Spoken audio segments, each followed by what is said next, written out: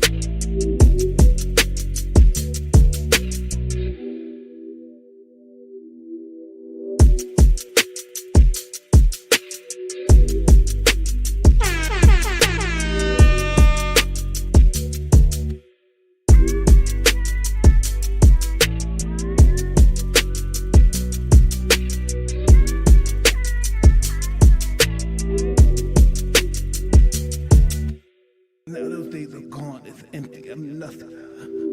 I'm working on being the art of humbleness. Can you be with me? That's the reason why I'm crying, because I'm not that person no more. And I miss him. Because sometimes I feel like a bitch. Because I don't want that person to come out, because if he comes out, hell is coming with him. And it's not funny at all.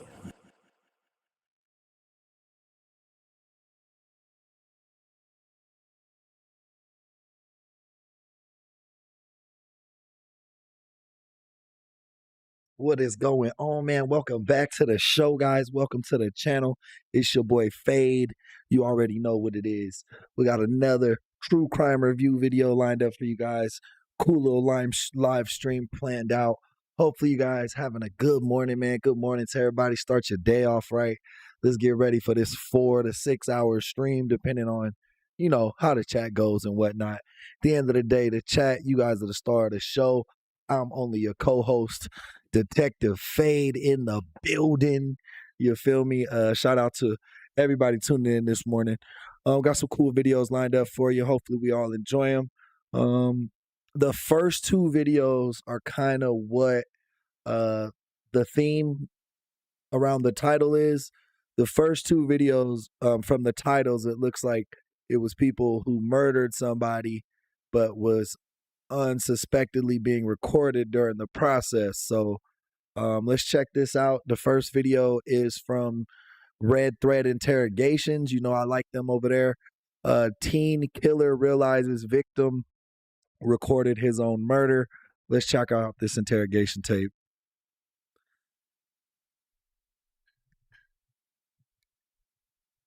Really? This is what we're doing at 18? If you didn't do the shooting, why don't you tell us who did? Talk to us, Neil. I'm trying. Come on, lift your head up. You're not. You're sleeping, and I'm having a conversation with you. This teenager getting schooled is 18-year-old Neil Prince. For a month, Neil nearly got away with the brutal murder of 28-year-old Donovan Barfield. All until now, because what Neil doesn't know is that Donovan's laptop was secretly recording his own murder. Damn, so he was probably like a burglar or something, like he was robbing him, probably for some weed or some shit. That's wild. What you're not understanding is people saw you there. There's video surveillance of you inside when this happened. Now, no matter how oblivious Neil acts, Neil, do you think that we were lying about having video footage of inside that apartment? piece by piece, detectives will find out the truth behind Donovan's murder and the fact that Neil was never acting alone. We know you weren't the only one there. We need to know what happened, and you can tell us. You can help yourself, Neil. If that's you, we're in a dead man's neck. Damn, he took the chain and wore that shit online, bro. What an idiot. What'd they say this kid was 18? I always feel bad. I mean, you can, to a degree, that like, I don't feel bad that justice is served. I feel bad that somebody's that dumb to throw away their life that young for something so remedial. What's in a dead man's shoe? Tell me about that. On December 14th, 2018, officers in Lansing, Michigan arrived to perform a standard welfare check at the apartment of 28-year-old Donovan Barfield, a father of one with a new baby on the way. Most of the time, welfare checks are misunderstandings with happy endings. This was not one of those cases. When police entered the apartment, they discovered Donovan deceased from 6 gunshot wounds. The apartment had clearly been ransacked, and anything of value was taken. Immediately, police launched into an investigation for a home invasion and murder. But they had to look no further than Facebook, because Donovan's part-time roommate had discovered surveillance footage from a camera on his computer that activated whenever motion occurred in front of the computer. And there had been a lot of motion. Footage showed 3 individuals ransacking the home: 18-year-old Neil Prince, 15-year-old Willie Fletcher, and 20-year-old Anthony Brown. Damn, dude was 5. They had a dude 15 wrapped up in this bullshit, bro. Man. Neil Prince, wanted for a parole violation, was brought in to talk first. The following footage has been provided to us by the Lansing Police Department. Hey, Mr. Prince. How are you, sir? My name is Mike Tony. I'm a detective for the police department. Low key, that's a cool last name, Prince. You know when motherfuckers got like, that shit is their real name. Or like Lion or like King. When motherfuckers got named King, bro. Like that's a cool last name. I'm gonna fix this chair so you can sit down. I'd like to take those cups off. You be any issues if I take them off? No. Okay. Do you know why we're sitting here talking to you? No. Do you have any idea at all? No. When they came to my door, they busted in. We're here to talk to you about a homicide, okay? That's what we want to speak with you about. Homicide? Yep.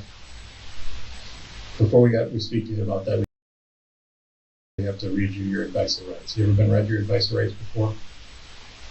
I think so, yeah. Okay. Yeah, this ain't Neil's first rodeo, despite the fact that he just legally became an adult a few months ago. Because you know what else he was doing a few months ago? He was pleading guilty to a home invasion charge. Now, as you'll see, admitting his guilt isn't something Neil excels at. Low key, bro, has some dusty shoes and shit, bro. So why did he plead guilty in that Why was he dancing and shit, bro? What are you doing? We like that shit ain't finna work. case? Because he ain't gonna TikTok dance your way out of a murder charge, bro. He was able to do so under the Holmes Youthful Trainee Act, a law that provides people ages 18 to 25 with a chance to complete a program in order to take certain crimes off their record. For young adults who made a stupid mistake, it's a great opportunity. For young adults who are just plain stupid, not so much. Knowing what we're here to talk to you about, does that jog your memory at all? Any idea what we're talking about? No. Okay. We want to speak to you about a homicide that occurred over on Bayview on December 14th, specifically. Okay. Understand that we did not come to your house, and we're not talking to you by, it's not just random, just didn't pick your name out of a hat. We have information available to us that we think. Bro, these cops, they always use the same script. Like, we didn't pick you up random. I know you're not a bad guy. You're not a monster. Like, they all have like the same playbook. This kid should ask for a lawyer right now, though. But it ain't gonna matter if they got him on tape. Like, if he did this shit and was being recorded without his knowledge, him and his 2 homies are going down. He just the first one to get grabbed up. Knowledge about that incident that you can share with us. Okay? Hey, be wise, open eyes. Welcome back to the stream. You know, we like when the members show up to the live stream. Thank you for being the first member to show up today. Appreciate you. We want to get your side of the story. Everybody has a side of the story. We want to hear what you know about the situation, what went on that night. Details like that as far as like where do you think would be appropriate to start? I don't know what you're talking about. I don't even know. I don't know how to start.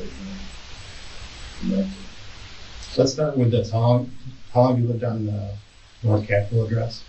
Like 3 weeks. 3 weeks. Do you remember when you moved in there? Like the 2nd of December.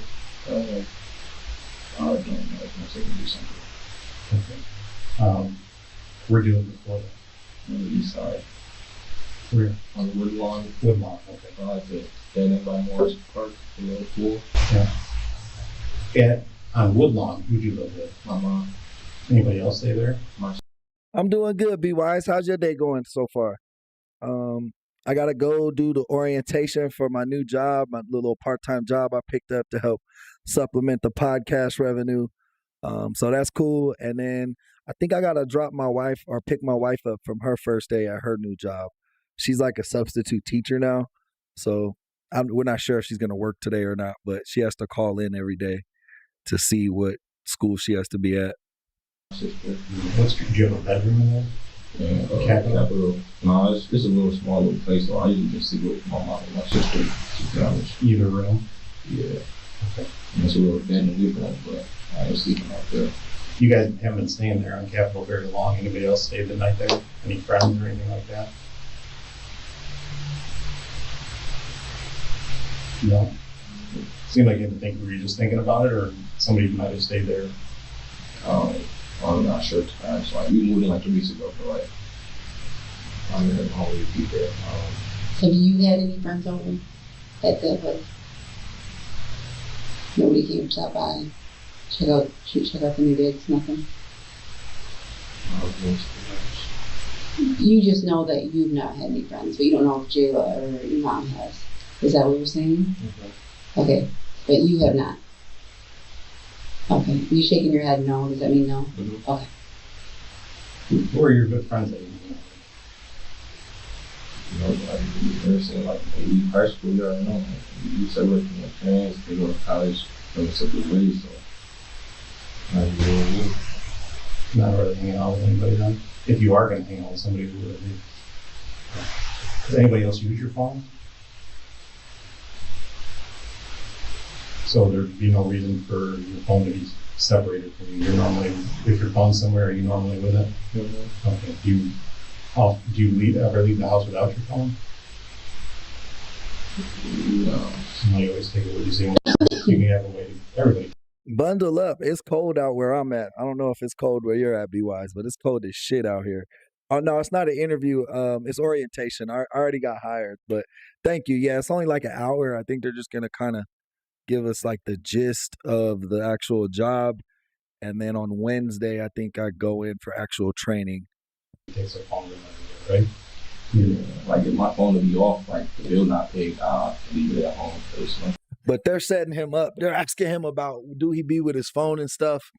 Because they probably got his phone pinging over at the apartment or in the area where the murder was. And then on top of that, we know that the victim had a camera, like a motion camera set up on his laptop in the house. So let's see where this goes. Like, to have it, How long have you had that phone? like,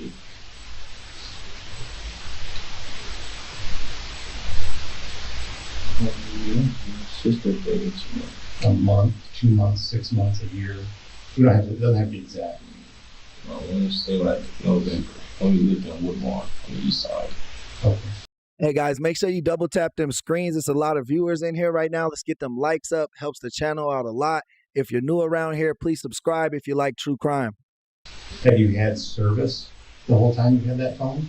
Not the whole time. Like, I just recently got turned on. Do you remember when you had it turned on? Yeah. Like, who pays the bill? You or mom? Or My mom. she pays the bill? We don't like a family thing. When you don't have service, how do you get in touch with people? So I say like, My phone, my phone, at home. Do you use like Wi-Fi? Yeah, I don't like No, I mean like when you're out and about to communicate, so you can communicate with people. no. My phone's a tweet. Like it's all about me. I'm just gonna leave at home. When you do communicate with people, is it generally through text, Facebook Messenger? Usually, like they'll call me or something. But Do they call normal, or like a lot of people make calls through Facebook Messenger nowadays too? I get called no more or they'll FaceTime. Number of FaceTime? Okay. And you say you don't really remember where you were on the 14th?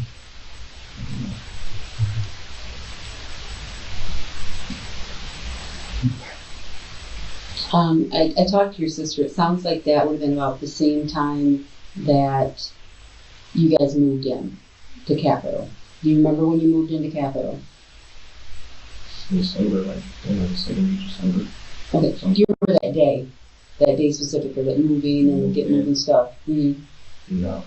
When it's only been 5 minutes and law enforcement is already asking so there's no reason why questions, hang it up and call in a lawyer, unless you want to end up on our channel. Bro, that's exactly what I was thinking. Like, as soon as they started asking about the cell phone, whenever they ask you about were you with your cell phone, bro, like that tells you they've been tracking your ass. In that case, at least make it good and interesting for us. As you're about to see, Neil apparently got that memo. You said you were born and raised in Lansing, right? So you're pretty familiar with the city? Like, where have you spent most of your time growing up? Baker on the side. East side? Do you have any friends that live over, do you know where Bayview is? Yeah. Okay. Do you have any friends that live over there? Bayview's up, you know where the Homes and Waverly is, right? On the south side of Lansing? Yeah, southwest side, Homes and Waverly. Harbor Point, a lot of people know where AP is. You know where that is? Yeah. But that's somewhere by Waverly Park. Sheffield and Waverly. It's not too, it's a little north of Waverly Park. Sheffield and Waverly, Homes and Waverly. I don't know where you park at. Do you have any friends over in that area where Homes and Waverly is? No. Okay. When's the last time you were over in that area, the southwest side? When we used to live over there. When was that? This was like in the summer. We moved like, And so recently, within the last month, you haven't been over there. you know, You visit a friend over there? you know. Here's the deal. This homicide occurred on Bayview in an apartment over there. And that's over near the Homes and Waverly area. We know that you were over there. You were seen over there, and you were also on video over there. Why would that show up? I will tell you that's a video. That's not me. I'm gonna tell you that's a video. It is you. And like I said, the person saw you over there. That knows, somebody that knows and recognizes you. Yeah, I'm gonna cut you off. Damn, they got a witness that seen him in the area, and they got the film from inside the house, bro. Just start telling what happened or get a lawyer, bro, because you ain't finna TikTok dance your way out of this one. So what we want to do here, listen to me, it's not the wrong person, but what we want to do here is, one, we can't put words in your mouth. He nervous as shit, though. You see how he's like coping himself with his hands? He's like pulling on his index finger. I don't know if you guys can see that because it's small, but he's doing like this. He like keeps pulling his own finger. So I can't give you possible scenarios that occur, but everybody has a story, every situation has a story. We know something happened over there. We know you were there. What we need you to do now is tell us the circumstances which occurred, because there are a lot of circumstances that can explain why situations occurred. But like I said, I can't put words in your mouth. It's got to come from you. So knowing that, and I know you don't know me from Eve, but I'm not BSing you. We didn't pick your name or your apartment at random tonight. We're not talking to you just for no reason at all. We're talking to you because the stuff that I'm telling you is the truth. So what we need you to do, take a deep breath, explain to us what happened that night over at the... Bro, this female cop is staring into his soul. Like, he hasn't made eye contact with her one time, bro. He's just like blocking her and just looking at the dude cop. apartment. If you told me that's not his. He said he watched the video. Whoever said that on me. I don't know me. I don't know. Okay. But like I said, let me ask you this. Did you know that there was surveillance footage in the apartment? Did you know that there was surveillance footage in the apartment? Yes or no? Yes, I don't know. Okay, I will tell you there was surveillance footage in the apartment. You are on the surveillance footage. Do you realize that? So that I'm giving you an opportunity to tell. Bro, they literally telling them like this shit is open and closed. Like, I'll tell you what we got right now. Usually the cops are a little defensive on giving up the evidence, but they know this shit is open and shut. They're like, bro, just tell on the other two guys so we can wrap this shit up and put it in black. Us what I'm what saying, happened. no. That's what I do. So, we watch the video or something. Okay. So knowing that you're over there on video, somebody has identified you. There's certain items in the apartment tonight where we found that came from that apartment. Do you understand that you know what? Do you understand that we're not BSing? I'm being real, but This is your opportunity. I don't know how else to make that clear. I can't put words in your mouth. I have an idea of probably what occurred and what happened, but I can't sit here and put words in your mouth. This is your opportunity to tell us what went on. We know you weren't the only one there. I wasn't there. We know you weren't the only one there. This is your opportunity to tell us what went on. You also understand that this is something similar to like you see on TV. The person who starts talking first, normally things work out best for that person. We're eventually going to talk to the other people that were there.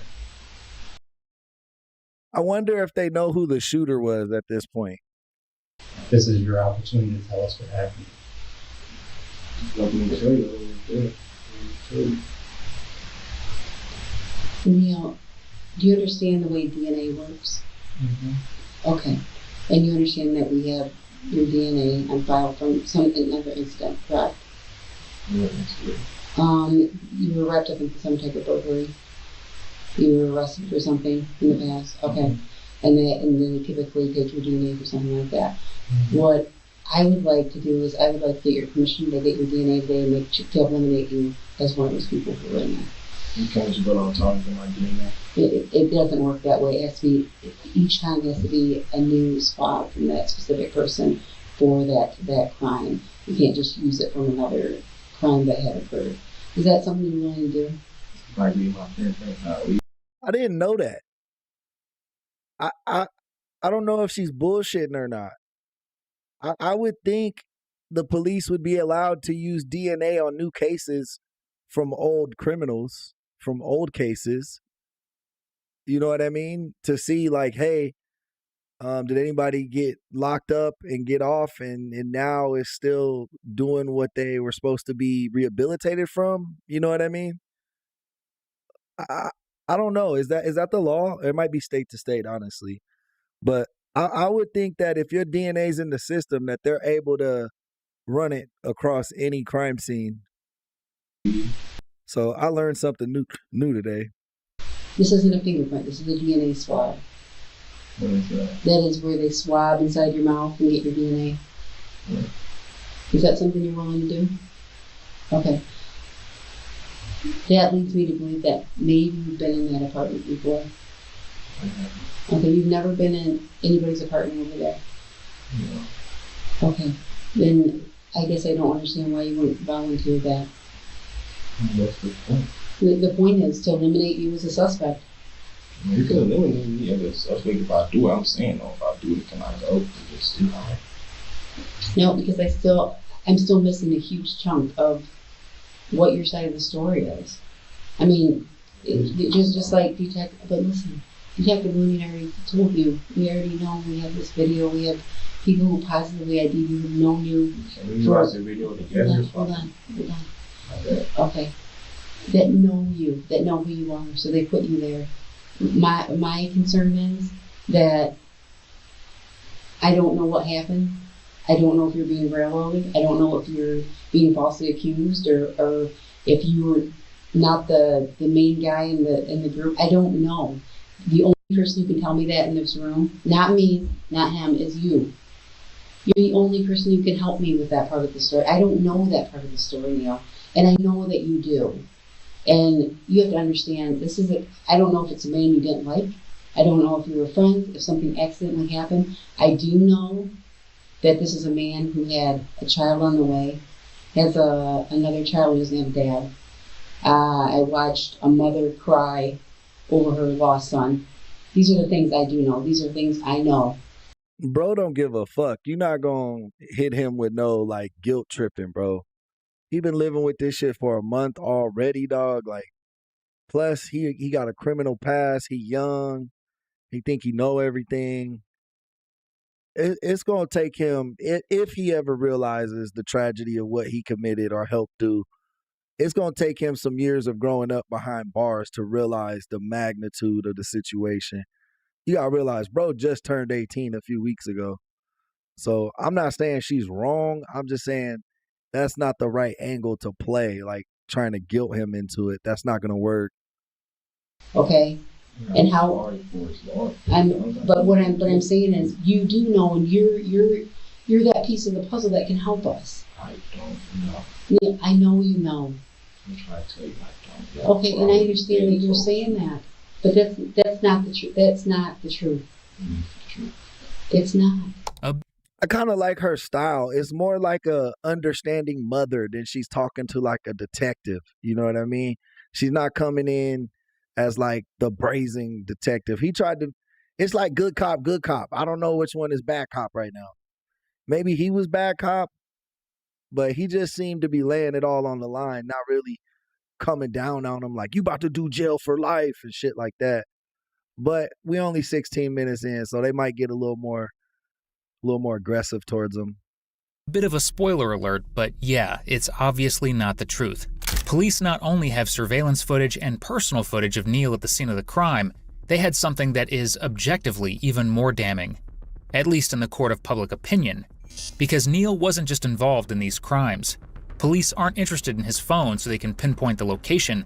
They're interested in the phone because of the kind of messages that were being sent from it and posted online, especially the photos. Photos of him wearing jewelry and shoes that were stolen from Donovan's apartment. But Neil, part of the problem with that is there's too many things that put you there. There's a dead man's property in your apartment that you've only. He got the pictures ready. The cop got the pictures ready. He just pulled them up on his phone, and now he's like just sitting his phone on his lap. But he's gonna show him these photos right here for sure. Right when she finishes this sentence. Lived in for a couple weeks. You're telling me. What company? I'm telling you that there's a dead man's property in your apartment. I'm telling you that I know that someone had put you in that area, and you're telling me that you weren't there. I know you were there, but what I need to know, Neil, is what happened. You're the only one who can help me with that. I need to know what happened. I don't know what you're talking about. I don't know what property you're talking about. I'll show you for sure. Okay.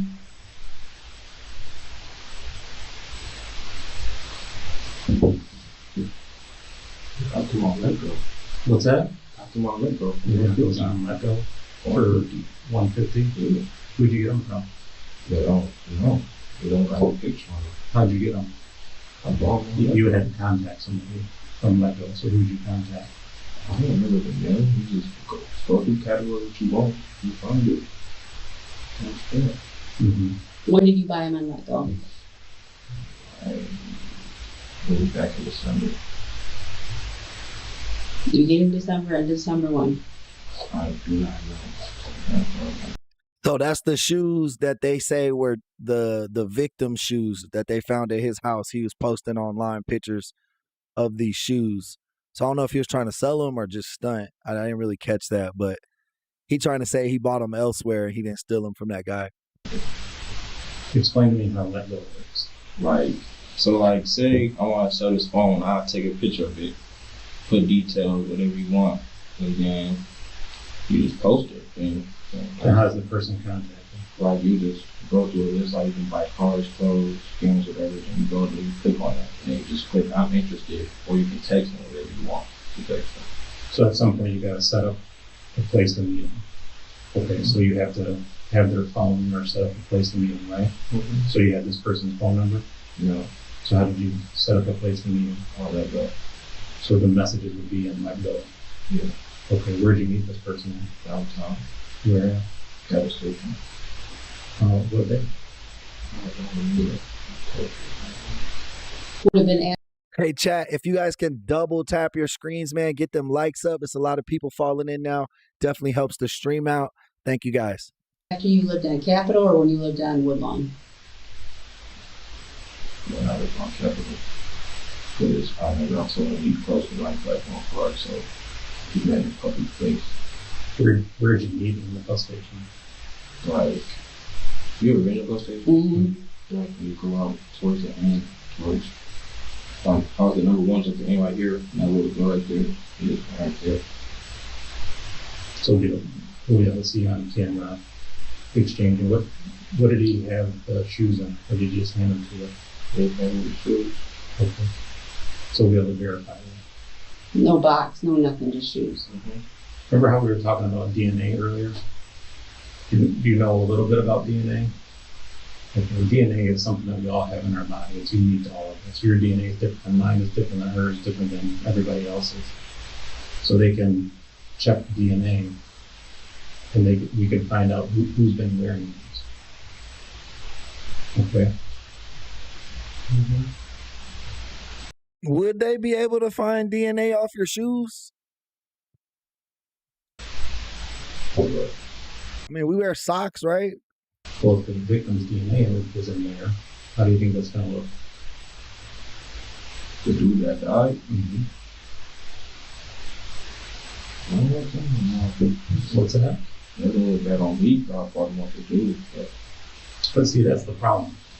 We can see you in that video, and we can see you grabbing the shoebox. What do you know? That was the video I've already told you about. That man's house. That's the part that I don't think you're understanding. Like, we're not BSing you on the video part. So they got the video of him grabbing dude's shoes out the box in the house. Yeah, you fucked, bro. Come on, just tell us the story at this point. We all tuned in, bro. Let us know what happened. There's video of you grabbing the shoes. Those shoes were found where tonight? In your apartment. Hey, Vitaly, welcome to the chat. Thanks for letting me know that. DNA can be pulled from anything. I just didn't know if, like, that much DNA would be in there. But you're right. Your feet sweat. You got dead skin cells all day. Yeah, that makes sense. It is. I'm not lying to you. I'm not lying. I'm assuming you hadn't heard about it until we told you. Do you hear anybody else, anybody you know, talk about a video that you were on in a dead man's house until today?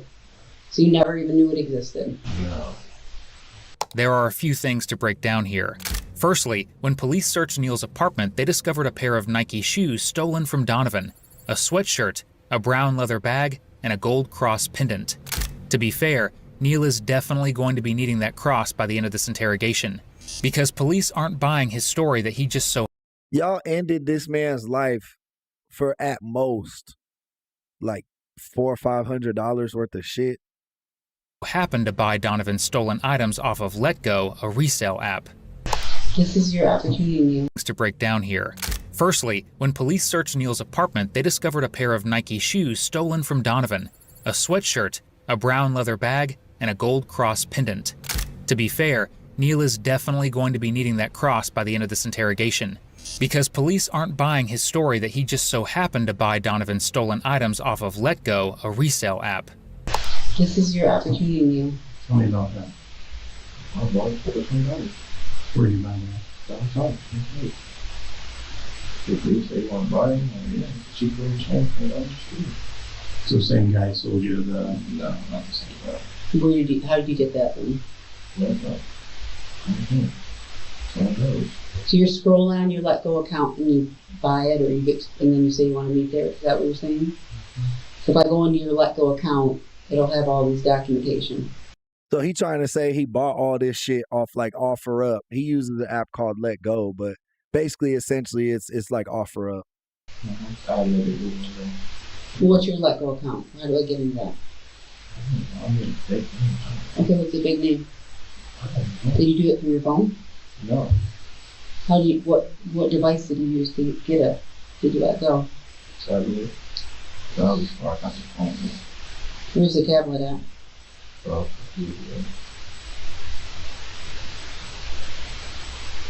He gonna say the tablet was broken and he don't got it no more. You ever worn this before? You've never worn that before? You ever worn the shoes? took a picture. Took a picture in The shoe. but you've never worn that? No. When I took that shoe, I took a picture. I ain't wear it because I was waiting to find a chain.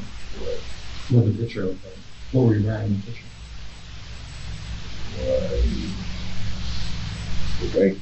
The gray pants.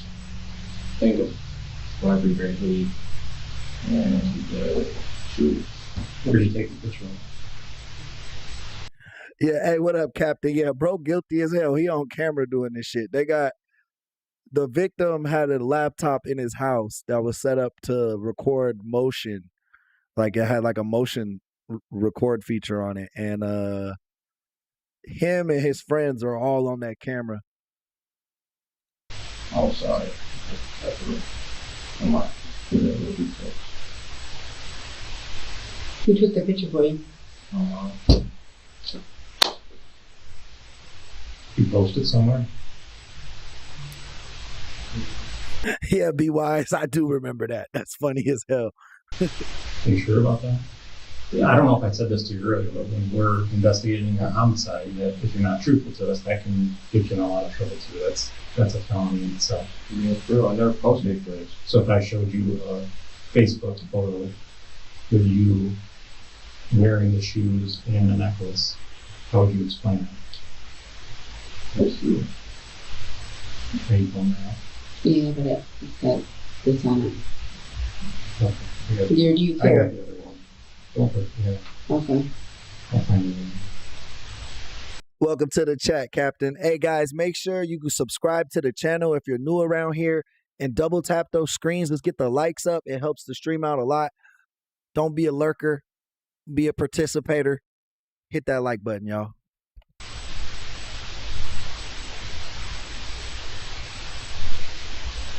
Oh no, okay. Yeah, you can try that. Okay.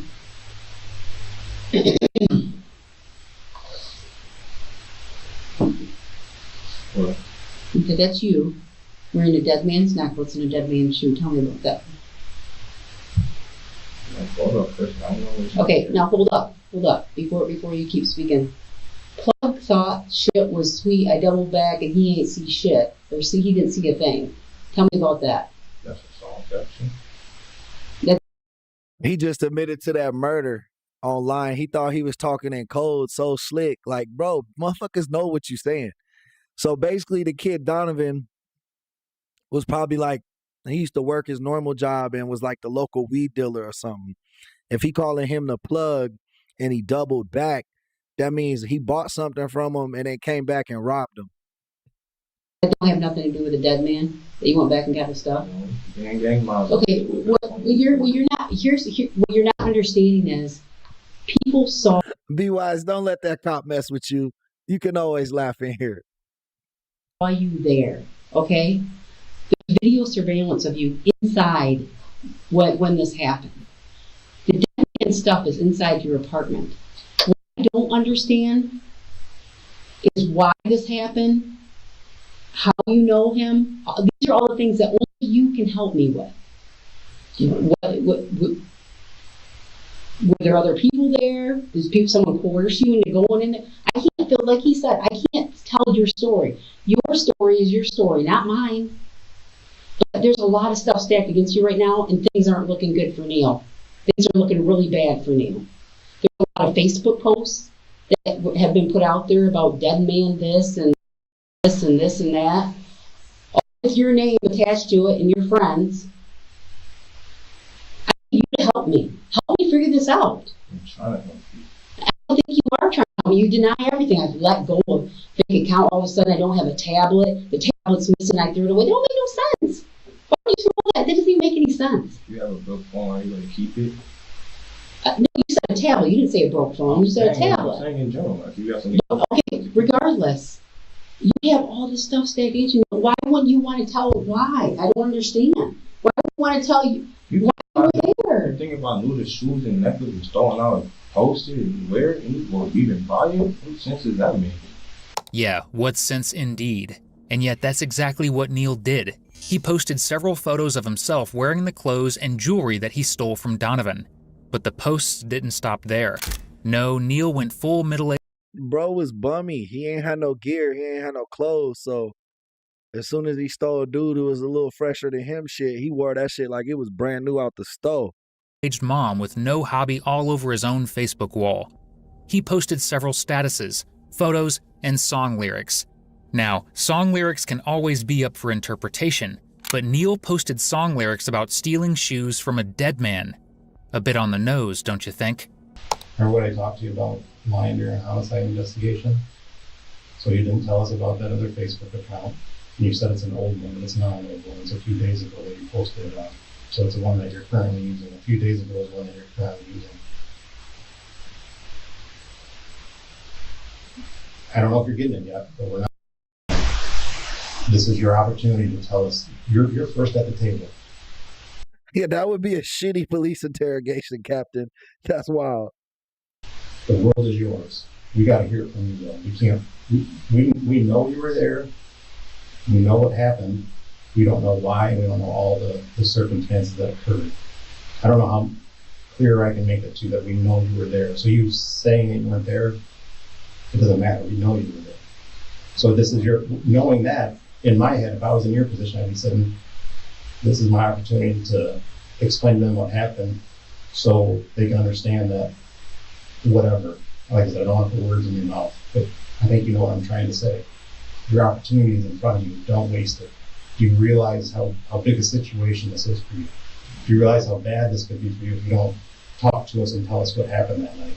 Where this is an opportunity for you right now to explain to us what happened and maybe make it understandable as to what happened that night or why it occurred. Yeah, I think if they bring my boy some McDonald's or like, what do they be eating in Michigan? I don't know what type of fast food they eat in Michigan, but yeah, they need to bring him like a sandwich or something, some chips, a soda, some candy, something to get him talking.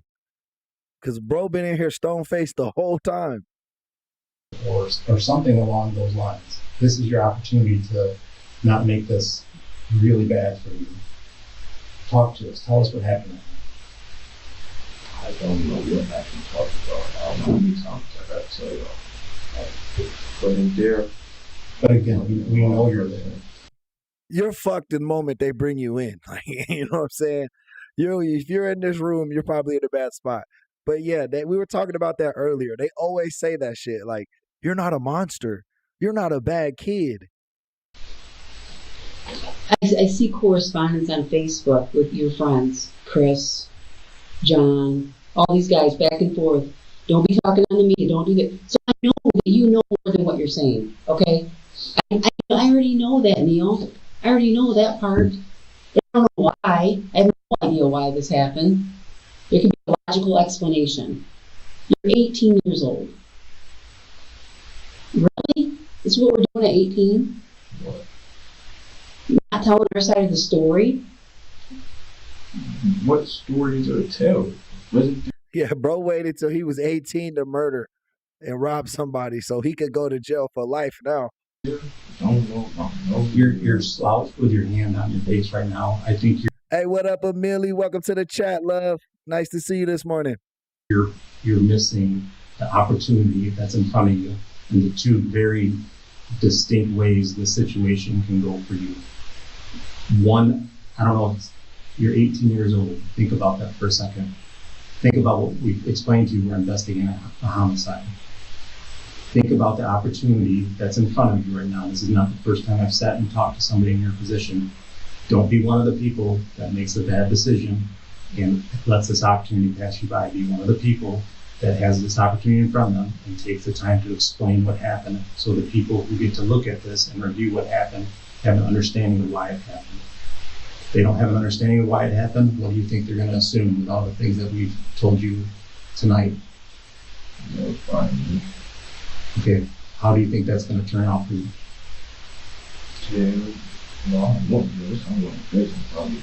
Yeah. So with that understanding, talk to me about what happened that night. This is your opportunity to tell us what happened.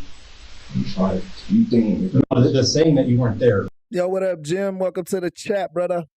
you wasn't true. think if I knew the story, I would tell if I'm wrong from the I do. I think sitting in your position, you would probably be scared to tell what's going on. But also, we're trying to help you understand the position that you're in, the opportunity that you have in front of us to tell us what happened, so we can understand and explain to the people who get to make decisions what happened.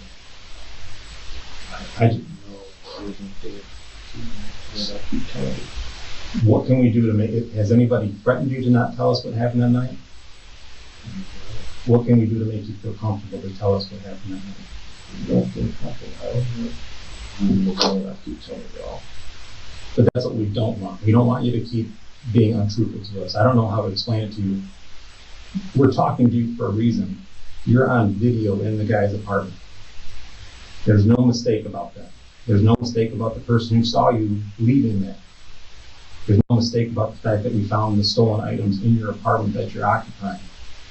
And if dude was selling weed, like if that was his normal plug, even if they didn't know this kid's name, they could be like, no, I've seen him come here multiple times. Like he comes here all the time and goes up to Donovan's apartment, yada, yada. You know what I mean?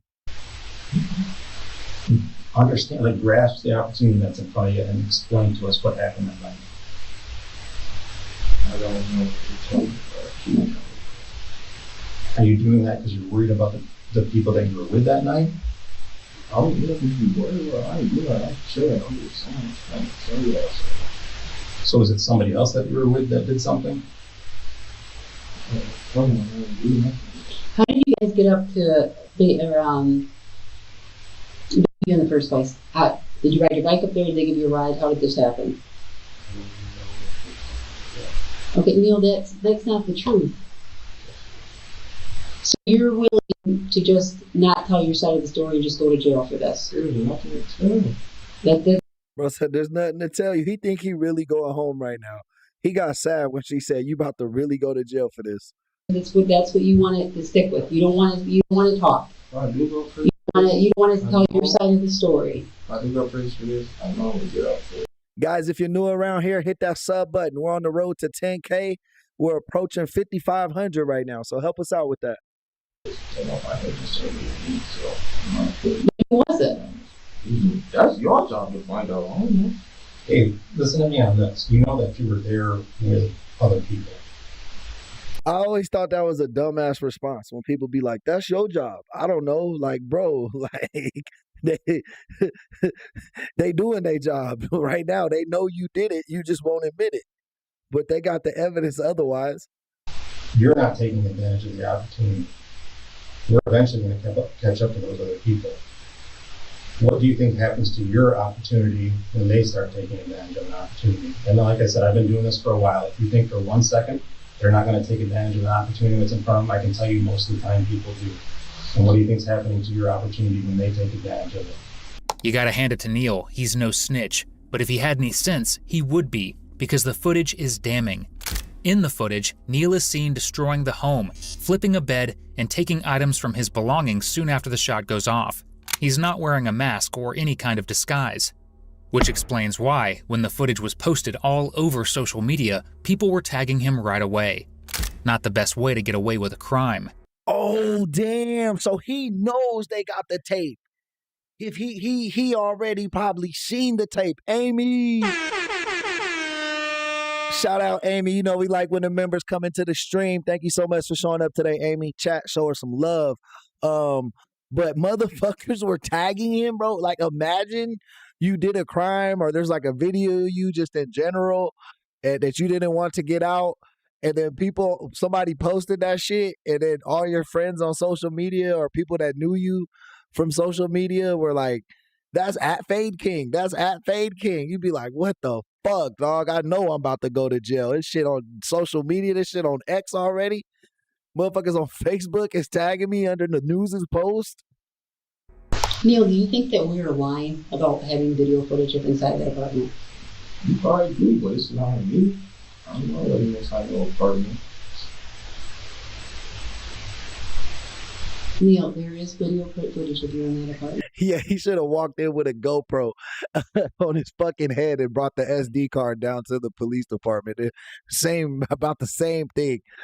Amy, this guy right here and two other young gentlemen, he's 18. There's a 15-year-old and a 20-year-old involved. It looks like they robbed and killed their local weed dealer. I don't know if he sells weed, but just because he keeps posting rap lyrics about robbing a plug or something like that, running off on the plug, shit like that, that's usually lingo to I robbed the drug dealer, aka probably the local weed man. That is not a lie. That is the truth. Not like me, probably some other person, not me. I don't know what's that person. Well, tell me about the other people who were in the apartment then. I don't know what you're talking about. That's why I knew I'd tell you the whole story, but I don't know. Are you afraid of them doing something to you? Oh, Are you afraid of anybody doing something to you if you snitch to the police?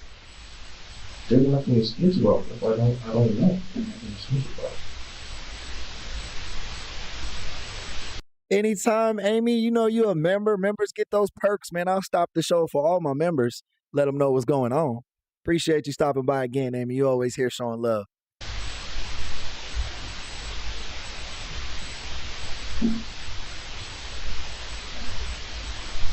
You don't want to take advantage of this opportunity to help yourself out, you know? I feel What would you say to your sister if she was in this situation? Would you tell her, hey, it sounds like you guys are close. You're close with your mom. What would you say to your mom or sister? Like, if there's other people involved, what advice would you give to them?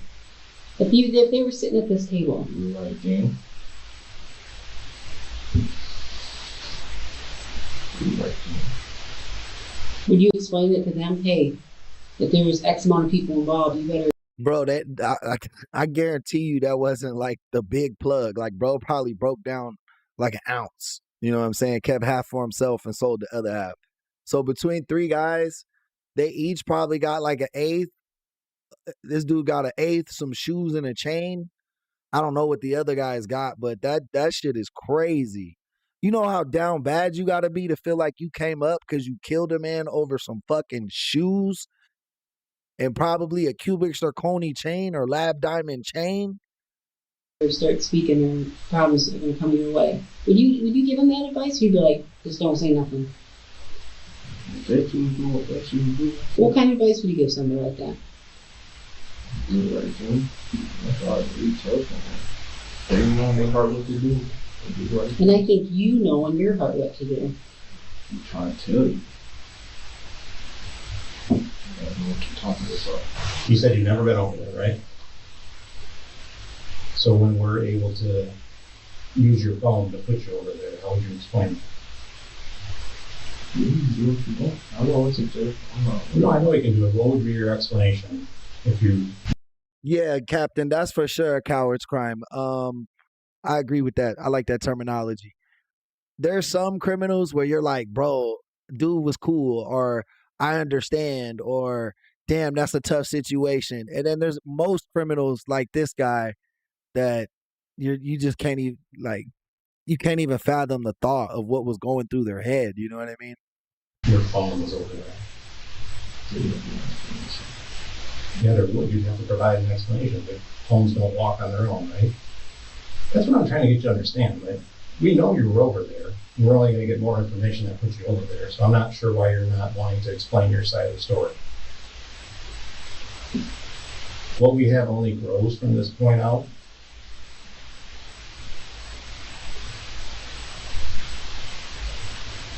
Tell us what happened. Don't say again that I don't know.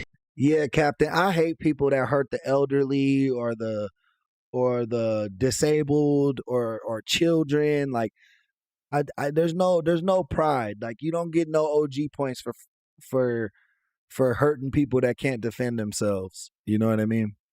What you're talking about, I wasn't there. I don't know how many times we have to tell you we know you were there. It's not a question of if you were there. We know you were there. It only stacks up more from here on out. You start talking now and explaining what happened. That lets other people get to make the decision, understand what happened that night.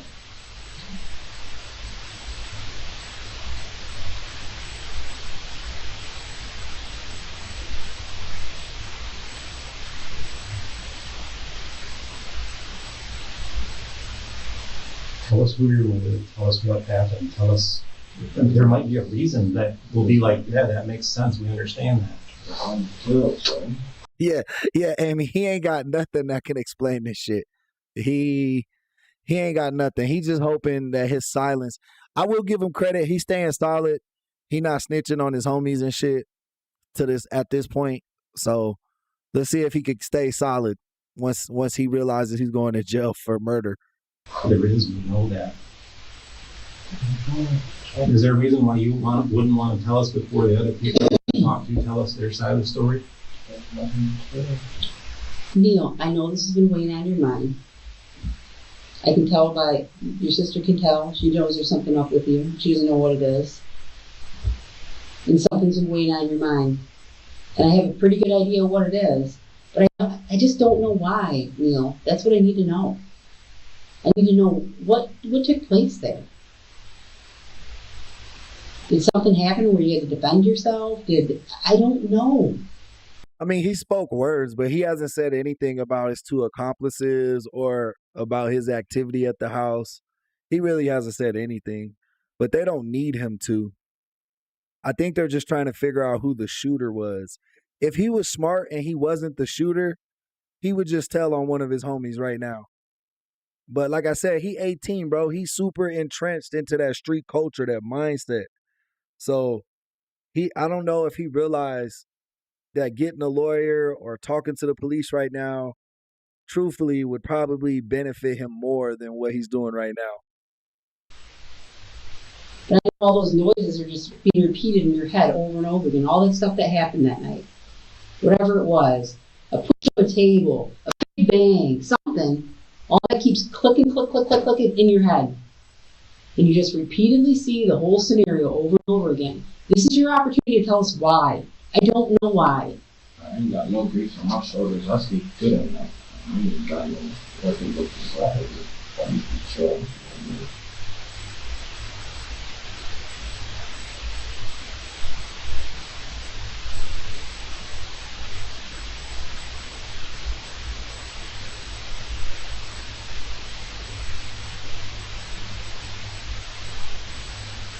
Before we find more stuff to place you over in that area, would you like to explain to us why?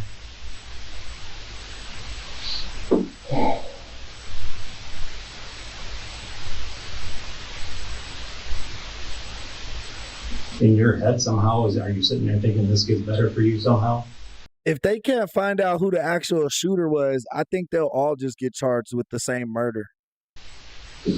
No. By not telling us what happened, is there some, understand your y'all accusing me from murder. It's a long way for this to get better. There's no way. Well, there is. It does get better if you help us understand what happened that night. But I'm like, man, so it's not fair. So you didn't do something, so who did do something? I don't know what happened. You do. No, you were there. That's not disputable. That is not a disputable fact. We're talking about facts. You said you didn't do anything that night, so who did? Get yourself out of it. Pull yourself out of the hole. You're in a hole right now. Her voice is so screechy, it like keeps fucking up the mic on the camera. Pull yourself out. You said you didn't, so who did? If that's for y'all to find out, it's funny. I tell you. You can help yourself out. You want to sit on this for everybody. No, if they can't find out who the shooter is, they'll all get charged with the murder. Technically, if me and you are committing a felony together and you kill someone by accident, Amy, me and you both can go to jail for murder because I was helping you. Detective Karen for sure. Yeah, that's the vibe. Everybody else who's involved, just you want to sit on it for yourself. You're okay with sitting in prison while your mom and sister just struggle from these apartment to apartment things, and you can't help contribute to the end of the house, really? Because you want to act like a punk and not tell your side of the story, you're 18, you're a man, you're the man of your house. There's nobody else there. And guess what? You're not going to be there. Unless you tell your side of the story, we can figure out what's the logical reason for what happened.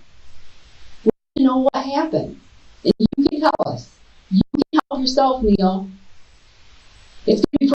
I just don't like her tactics. I think she's a good cop. Like they've got this shit solved, but I just don't think she's using the right interrogation tactics on this guy. Like saying you're the man of the house, trying to guilt trip him, bro. He doesn't have the same empathy as like a civilian. Dude is a fucking he's in the streets, bro. Like he got that street mentality. You feel me? So he don't got the same empathy or same care for life like someone normally would. Or like if you try to hit him like, oh, you the man of the house, you supposed to be doing this. Bro don't have a job. He don't pay his own phone bill. Like, you know what I'm saying? Like he ain't doing nothing to be the man of the house.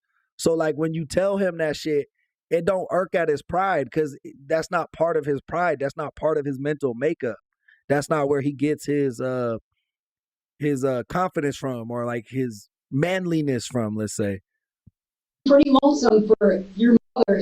Now, a mother's love is unconditional, and Neil's mom loving him is definitely proof of that, because not only was he involved in this heinous crime, but in the aftermath, he was caught on a jail phone call saying, "That shit was fun, no cap. I gotta do it again, but this time I got to do it. I wanted to do it so bad, but he was staring at me the whole time the first time. Guessing you're probably the protector of that house. That shit was fun." Because not only was he involved in this heinous crime, but in the aftermath, he was caught on a jail phone call saying, "That shit was..." Bro, dumb as fuck. On a jail call, he said, that shit was fun, no cap. I got to do it again, but this time I got to do it. Fun, no cap. I gotta do it again, but this time I got to do it. I wanted to do it so bad, but he was staring at me the whole time the first time. So the first time he went over there, he went to rob him and shit. But he got scared, nervous, backed out, and then he doubled back when he got his confidence up and did that shit. Guessing you're probably the protector of that house. You're the man of the house. Is that an accurate statement? Mm-hmm. You look out for those two ladies. Those are the ladies of your life. If you're willing to put all that aside, to not tell your side of the story, which could have some logical explanation of what happened that night. We know you were there, I just need to know why. But you're willing to give that up. Picture your mother, picture your sister, and who's going to protect them now? I mean, seriously, these are things you got to think about. Right, Amy? When you pick up the phone, it's like, this call is being recorded. How do you feel about that? They got left. If you ended up doing prison time, how would you feel about that? That there's no one out there protecting them. I'd be sick knowing like This is Michigan. I locked up for 7 hours. I think it happened in Lansing. But I don't care about your mother or sister. Yeah, Lansing. Yeah, of course I feel that. Isn't that the capital of Michigan? Well, that's not what you said. You said you'd be sick about yourself. Guys, if you're new around here, definitely hit that subscribe button, man. It helps out the channel. We're on the way to 10K. One of you guys could be our 55th, 100th subscriber tonight. We're like 4 away. Also, double tap them screens, man. It helps out the stream. Appreciate you. Back to the video.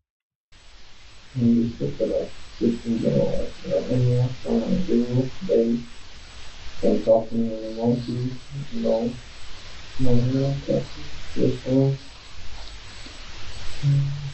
Start small. Tell us whose idea it was.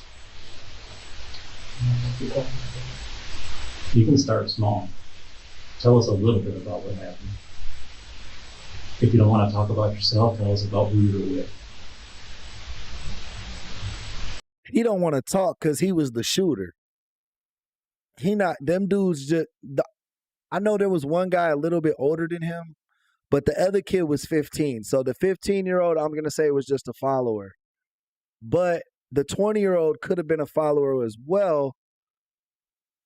because they're close enough in age to where if he was more aggressive or more violent, the other kid would, you know, just go with the flow. Both of them would just go with the flow.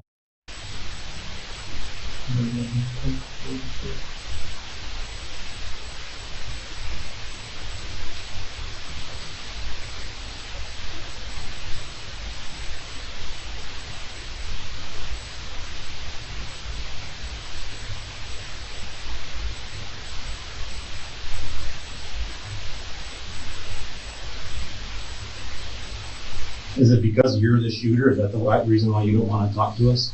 Because you think this doesn't get any better for you? Look at me, Neil. Is that why you don't want to talk to us? Because you're the one who did. Yeah, Amy, we always do have a good time. That's for sure, man. Like and subscribe. I got the best chat in the game, man. Best community in the game. Definitely appreciate all you guys stopping by. The shooting? I don't want to talk. I'm just not going to talk about it. If you didn't do the shooting, why don't you tell us who did? We know you were there. Talk to us, Neil. I'm trying. Come on, lift your head up. Not. You're sleeping, and I'm having a conversation. I don't have waiting, and y'all trying to blame me for murder. Y'all just expect me to just sit here and tell everything when there's nothing to tell because I wasn't even there. What I'm asking you to explain to me is why you were in a dead man's apartment. That's what I'm asking for you to explain to me. Why were you in there? I got all my sisters with me. Shout out Captain Black, man. I'm glad you stopped by today. How do you know him? No, who? You're going to tell me you don't know Lou. Really? Who is who? Okay. You may not know him by name, but you know him by dead body. I'm sure of that. If I put a picture of his dead body up here, I'm sure that might ring a bell from that evening. I've never seen a dead body before. On TV, but not real life. Well, I don't get it. I don't get why you wouldn't want to protect yourself. I'm trying to, and I believe it. Was it your idea or somebody else's? Cause he the fucking mastermind and shooter, bro. Like ain't nobody to tell on. He came up with this shit. Was it your idea, Neil, or somebody else's? What idea? To go over there that night.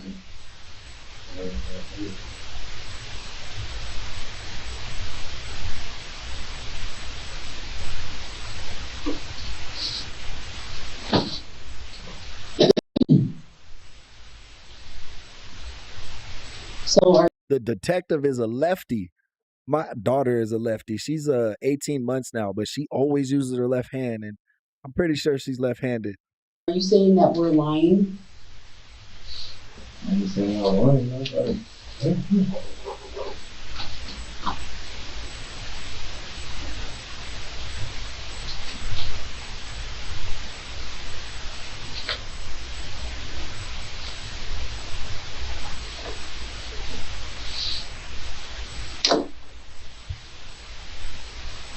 How are you going to explain to us how your DNA got in his house?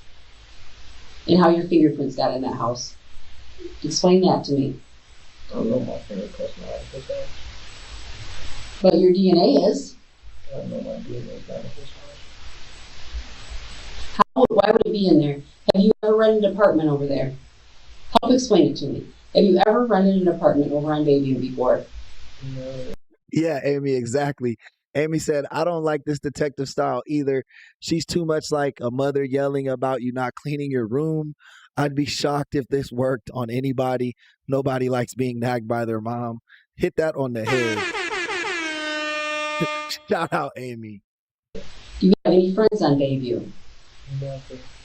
Okay, I can't understand you. You're sit up like a man.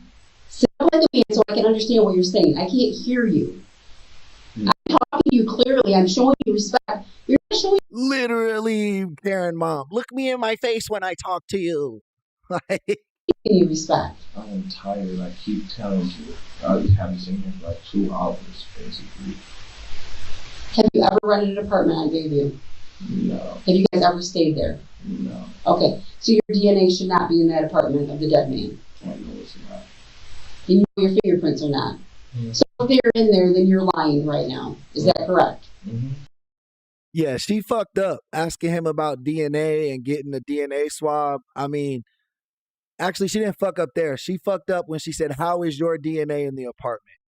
Because she already said, "I can't use your DNA from past cases on this DNA. I need I need a new test to match it up." That's what she said at the beginning of the interview. So when she was going to ask him to explain stuff, she should have said, "How can you explain your fingerprints are in the house?"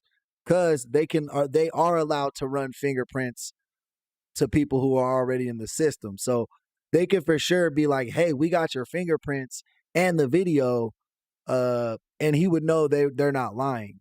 But that DNA stuff is what makes him think he's lying, because how hard she was pressing him for that DNA swab earlier. And then when he said, "Well, I've been locked up, so y'all got my DNA," she explained, "No, that's not how it works. I need a new sample for every crime." And you're not willing to give a new DNA. Is that what you're saying? Keeping it cute. Welcome in. I like your name. And why was that again? I'm sorry, I missed that part. Because you know what's in there. Neil claims that he knows his DNA isn't there, and yet he openly admitted to friends online and bragged even that he was in the footage in the apartment. In calls from his jail cell, he constantly asked friends and family how much engagement his arrest news was getting online. Which just goes to show, even behind bars, brain rot persists. Bro was seeing how many likes his murder got, bro. What the fuck is your brain on, bro? I think he know he going to jail and just don't give a fuck, bro. I think that's his mindset now. You to help me out here, Neil. I can sit here all night. I'm gonna go to sleep if I'm here all night. I'm showing you respect by staying awake and asking you questions. I keep asking the same questions. So, I am, because I'm not getting any explanation.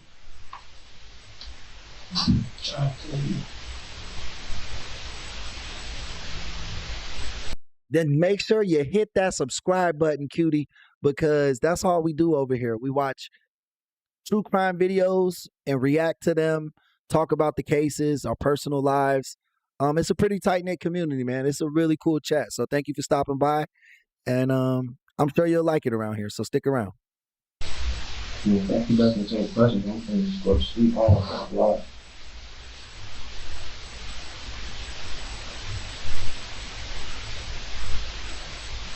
Is that because you don't want to share and you're tired? And maybe if I go to sleep, they won't ask me any more questions. But I got a lot on my mind right now, but I'll just pretend like I'm sleeping instead. That's typically what somebody who has information does. I've done enough interviews to know that. That's also what guilty people do as well, Neil. They pretend like they're sleeping. Yeah, that's what I was saying, Amy. This kid's been in the streets for a long time. Like, he been living this lifestyle a long time. I don't think his mom or his sister were really trying to get him away from it. Maybe just because they were afraid of him. I don't know. But his lack of emotion or empathy for the victim at all, and the fact that he wants to know how much glory he's getting for this case, tells me he ain't just step into the streets. He a hardened criminal. So maybe this will just go away and disappear. It's not, Neil, it's not, Neil. It's not going to go away. It's not going to go away. It's not going to go away. I just need to know why. And just like Detective Lynn said, a small portion. Whose idea was it to go to Lou's house in the first place? I don't know who did. Well, you might not know who he is. But whose idea was it to go to Bayview? I don't want to Bayview. And that's just where you're going to stand. You're not going to give yourself an opportunity. So when the other people who were involved come in here and point the finger at you, you're good with it. They can't point at me. I know I ain't do nothing, so I'm not worried. And you're clear that we have clear evidence that shows you in that apartment, and there was video surveillance. I know I wasn't in there, so I'm telling you. You know there wasn't video surveillance, or you know you weren't in there? I know I wasn't over there, so. Okay, well I'm telling you, you were.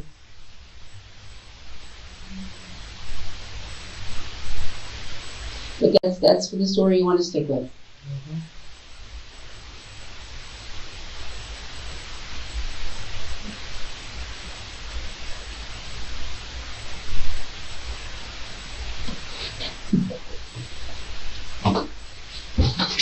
We'll get you a ride, Neil. You're gonna be heading downtown, okay? We come back. Well, I gotta go downtown. Violation. Huh? Probation violation warrant to start with. Bro, I violate probation with. No. Well, I Go put your violate hands probation down. with. You take pictures? There we go. You can take a picture. Well, what probation I violate?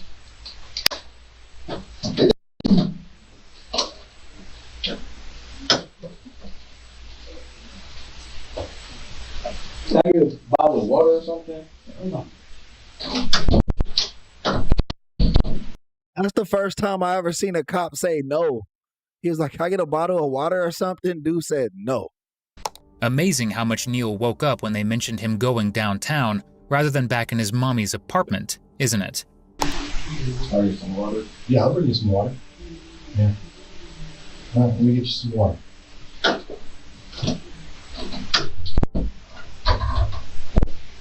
Police didn't need Neil to give them the passcode, because with all the evidence coming from not just witness accounts and surveillance footage, but with his own Facebook posts, police were able to get a warrant for his records in a heartbeat. As a result, Neil Prince was arrested for murder and sentenced to life in prison without the possibility of parole.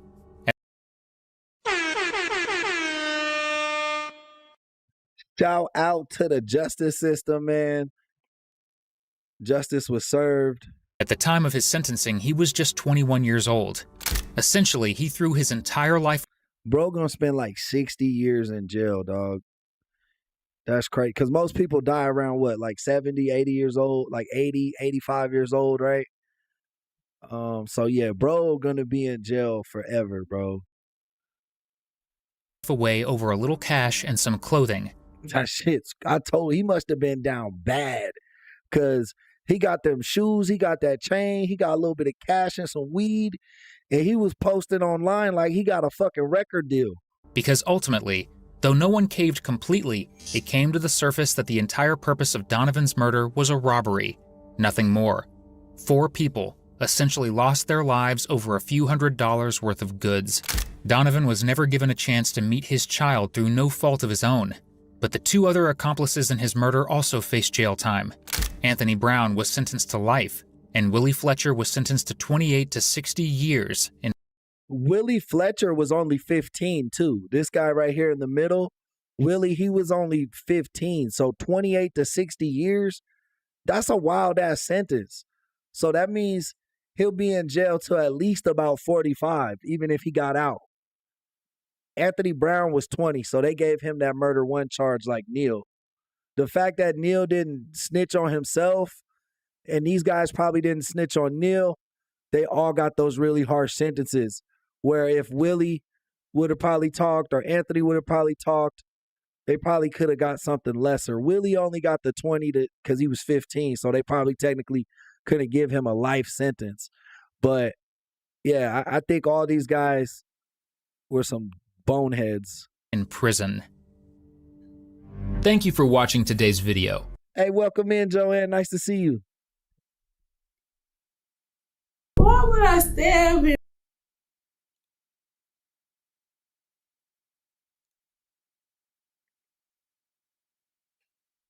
Alrighty, our next video is Dumb Killer Doesn't Realize He Got Caught on Camera. The channel is Tangled Web Interrogations. Let's check it out. I was able to identify through video surveillance what vehicle it was that was involved. We didn't knock on your door for no reason, but when We didn't knock on your door for no reason. You ain't in here for no reason. I know you're not a monster. I know you're not a monster. You're not a killer. Explain to me what happened. Tell me your side of the story. That's literally how every interrogation video starts. we pulled the video surveillance and it flat out shows me the license plate. Meet 29-year-old Jeffrey Watson, a man who was caught on camera taking the life of an innocent grandma, though Jeff is a bit slow to catch on to that. Can I pause you right there? Being that this is a murder. Yeah, that deep fake dying decoy. Welcome in, brother. Appreciate you stopping by today. Deep fake videos are scary as shit. And I also think the internet low-key is scary as shit because like basically like I can't do it or you guys can't do it because we're not like technically inclined like that. But like, there's the governments and like special tech corporations, they could put anything they want on your fucking computer, bro, and frame you for some shit. And like with these deep fake videos, they can make you confess to a crime that you never even did. You know what I mean? So I just watched a movie like that. It was called The Running Man. It was a new movie that came out recently. It's called The Running Man, and it was about that. Like basically, the government was the TV, like the TV network turned into the government, and they controlled everything. They controlled all the electronics, all the new networks, all that shit. It was a decent movie. Murder case, apparently, or something like that. Now, as you see him malfunction in real time, I did not do this on purpose. I didn't. David, welcome to the chat, man. Appreciate you. Hey, chat, make sure you're hitting them like buttons, man. Definitely hit the likes and subscribe if you're new around here. But double tap them screens. Let's get it up to 200 viewers today. This is my life. It's over. detectives will push him closer and closer to a confession until Jeff finally cracks. I just want you guys to know that I am not an evil person. Did you want to kill her? I'm freaking scared out of my mind, you guys. I'm scared out of my mind. On April 1st, 2020, around 11:45 a.m., Fort Worth police responded to several 911 calls about a single car crash. Callers reported that the driver, an elderly woman, had seemingly lost control of her vehicle. When officers arrived, they found 70-year-old Julia Ann Greger unconscious and in critical condition, but not from the crash. Paramedics quickly discovered a gunshot wound to her head, instantly turning what looked like a traffic accident into a homicide investigation. Julia was rushed to Texas Health Harris Methodist. Damn, bro, just shot her in the head? You think it was a road rage incident? I thought that was his mom or something, and like he crashed on purpose to kill her. That was my guess. But I think he on somebody dash cam shooting this lady driving by her. This hospital, but tragically, she passed away later that afternoon. Detectives began reviewing nearby surveillance footage and spotted a small white SUV in the area around the time of the shooting. Believing it to be involved, they released the vehicle's description to the public. Not long after, an anonymous tip identified the suspected driver, 29-year-old Jeffrey Watson. Watson matched the suspect's description and lived nearby. Detectives secured an arrest warrant, and soon after, he was brought in for an interrogation. This footage was provided to us by the Fort Worth Police Department. Jeff, like I said, my name's Detective O'Brien, Detective Barron, with the Fort Worth Police Department. Like I told you out at your house, you're not under arrest, okay? You're not under arrest. If the cops had me in a room like that and they said you're not under arrest, I'm getting the fuck up and walking out. Basically, what I'm trying to do is get your side of things, okay? If in fact you are the person I'm wanting to talk to. Okay. Okay. But keep in mind, as soon as we're done here, I'm gonna take you home and we'll be done, okay? Mm-hmm. Let's see here. That's another thing they do at the beginning of the interview. Yeah, just stay calm, we'll ask a few questions and I'll bring you right back home. They don't never go back home. 4/7/2020, 10 a.m. Jeff, give me your full legal name. Jeffrey Kyle Watson, Jeffery. Kyle, Kyle, Watson, Watson. Date of birth. Jessica, welcome to the chat. Appreciate you stopping by. Make sure you guys hit that like button and subscribe if you're new around here. If you like interrogation videos, if you like true crime, if you like reacting and interactive television, man, definitely check us out. That's what we do here.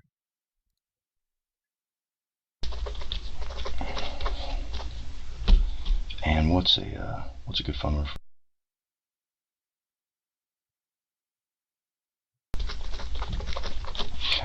Hey, chat, y'all remember that one video where they had the phone number in there and then y'all started calling that shit?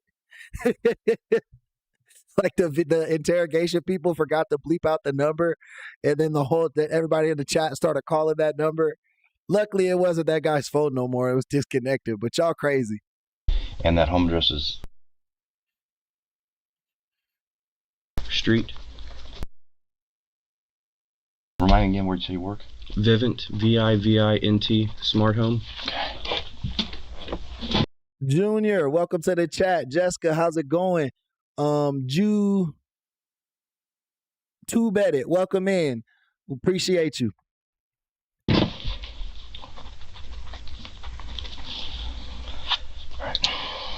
Now, Jeff, we were just at your house. I tried to knock on the door. We knocked on the door for about 10, 15 minutes trying to get you the door, okay?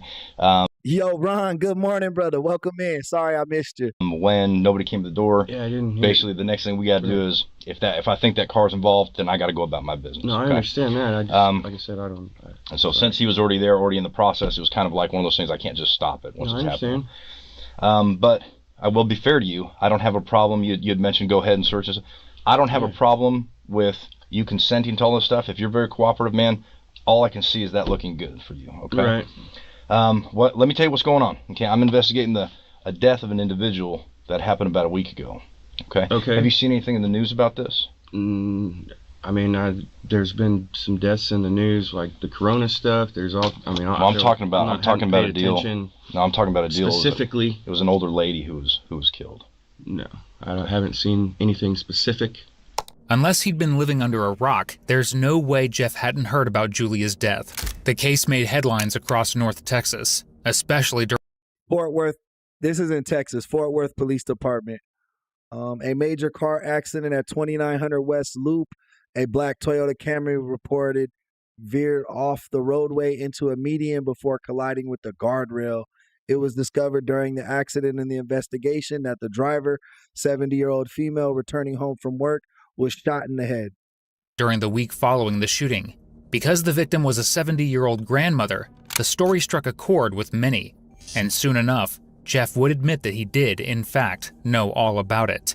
Well, the reason that we wanted to talk to you is because you happen to have a vehicle that matches the vehicle we're talking about. Okay. I had put something out in the news in relation to that vehicle, and there was a picture of that vehicle. Okay. Now, with that being said, I need to kind of know right out the gates if you had anything to do with that. With my vehicle being, I'm still confused as to what With you're you having getting at. anything to do with this lady's death. I don't have anything to do with any lady's death, Okay. so certainly not. Okay. Certainly not. So what I need to do is kind of make sense of where you were at the time this happened. Okay. Okay. This That was on. should be easy to do.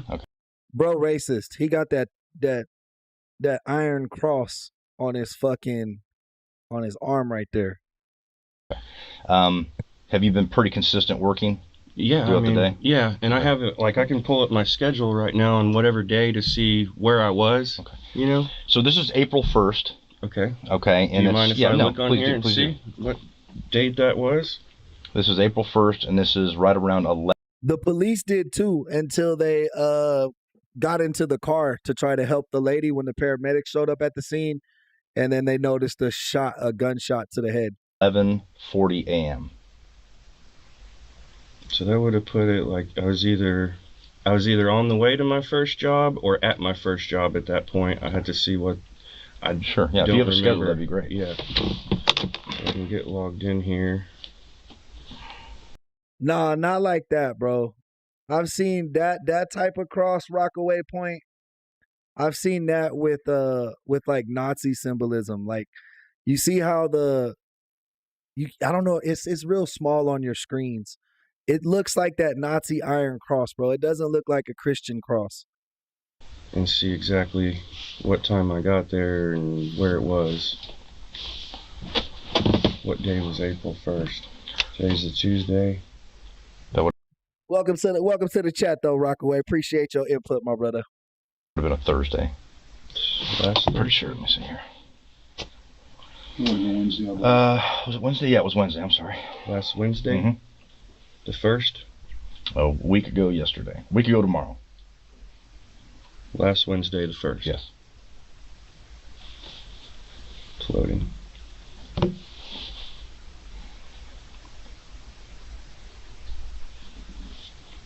That's what it looks like. That's the cross. That's the cross he has on his arm. That's not a Christian symbol, My brother. first job was at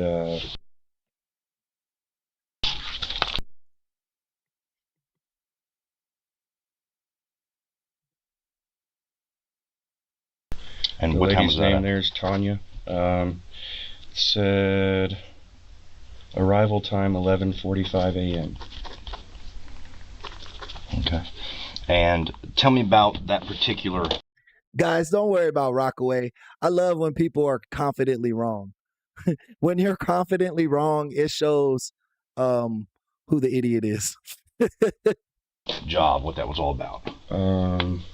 Is that a residence? Is it this is a business? house. Yeah, I can show you this. This was a house. This is what my work orders look like. And then my notes is I replaced the outdoor camera under warranty, ran tests, everything was good. It said there was a service call for their outdoor camera. If I go to job, it'll tell me some more about it, whatever it was that they called in for. So, just said customer unable to find where their camera was plugged in. I remember now. So, they just had an older camera. I had to replace it. It wasn't getting any signal. That was it. And then it looks like I closed it out at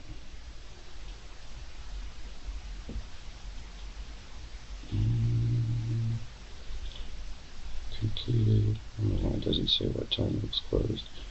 Let me go back to the outside screen and see if it shows it.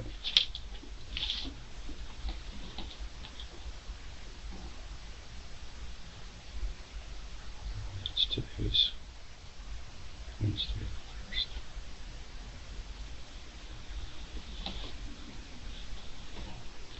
Definitely not a Maltese cross. It's similar, but it's not that. The Maltese cross has like triangles. His isn't like that. Like, here, let me show you. So that's a Maltese cross, right? That's not what's on his arm. It looks more like the Iron Cross for sure. It was afternoon. Can I see what you're looking at? Yeah, absolutely. So, sorry. So this is my schedule for Wednesday the 1st. If we zoom out, that's a map or a little blip. Sometimes those aren't accurate, but if you go down here, this is each job that I did that day. Okay. Each person, you can click on it and see whatever the details were. Like this one, I think. Tour with this a little bit. So this shows you everything. Yeah, everything I did for that day. Okay. Damn, Marcus, that sounds like that would be accurate. It's not a Nazi symbol. It was a German military cross used way before in World War I. So what? They just used it too? Because when I type up Iron Cross, it shows, I think, like Nazi stuff. Let me check. Let's get back to the video. And it should say like it should show my. So how do you go back to all of them to show all the? Yeah, no, literally Iron Cross, hate symbol. Oh no, it was a famous German military medal dating back to the 19th century. During the 1930s, the Nazis regime in Germany superimposed the swastika on the traditional medallion. Okay, so we're both right, brother. We're both right. All the spots. Hit refresh. Actually, let's go to yes, schedule. And then you swipe back, go to Wednesday.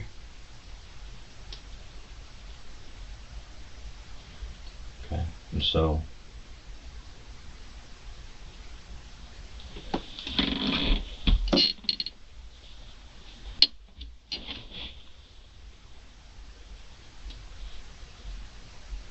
and Stefan works with me too. Like he's not Mind you, y'all arguing that a guy who shot a 70-year-old lady in the head couldn't be racist or isn't racist. Like, once you shoot a 70-year-old lady in the head, bro, you can pretty much be all the bad things in the world. technically supposed to. So this is the lady's information and all that? Yeah, absolutely. Okay. Yeah. Okay, you mind if I take a picture of that? No, I don't care.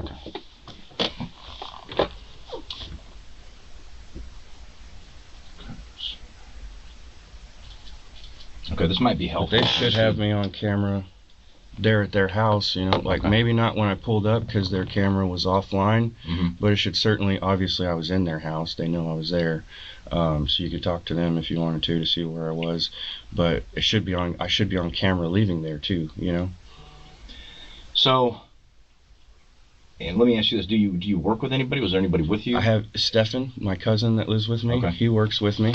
Okay, was he with you that day? He was, yeah. Okay. He's with me all the time. Like I said, he's not, if you Stefan, spell Stefan. Steffan.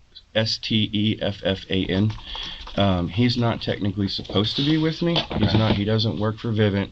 I have him go with me because for Yo, Vegas model. What up, love? You know we like when this members show up to the live stream. Thank you for showing up today. Quick update for you and Christy who just popped in. This guy is alleged to be a shooter on a highway shooting. An old lady was driving home from work. She then veered off into the median. People started calling 911 thinking that she just crashed or fell asleep. When the paramedics got there, they saw a gunshot bullet to the head, which obviously was the reason why she crashed. His car was identified as a car of interest, and now they've brought him in for questioning. He's denied knowing anything about this murder, even seeing anything on the news about it. And now he's trying to come up with his alibi, saying that he was at work. And what he does is he's a Vivint smart home installer. So he installs security systems and cameras. For 10 years, I worked for Charter Spectrum as like a line tech. I ended up hurting my shoulder and stuff. And I'm kind of fat, obviously. He gets through the attics faster than I do. What's Stefan's last name? Pritzel. Pritzel or L-E. I can't remember that part. Okay. But anyway, he does the camera stuff for me because he can get through the attic fast. Ah, the good old I was late for my job so I couldn't have possibly shot someone. Doesn't make a whole lot of sense, does it? Not only because murdering someone would, well, make him late for his job, but also because Jeff's car was caught, quite literally in 4K by CCTV cameras at the crime scene. And detectives are about to make him realize that he is as much of a lousy liar as he is a lousy criminal. Well, let me just say this. He and I have been doing... This shit had to be a road rage incident, right? And even if I'm wrong, let's say that is a Christian cross. Maybe it is a Christian cross. Let's say I'm wrong. I don't think I am, but let's just play devil's advocate. What the fuck kind of Christian shoots people on the highway, dog? You don't deserve to wear that cross if it's a Christian cross. Homicide for a long time, okay? And the one thing he and I consistently do on every case is we give everybody an opportunity to tell their side of the story. Right. I don't care how heinous it is. Right. It doesn't matter to me, okay? We've had people in here who killed 3 women. His car, Vegas, his car was linked. They put an ATB out about his car on the news, and then they got tips about him. We gave them opportunity, This guy. okay? But I can tell you this. The reason I wanted to talk to you is because I was able to identify through video surveillance what vehicle it was that was involved, okay? And we didn't knock on your door for no reason. No, I get it. But when we pulled the video surveillance, don't waste your time. and it flat out shows me the license plate, okay? Now I can tell you this. Oh, damn, they got his fucking license plate. He done. It wasn't even a tip. I could have... Hang on a second. Okay, sorry. This is not going to be a deal where I just feed you information. No, I understand okay? that. You need to understand something, okay? This is a murder case, okay? But in every murder case we deal with, there's always something different. There's always something unique about it. There's some scenario which could change it so you don't look like a full-on, flat-out killer. Can I pause you right there? Being that this is a murder case, apparently, or something like that, I'm thinking I need an attorney. You're more than welcome to get up and get an attorney. I don't think So I listen, need to talk anymore. If there's, That's you've completely taken it. my car, obviously. I don't know what's going on. So listen, I'm scared now, so... So Jeff, listen, Yes. it's up to you. You don't have to talk to me. You can get up and go get an attorney if you want, okay? You're not being held here. What I'm trying to explain to you is that this is happening. Now, it's either happening with or your side of without. the story. I got you. Watch when he get up and try to walk out. They finna arrest him, bro. Or not. And so it was my understanding that you were remorseful. Maybe I was wrong. Okay? This was your chance to tell your side of it. I did it. Then break it down, man. Listen, I get it. Okay? I did. Got him. He broke hella easy, bro. He went from getting an attorney to I did it. I did that shit, bro. You lost your temper and did something. I did not do this on purpose. We didn't think you did. I did not intentionally hit anybody. And just like that, with barely any pressure, Jeffrey admits to hitting her. Whether it was intentional or not, we'll soon find out.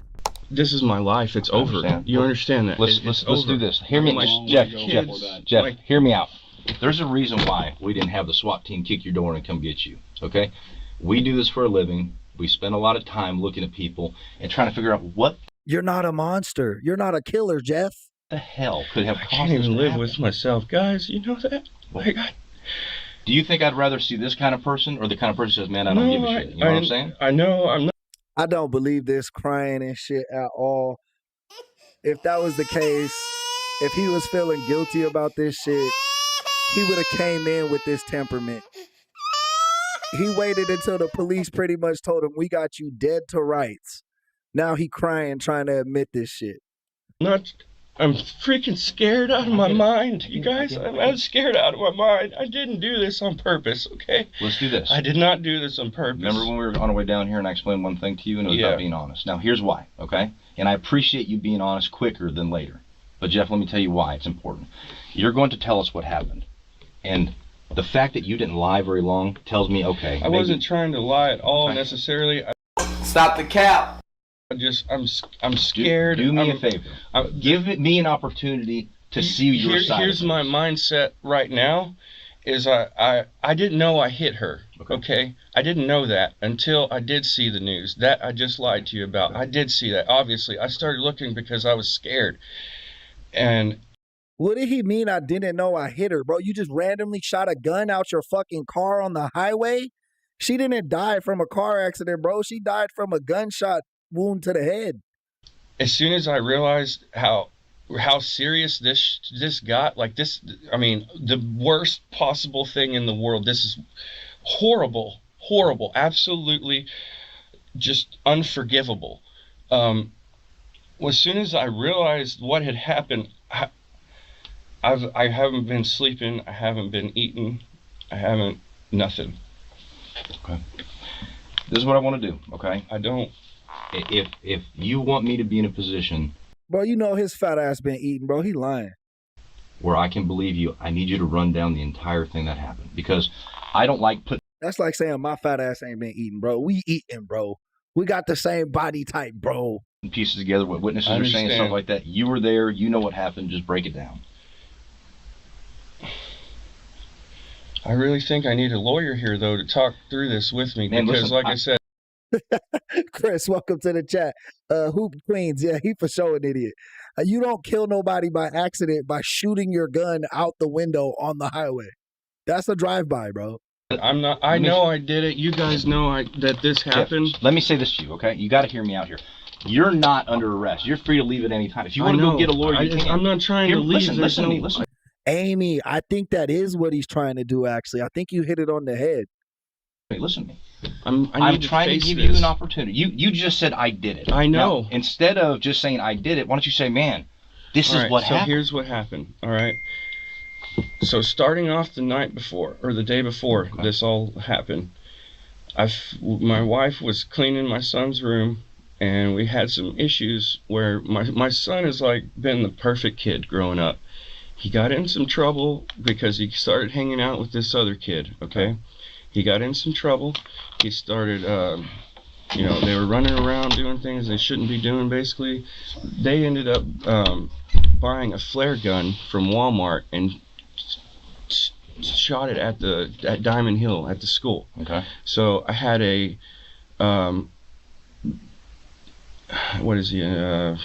basically like an arson investigator, call me and let me know that, basically what had happened with my son.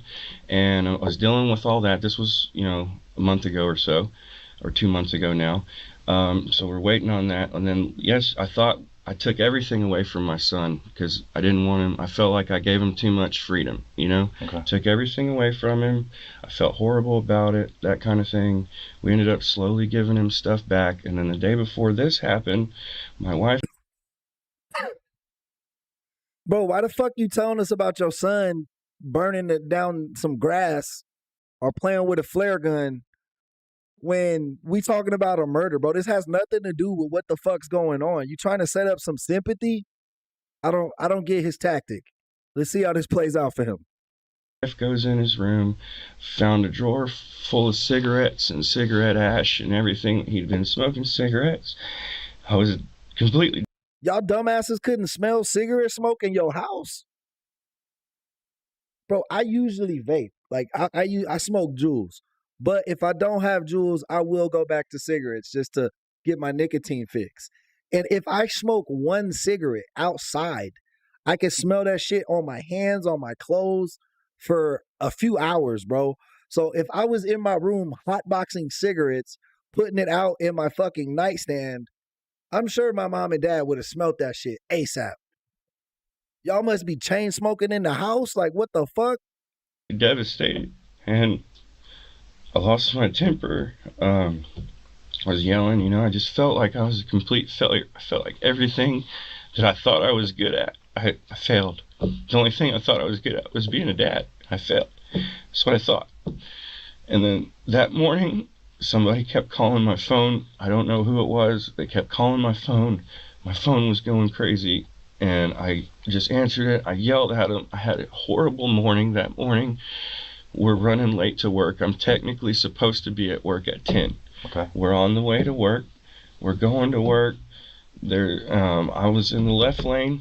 There was a vehicle in front of me. It was a black car or dark colored car. I go around. Well, I wait for a little bit, and I wasn't like right up on her, on anything like that. I wait for a little bit, and they had plenty of time to move over, and they didn't move over, and I was frustrated already. I moved over, and I start to go around.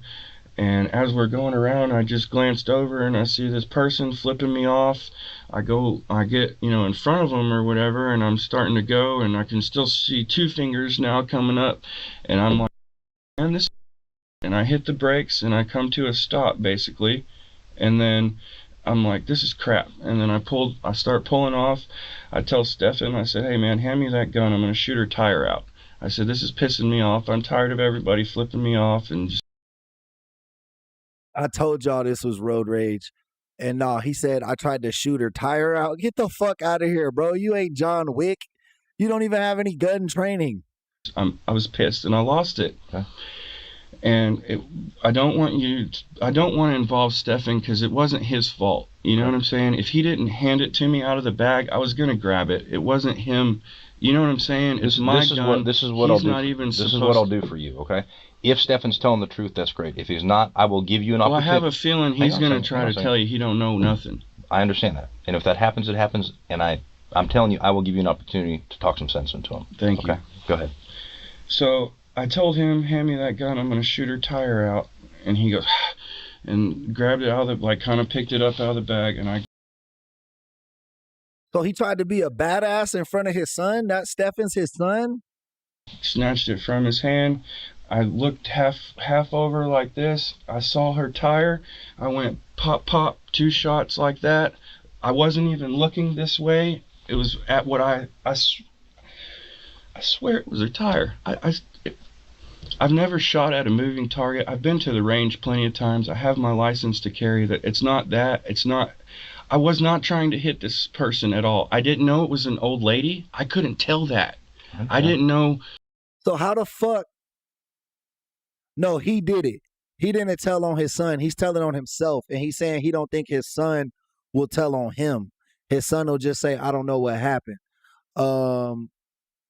He said Stefan was his cousin. So, okay, so that makes sense. He don't think Stefan will snitch on him because that's his cousin. And he's like, I'm trying to tell you the truth right now. But bro did not try to shoot her fucking tire out, bro. That was not his intention. Like, he was just like, hand me that gun. And then he just started shooting and drove the fuck off. That's what happened.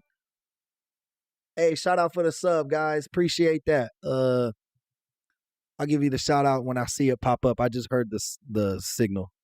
She was, 70 years old. What until did you know about her? I mean, clearly absolutely shit. I didn't know nothing other than you saw her she flipping flipped me off. That's it. So you could see it was a female. I knew it was a female flipping me off, and I was not trying. Melee, thank you for the love, y'all. Do like Melee did and subscribe to the channel. We are on the road to 10K, guys. Help us out with that. Double tap your screens as well. Appreciate y'all. I didn't try to point it at her. That morning, Jeff was already in a foul mood. While driving to work, he ended up behind a black Camry that, in his mind, wasn't moving fast enough for the lane. Irritated. Oh, but that's what I was going to say. How could he say he didn't know it was an elderly woman, when he said, I saw her flipping me off. If you can see someone flipping you off, you can make out their face or like have an idea if it's a male or a female or an old lady or a young lady. Like if you saw her flipping you off and then you said you saw her flipping you off with two hands, that meant you could see directly in the car. Like you can see that, bro. Quit trying to say I was a bad dad. I didn't know what was going on. He swerved around it aggressively. As he passed, he caught a glimpse of the driver, Julia, flipping him off with both hands. That single gesture was enough to send Jeff over the edge. He slammed on his brakes, grabbed a gun from the passenger seat, and started firing at the Camry. One of the bullets struck Julia in the head, causing her car to swerve off the road and crash into the guardrail. Jeff later tried to claim he'd only been aiming for the tires, but the bullet's trajectory proved otherwise. As a frequent visitor to gun ranges and a seasoned firearm owner, he knew exactly what he was doing. It's unclear whether Jeff saw. Hey, Junior, thank you for the sub, brother. You guys, if you're new around here, definitely sub to the channel. Helps us out a lot. Definitely double tap them screens. Let's get back over 200 viewers, y'all. Them likes are the key to do it. The crash happen, but it hardly matters. He knew he had fired into a moving vehicle and that some glimpse of the driver, Julia, flipping him off with both hands. That single gesture was enough to send Jeff over the edge. He slammed on his brakes, grabbed a gun from the passenger seat, and started firing at the Camry. One of the bullets struck Julia in the head, causing her car to swerve off the road and crash into the guardrail. Jeff later tried to claim he'd only been aiming for the tires, but the bullet's trajectory proved otherwise. As a frequent visitor to gun ranges and a seasoned firearm owner, he knew exactly what he was doing. It's unclear whether Jeff saw the crash happen, but it hardly matters.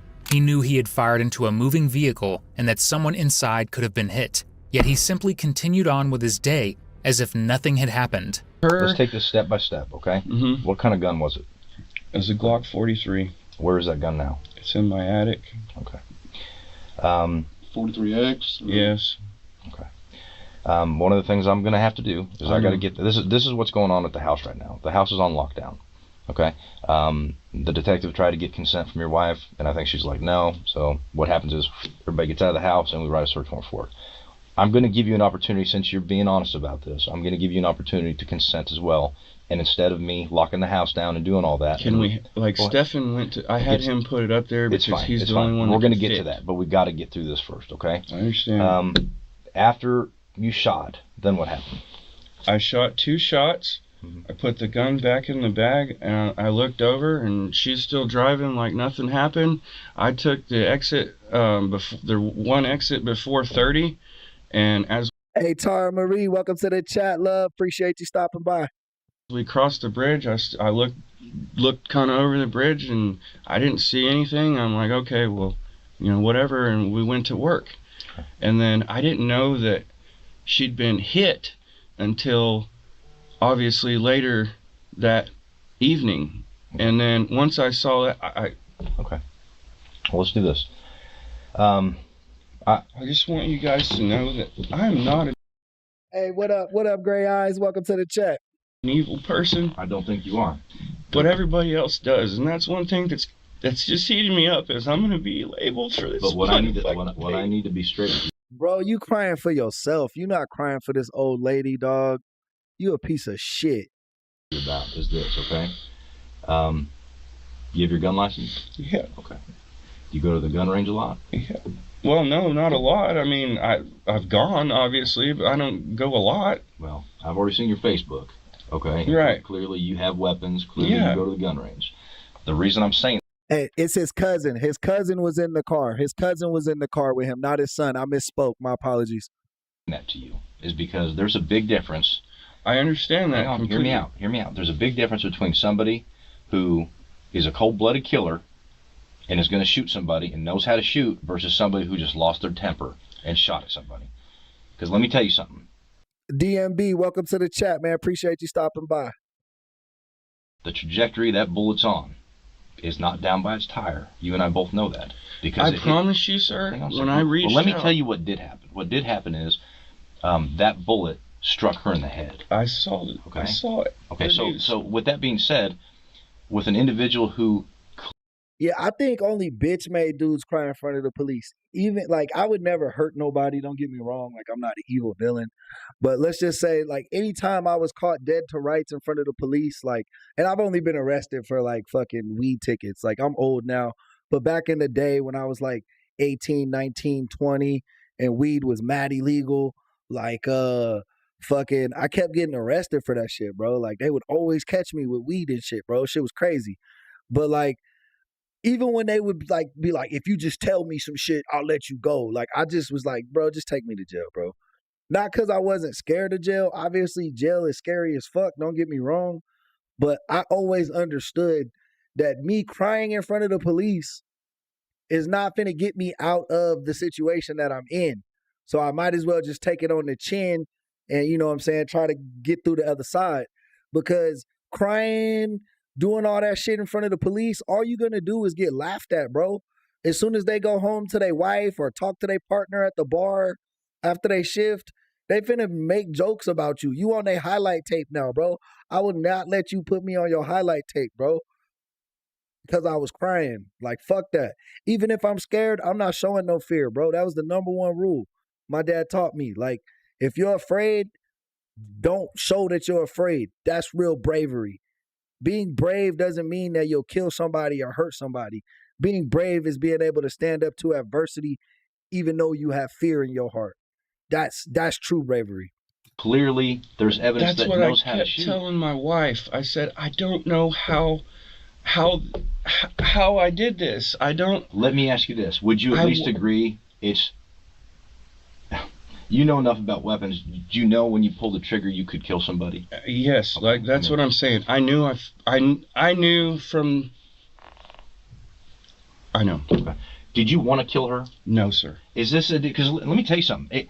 Realistically, it looks like I did. I understand looks like that. And to me, that's why I'm telling you the truth. Okay. Is because I don't want to be labeled like that. I don't want to. I mean, obviously, everybody's going to think this is a cold-blooded killer. He's a piece of shit. You understood? I didn't. You understand? I how promise you. It is? Yes. Okay.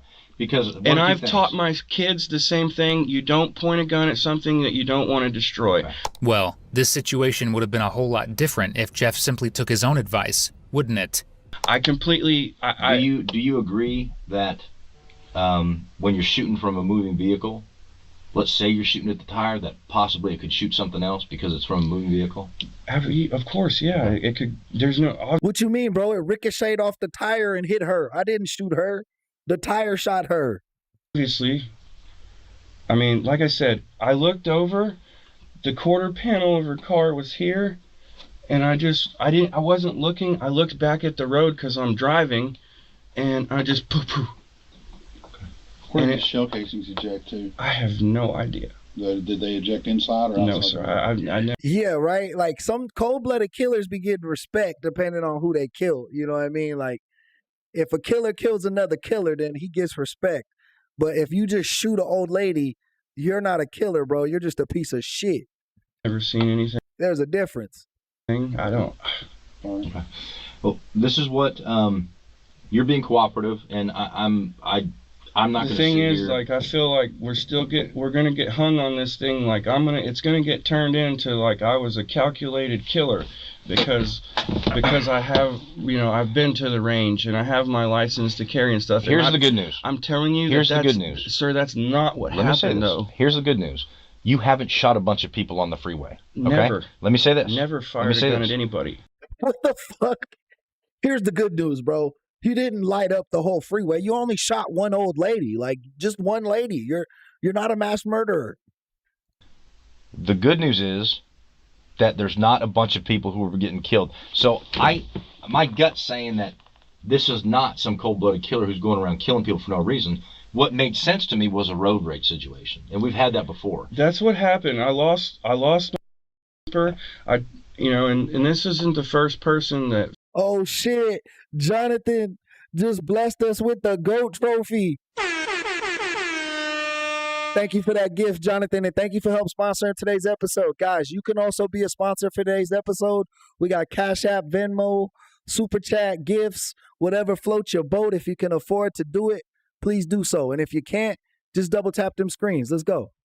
flipped me off where I got pissed off. So here's what happened, right? So a few weeks ago, I got pissed off, and yelling at somebody, you know, that almost run me off the road or whatever. I was yelling at them and this and that, and they took pictures of my car because I'm flipping them off and stuff like that because they flipped me off first. Like I don't initiate it. I don't.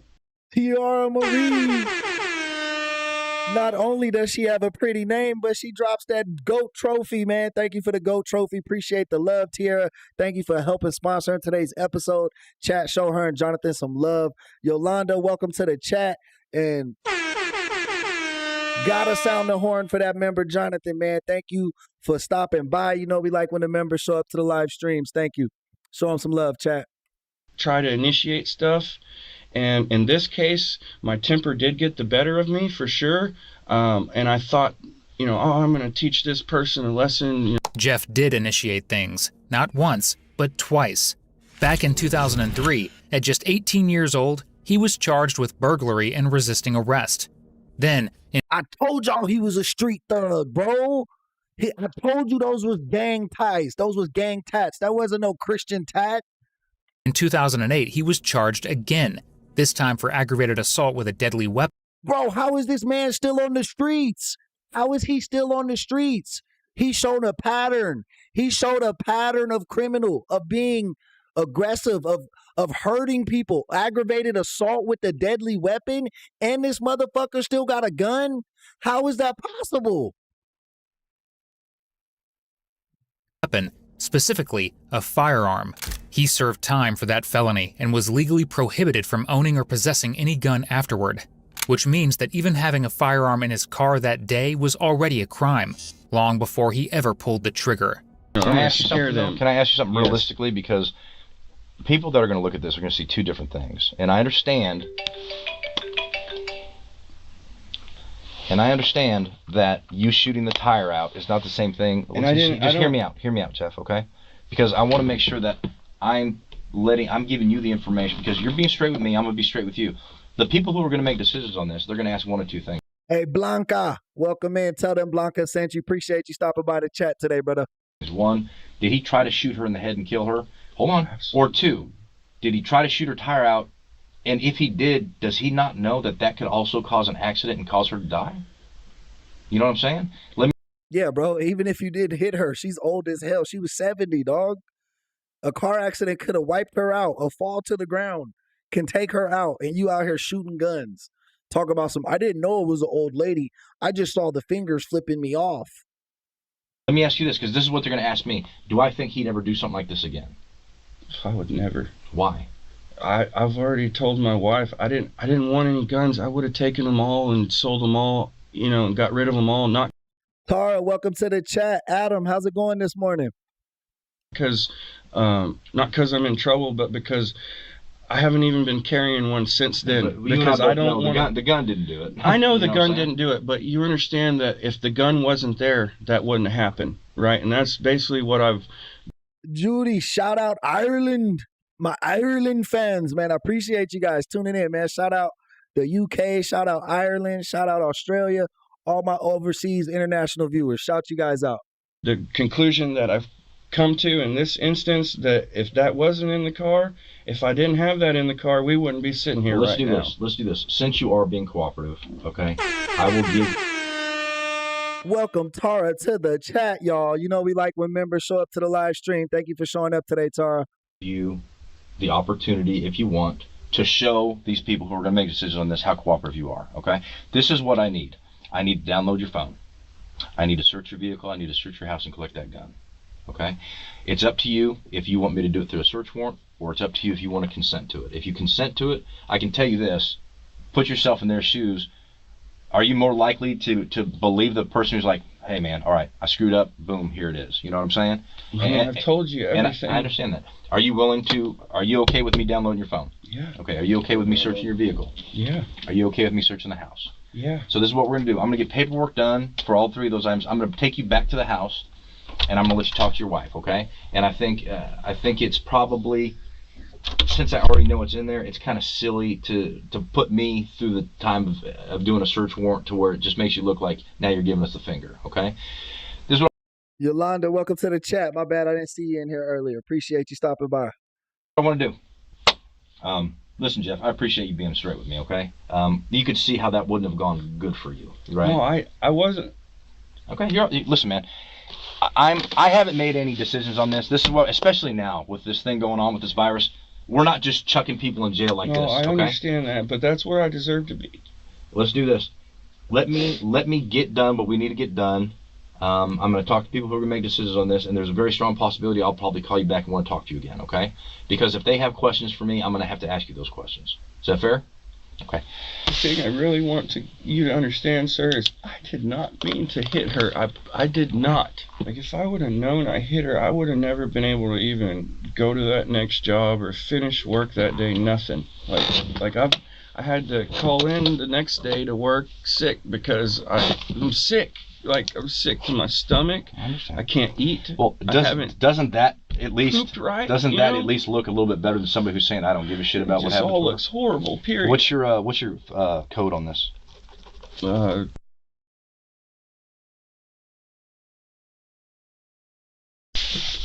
He's gonna bring that paperwork in, and then we'll get you back to the house. We'll get this thing done, okay?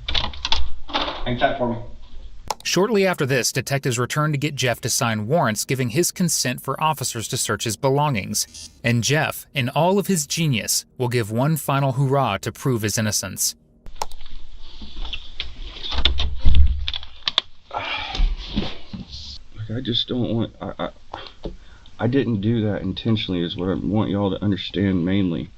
All right, man. Listen, like, I know you personally don't. You know, you don't really have to care or anything like that, and I don't expect you to. I just want that to be put across. I did not mean to hit her, and that's what this is being. Well, it's not being anything. Here, look at it. I could have easily did my thing with not talking to you, and I could have written the narrative for that. It'd been like, yeah, bullet hole went right through here, hit her in the head, bigger than shit. But I didn't. I gave you an opportunity to tell your side of things, okay? I think that's the fairest thing to do, okay? And that's what I was trying to do here. Okay.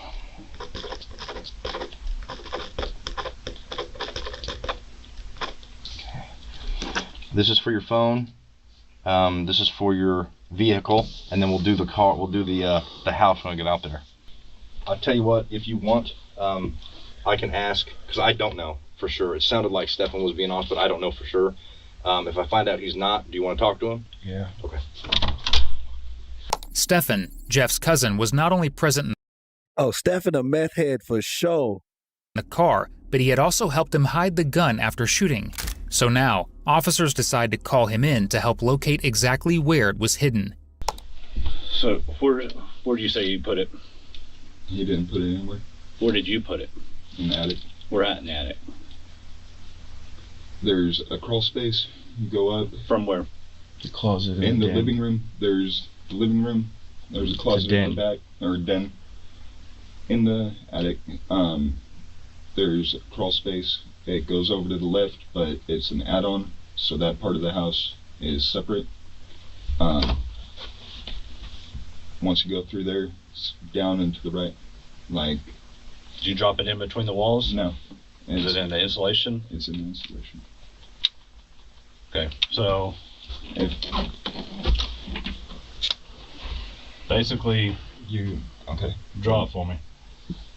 Here, let's take all this. Did he draw this? No. Okay.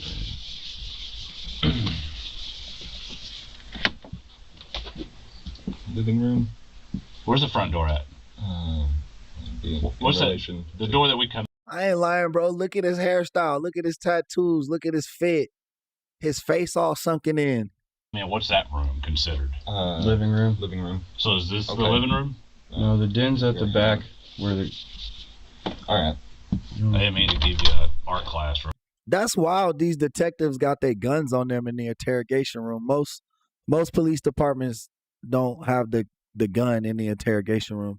Real quick. Front door. Okay. Back bedroom. Living room. Kitchen. Right here. There's a closet. It goes into an attic spot up here. Mm-hmm. It's gonna be like right underneath. So you go up into the attic. Going back towards the living room? There's a wall right here. Mm-hmm. As soon as you get through that wall, it's right. Hey, Brian, welcome to the chat, my friend. Guys, if you are new around here, definitely hit that subscribe button. Help grow the community.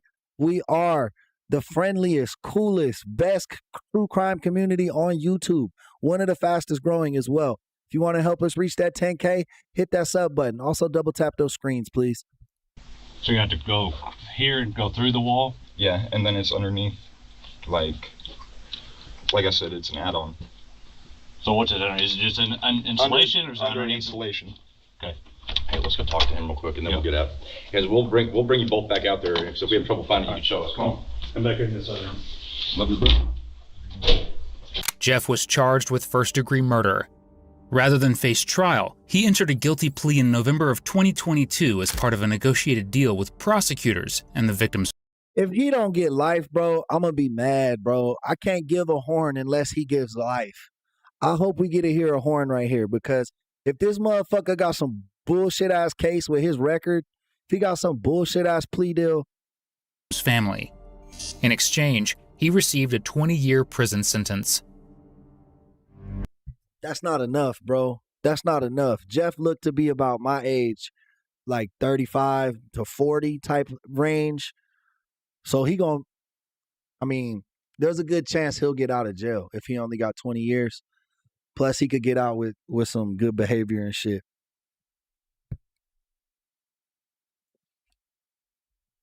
Yo, what up, Cody? Welcome to the chat, my boy.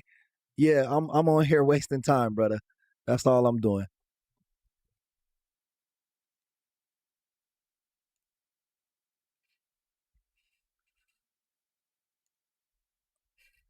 Let's see. What's gonna do our next one?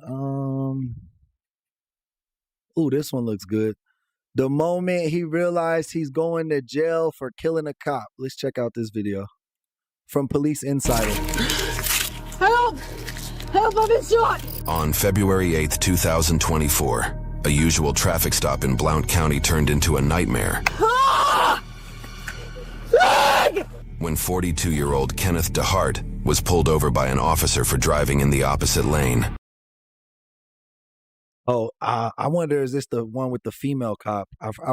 I'm not sure. I'm not sure what case this is, but I have seen a case where a female cop got shot. Again, this is the moment he realized he's going to jail for killing a cop, from Police Insider.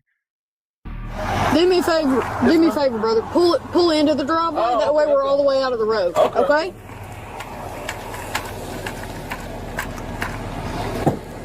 This is a female cop, but it's not the case I thought it was. I'm actually confusing it with a guy who got shot.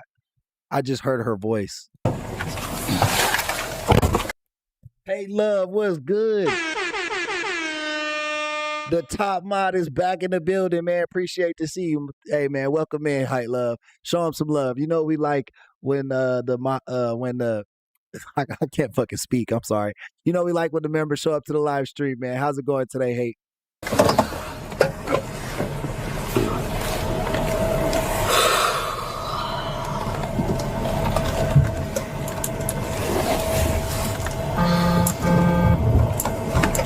$335. We pulled into 4959.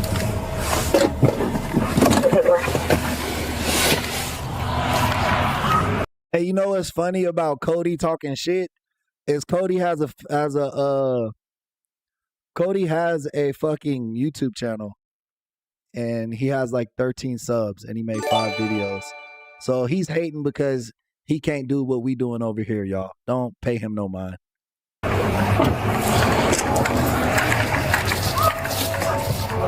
All right, my friend.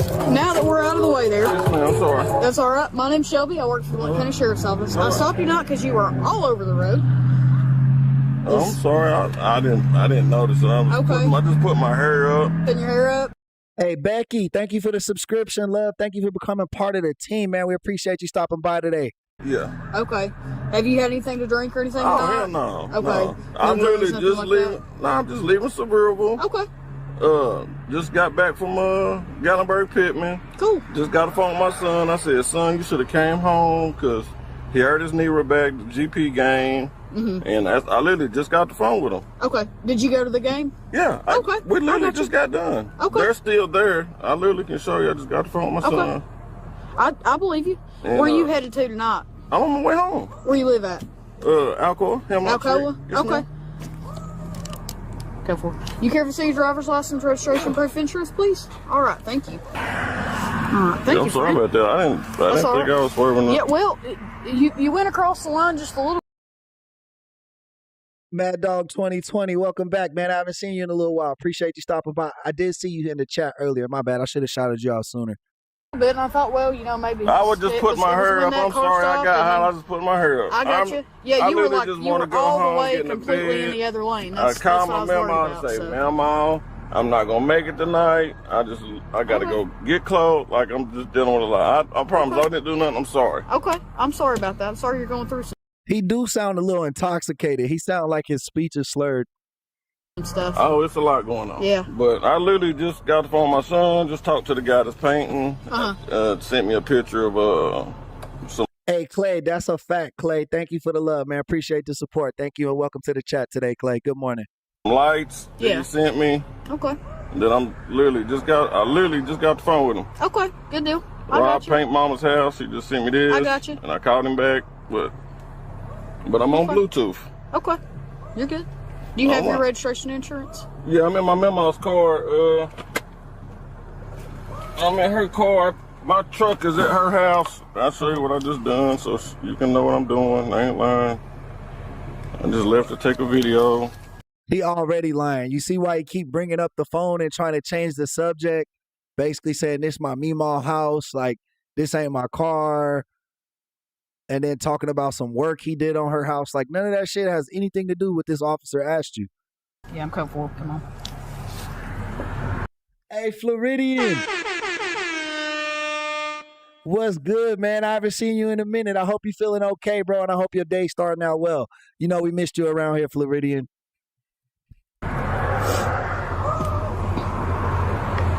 I got you. Just took a video of everything. Yeah, I got you, bro. This is in Suburban. I literally just jumped in her car. Showed her a video of her house. We just just got done getting it painted. Yeah, I literally just left. I just want to go to bed. Okay. Is this it? Close enough for registration. What about your insurance? Try to call her real quick. Okay. Well, I'll tell you what. I'll let you call her. I'm gonna go check this out, and I'll come back up here and talk to you about the insurance when you figure it out. Okay?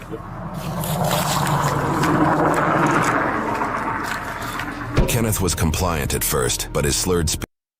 She better call backup, bro. If I was a female cop at night on the highway, anytime I pull someone over, I'm calling backup, bro. I think female cops should always have a partner. Speech and the strong stench. It doesn't have to be a male. It could be two females, but just for their own safety. Not that they can't be good cops. It's just so easy for a man to overpower a woman that, you know. Of marijuana coming from his car meant serious trouble. You know I don't smoke weed. Nobody I know smoke weed. And when the officer confronted him, he started getting aggressive. You can't do this, man. You can't do this. Well, I'm gonna tell you this. I am gonna have you step out and hang out with me. Step out for what? So, I smell weed in the car. Have you ever smoked weed in this car? I don't smoke or nothing. Okay, you don't smoke or nothing? No. Yeah, she shouldn't have him get out the car until backup comes, bro. Anybody ever smoked in the car? Nobody. This is my grandma's car. Okay, That's I got you. bogus, man. Okay. Man. Well, I smell it. So what I'm going to do is I'm going to have you step out and hang out with me. Okay. My partner's going to get here. We'll search as long as everything's good. I'll get you home. There ain't no weed in here. Nobody smokes weed. Don't do me like that now. Okay. Don't do you like what? She trying to say she smells weed. And I'm like, you know I don't smoke weed. Nobody I know smoke weed. Okay. I didn't accuse you of smoking weed. I got my kids' backpacks and food. We literally just went to Okay. Exactly. It's been a leather. Okay. It's never been smoked in. Like it's me, man. My own black, and they just being messy. It ain't got nothing to do with that, brother. I guarantee you run a dog right here. We won't open the dog get on this car. Okay. So I'm gonna sit right here. Our dogs don't hit on weed, and there's not a dog coming out here. It's me and my partner. Well, I'm refusing to search. No, there's no refusing. So when I smell the odor of marijuana, I have probable cause to search the vehicle. I need you to get a dog, So ma'am. I'm refusing to search. There's no refusing. There's no weed. Go get your partner and tell him to come over and sniff.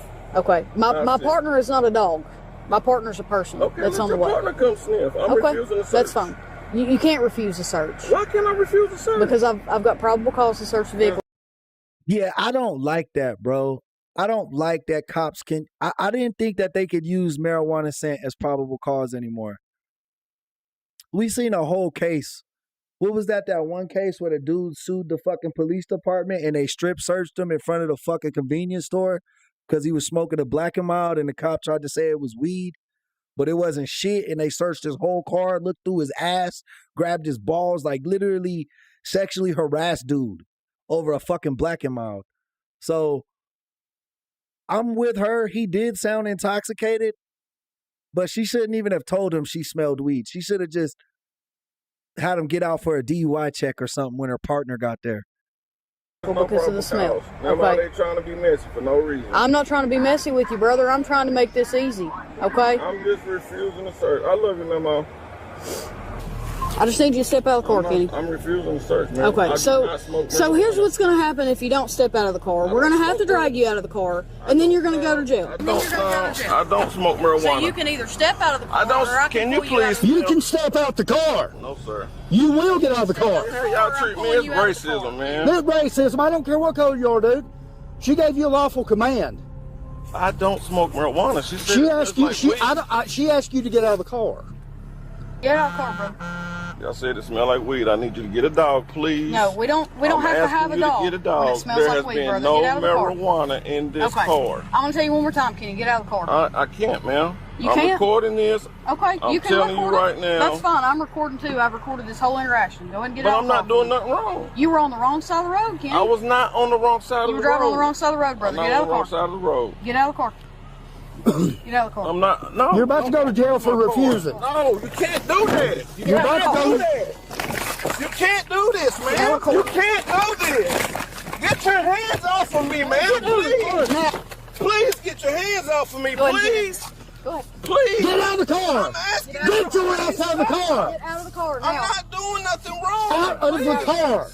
Now. Please, I'm not doing nothing wrong. Get out of the car. Please, can I answer my No. call? No, get out of the car. Now. Out of the car. I'm not doing nothing wrong. Get out of the Why car. are y'all doing this to me, man? Why are you doing this to me? Get out of the car, man. We got one taser point. I'm not asking you. Get your ass out of the car. Get out of the car now. I'm not doing nothing. You're about to go. You can't do this, man. You can't do this. Get your hands off of me, man. Hey, what up, Nicole? Welcome to the chat. You know we like when the members show up to the live stream. Thank you for doing so. Make sure you guys hit that like button as you stop by. Chat, show Nicole some love.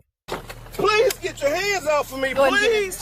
Go ahead. Please. Get out of the car. I'm asking you. Get your ass out of the car. Get out of the car now. I'm not doing nothing wrong. Out of the car.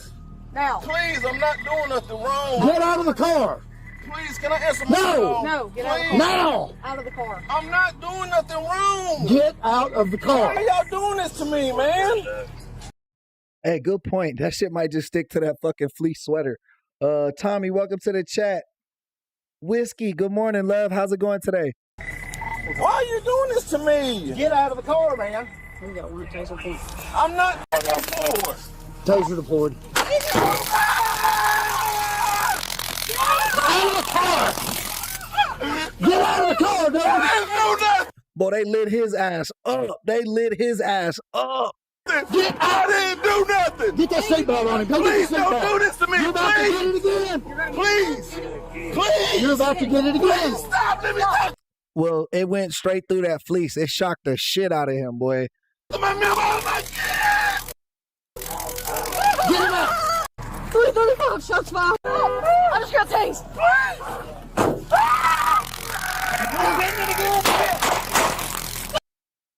Yo. He was tasing the shit out of bro, though. I low-key think these cops might have escalated this a little bit. And that lady cop got tased because she was holding him while he was tasing him. That's how tasers work, or that's how electricity works. That's why if you see somebody being electrocuted, you have to like push them or like bump into them. You don't want to grab them because the electricity could transfer to you. 335 shots fired. I'm hit. 334's hit. Ah! Ah! Ah! Ah! Ah! Hey, Nighthawk, thank you for the stub. The situation turned ugly in seconds. Kenneth opened fire on the two deputies before opening his door and leaning out to shoot the prone officer. The other deputy was shot in her leg 335 shots fired. I'm hit. and was aided by some good Samaritans. Oh yeah, fuck that. Bro don't got no. I can see when that dude kept shocking him and shocking him and shocking him, how his like instinct would be like, fuck it, I'm gonna shoot this guy. Like just his rage. You know what I mean? But he shot at that lady cop too. Like that's wild, bro. That's premeditated murder. That are attempted murder. I don't know if they can say him shooting the cop while he was being shocked was premeditated, because that could have just been instincts, because like flight or fight type shit. You know what I mean? But when he leaned out the car and shot the policewoman, he lost me right there, bro. And I think he should have got out the car. Don't get me wrong. I think he should have got out the car. I just think the dude cop was a little quick to start tasing and keep tasing. Like, bro was getting shocked like he was in an electric chair. Who stopped to help before medics arrived. Help! Help! I've been shot! I've been shot! Help! 330, 335, 344's down. I've been hit. Hey, man, shout out that boy Chris Watts, man. You know we got to show that Detroit player some love. Thank you for stopping by today, bro. Appreciate you. You know we like when the moderators show up to the chat. I mean members. When the members show up to the chat. My apology. He a member and a moderator. That's an OG. Suspect fled back towards town on Severe Road. I've been shot. I need your help. Can I do anything? Yes, get out. I need your help.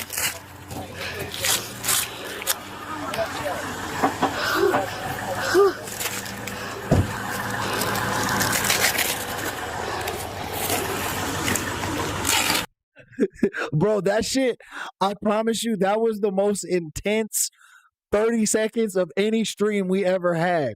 Like at first, I was cracking up when they was tasing old boy. But then when they kept tasing him, I started to feel bad. And then as soon as I started to feel bad for the DUI guy, fucking he starts shooting the police. So I'm like, what the fuck, bro? Tell me what you need me to do. I gotta get this on and help my partner. Help me twist this, please. Twist it really tight. Twist it again. Oh my God. Okay. Twist it again. Twist it as hard as you can, okay? I got you. That's good. Put it in the thing. It's there. Okay. Hey Matt, welcome to the chat. Yeah, it's funny, but damn, right? That's crazy. It's not funny, but damn, right? Like, yeah, dude was definitely resisting and not cooperating with the police. But I don't know. Sometimes I feel like the police be having like that street mentality. Like police officers be having like that gangster thug mentality. Like, I wish a motherfucker would. Like, they be waiting for somebody to try to resist so they could do this shit that they've been practicing and shit. But as you see, that shit don't always work out the way you think it's gonna work out. Now your partner shot and you dead. They could have just been like, hey, we're gonna need more people. Bro won't get out the car, whatever. They could have brought more police to the situation. We literally just saw a case in Miami where that girl was wearing that leather suit and she had the big booty. There was like 20 fucking cops watching her do a DUI roadside test in a parking lot. because she fender bended a police officer in the parking lot. 20 cops responded to that. Y'all got this female cop by herself on the highway. Her partner is in another squad car, and y'all sent no backup, bro. This situation was fucked from the beginning. Oh my God. Here, 345. I've got a tourniquet applied. Have you got I'm trying to get to something 344. So the suspect's gone. He went that way.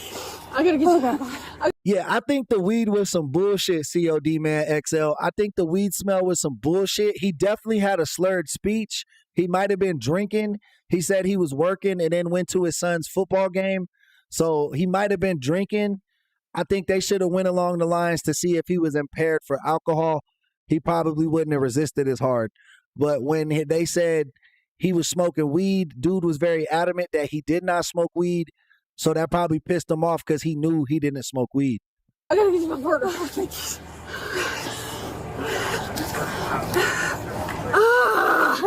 Are you okay? Yeah. My people are on the way. It's the same way here, Brian. If you live in a state that has recreational weed, you're allowed to be a gun owner and visit the dispensary, but you can't have a medical marijuana card and own a gun. That's not allowed. And you're not allowed to have weed and a gun on you at the same time. Boy, you need to sit down. Corridor. Give me my mic. You need to sit down. I need to get in the truck. You need to sit down. You need to sit down. Yeah, that whole situation was stupid, bro. Y'all had a woman who was 1/3 the size of that man trying to grab him out the car, and the big police guy was loading up tasers. That should have been in reverse if that was the play. You need to sit down. 335, it's a...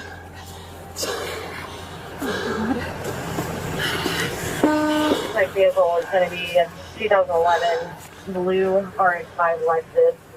What's your name, brother? Ricky. Hold my hand, please. 335. Got a tourniquet applied, 344's down. I can't get to him. About 5 out. He's not. He's not breathing? Oh, I'm sorry. I'm up here. You may head back up. Do you think? Is that your only place is in the leg? I think. Hey, Tomcat.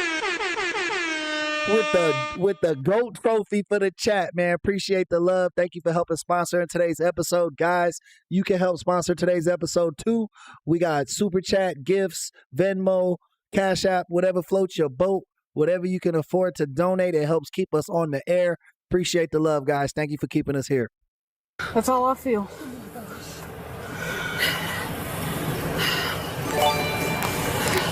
306, do you have resources to split the channel? 335, I think I'm about to go unconscious. 344's down, I can't get to him. Basketball, thank you for the love, man. Thank you for the subscription. Appreciate that. Guys, make sure you like and subscribe. If you don't have the funds to donate, it's just important to like and subscribe for the channel's health. Appreciate and love all you guys. We're coming, Shelby. Hold on. Okay.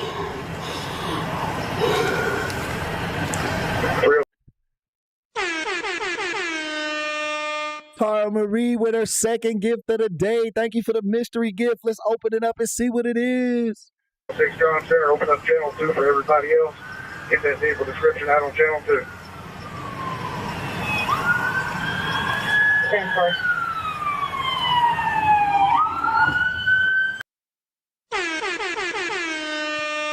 Show that boy Floridian some love in the chat. He just set off some balloons for y'all, man. He let the balloons off.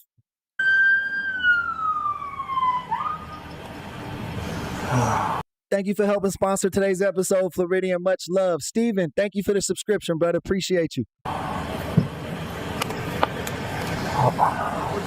I'm right here. I'm okay. I'm okay. Take care of Greg. Take care of Greg. Take care of Greg. Come on.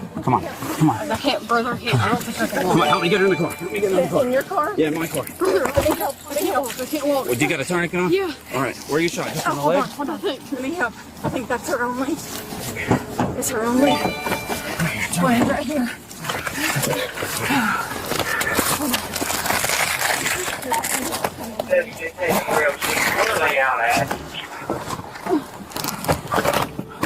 think it's just my boy. Steven, thank you for the sub, brother. Tommy, thank you for the sub. Appreciate your love. Ashley Young, I like how you spell your name. That's cool. Appreciate the love. Thank you for the subscription. Oh my God. It's gonna hurt. I know. I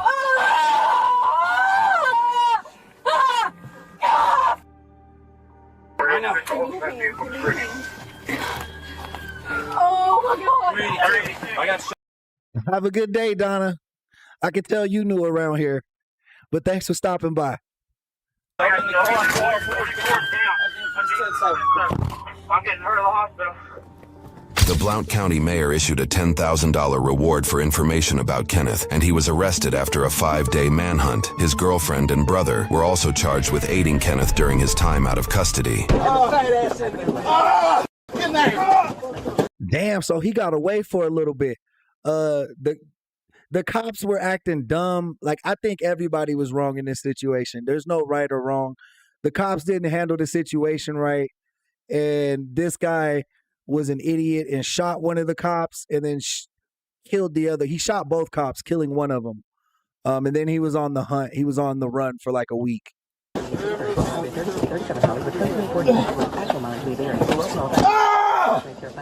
foot!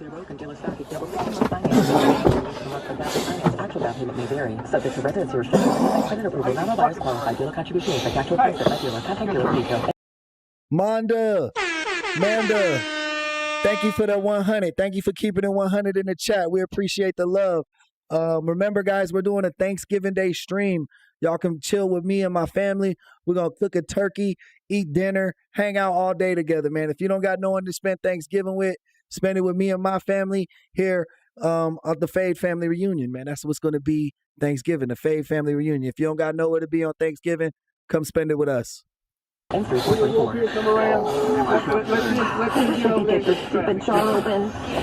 allowing this shit, man? Who are you? And how'd you get in my kitchen? You black? You allowing this? You allowing this, man?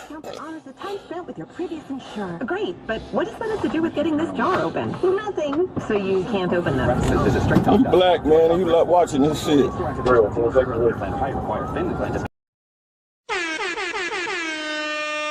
Manda, thank you for the high five, girl. Right back at you. I think you a girl. My bad if you a fella. Now 4 lines, all on the silver unlimited plan. Taxes and fees apply. Just like them. You gonna watch them kick and beat on me again, man? Black man, you gonna watch them kick and beat on me again? Yeah, this the guy that was getting tased. They was frying him the fuck up.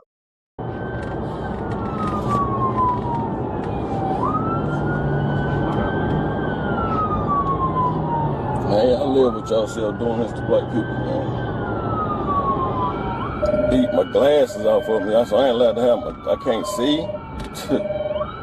Crazy. 3 units, let's see footage.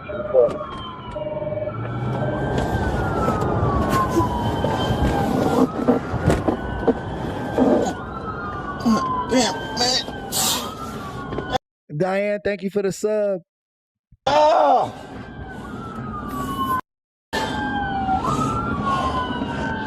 My hands, man.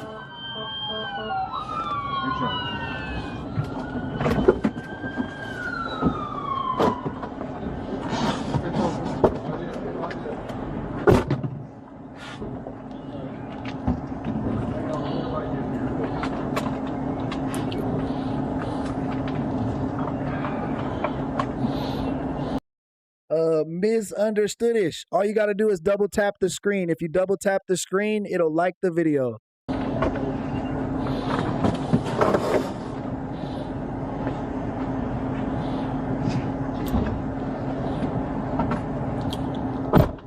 Hey, twin, welcome to the chat. Everybody ready? Ow! Ow! Yeah!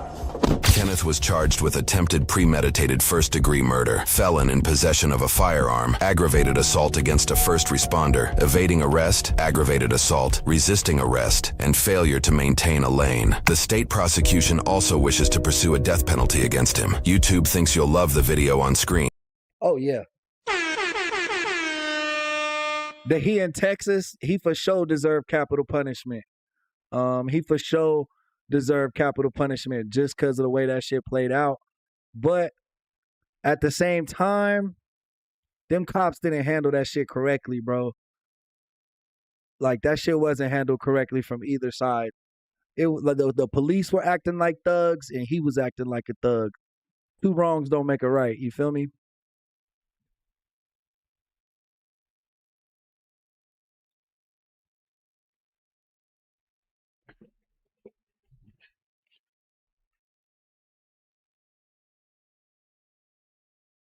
The name of this video is the name of that video. If you guys want to watch it some other time, the moment he realized he's going to jail for killing a cop is the title.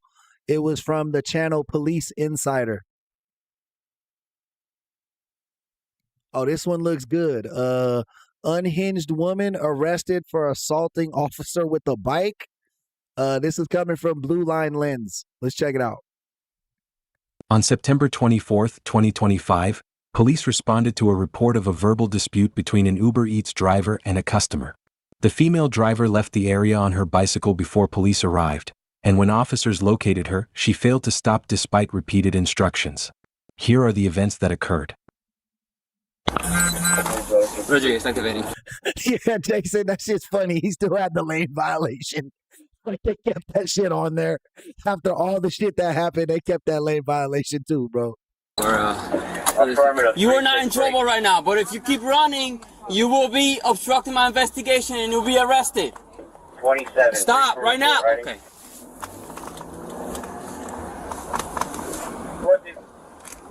Four 3. I'm on 5th and Flanagan. She's still refusing to stop. Amy, is the court for your boyfriend? I hope he gets out, man. Shout out Amy's boyfriend. Hopefully he gets out. Hopefully it goes well for you guys.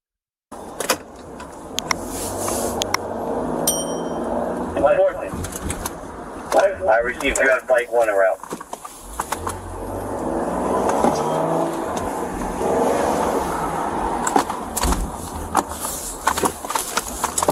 40, was there an actual assault that occurred, or is this just verbal right now? We were advised that the party armed herself and threatened the other involved party.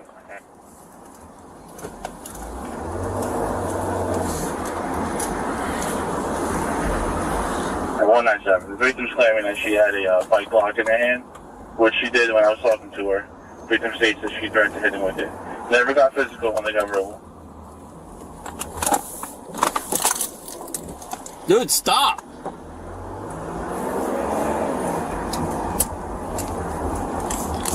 Four 3, I'm by Duncan now. Hey, Connie, welcome in. You know we like when the members show up to the live stream. Connie, what's going on? Tara, you said your daughter knew somebody that knew the guy from the last video? And that wasn't his demeanor to argue with police normally? Like they were surprised that this shit played out like that? That's crazy. All right, 14.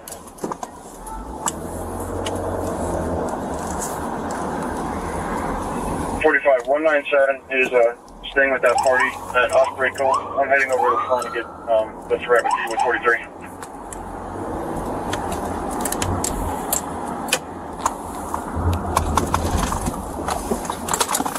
Nick Good, welcome to the chat, brother. I'm glad you've been enjoying today. I'm glad you're enjoying the show. Back up on me, because I'm not paying. 4 3, she just attempted to hit me.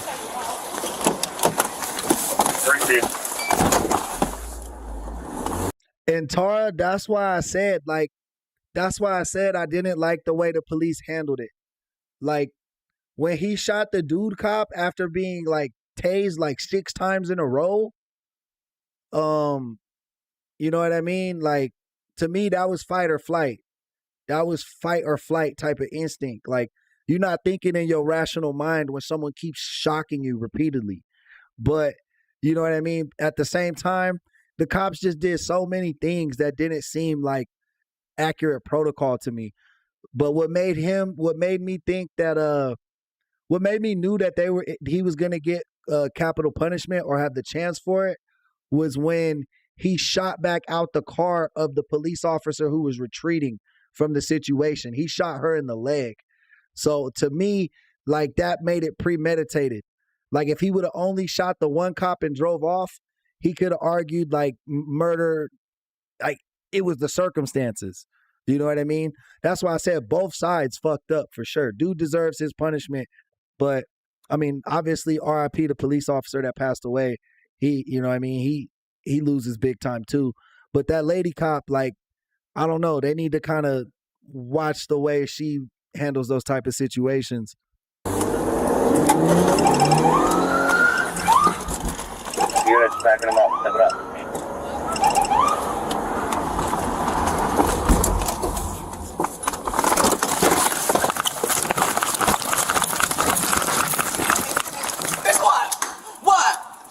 Hey, Connie.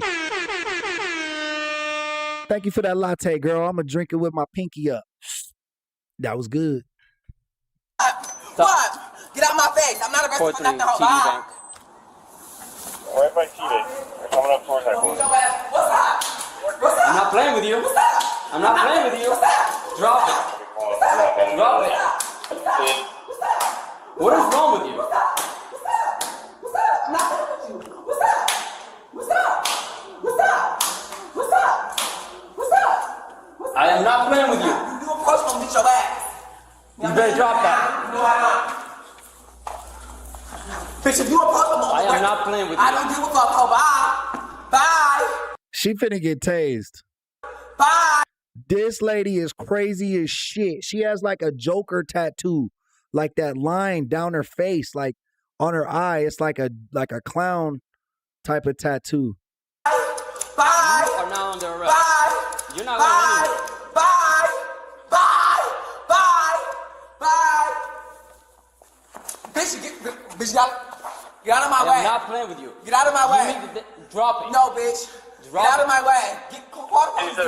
Out of my way. Get out of my way. Get out of my way. Yeah, guys, join our Discord. It's a good way to connect with the community outside of the stream. We're at 78 likes, guys. Let's get it up to 100. Let's go. Get out of my way. Hey, this cop got the patience of a fucking saint. I'm surprised he hasn't tased her yet. She swung that bike thing at him. She threw water at him. She threw punches at him. She hasn't hit him with anything except the water yet, but she's definitely done enough to get tased. Yeah, she on some drugs. She probably a meth head or something for sure. Bitch, get out of my way. Let's go. What are you doing? 4-3, what's your exact?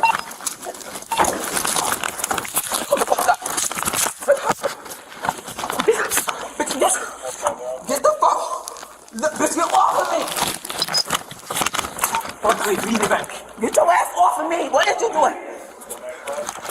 Get your ass off of me.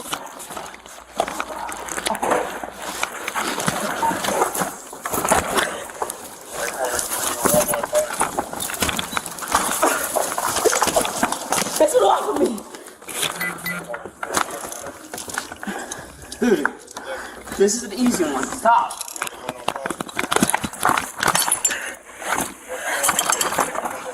I am playing with you. I'm not playing. Get off of me. TD Bank right now. No, I'm not. Get off of me. I swear to fuck did, bitch. Yeah, get off of me. Damn, bro, them bike lock was solid, dog. That shit would hurt. Get him off of me. No, get him off of me. Get him off of me. Get a comfort? No, get him off of me. What? Get him off of me. Listen, relax. I am relaxed. Get him off of me. Okay. This is the officer that was on the scene. Get him off of me. Relax. Get him off of me. Just relax. Get him off of me. Call EMS for me. Yeah. Get him off of me. Grab the right one. Let Jesus get out of there. No, I'm not going to wear nothing. Get him off of me. Bro was like, she hit me and I need EMS. I'm getting fucking working this cop. He getting workers' comp. He's getting workers' comp for sure, that cop. No, get off of me. It's on right here. No, this is the officer. Hey, Tara. Thank you for that GOAT trophy. Appreciate the love. Thank you for helping sponsor today's episode. Off my neck. I got you, okay? Nah. Bitch, get off of me. Get the fuck off of me, bitch. 21, we're gonna be clear for one, bro. You want that over there? Sorry, you gonna me? I'm gonna stab you out. Why should I get your name, bitch? I'm gonna stab you out. I mean, a double lock. No, I ain't no double lock. I'm not playing. No, I'm not. Is she crazy? I mean, obviously, but you think she trying to get herself locked up on purpose because she like homeless or some shit? Like, just crazy driving around on a bike and shit? Nothing. Yo, Jesus, I got it. Relax. Make sure he's okay. He's bleeding. 36. We got one on there. Assault on the LEO. She threw the bike lock at Jesus. He's bleeding from his ear. Get an EMS for him, please. Unfortunately, we have him on the way now. 40 years here. 40 years. What's the call, baby? They're in the TD. They're in the TD bag. It's just you have the same view as I do. You have the same exact camera angle as I do. Bitch, we both gonna sue you, bitch. Ma'am, what's your name? We both gonna sue you, bitch. What's your name? We both gonna sue you, bitch. What is your name? Hey, please. We both gonna sue you, bitch. Please. What's your color? Oh, I gotta get... Danola. What's good? You know we love when the members show up to the live stream. Hopefully you feeling better and recovering. How you feeling this Monday? I gotta fuck this. It's fine. We both gonna sue you, bitch.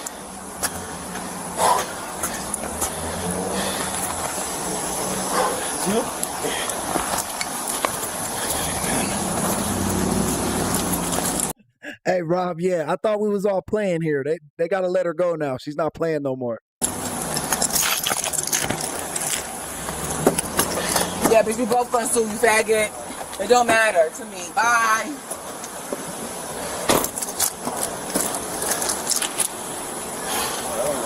Dude, I get in it. Here. Well, they're like, she's at TD. I'm like, okay, here's the bike. I get in there. He's like, she hit me. He's like, no, relax. Toss the bike lock at him, so I tackled her. And he was gushing from his ear. Oh, she hit him with the bike lock? Yeah. Oh, his shit was bleeding. So Officer Jesus, when he was like, I need EMT, it's because his ear was bleeding from that bike lock when she threw it at him. Fucking cracked him in the head, bro. No, I want to stab him the fuck up. I want to shoot him in his face. What's your name? I'm also here with the Chicago Police Department. What's your my name is Jalo Russ. I'm doing an Uber delivery. Okay, somebody tried to attack me in the hallway. What happened though? That's what we tried. Nothing happened for nobody to be chasing me down talking about I'm under arrest. Nothing happened. We're trying to talk to you. No, he talking about nothing. Did you throw a bike lock on my partner's head? He's gushing from his... I don't care. All right. It's not a game to me. Yeah, game I don't care. Sorry, and I'm taking every last cent, bitch. Listen, what was your first name? Yo. I think she trying to get locked up, like in a mental institution or something. Like, it seems like this is what she wanted. Like, she don't even seem mad that she in cuffs right now after all that wildness. Okay, Jalo is my first name. I'm also heroin with the Chicago Police. That's fine. That's fine. You need EMS, John? Yes, I do. All right, what's your complaint to pain? Are you hurting somewhere? Yeah, I'm hurting on my leg, my arm, all that. Hey, what up, Tomcat? Welcome to the show. She hit one of the police officers with a bike lock. This bank called the police on her, saying she was acting crazy inside of the bank. And when the police showed up, she tried to fight them and hit one of them with her bike lock, like one of those big metal U ones. Like, you know, it's like the U with the straight bar. My back, my head, yeah. So legs and arms are hurting. So you want medical attention? Yes, I do. Okay. Yes, I do. I'm not playing. She wants medical attention too. What she happened? She threw the bike lock at him? She threw the bike lock? Well, she hit him with it. So I got in there. She cocked back through it, missed it, I tackled her. Jesus is gushing from his ear. Bike lock inside. He's with Not to mention, she literally said, "What's your name?" So when I get out, I can stab you. That's what she told the one cop. These are Coons. I told Coons to take care of them. We got her outside. Police then arrested the 23-year-old female, who faces a long list of serious charges. These include aggravated assault against a law enforcement officer, obstructing the administration of law, resisting arrest, and possession of a weapon for an unlawful purpose.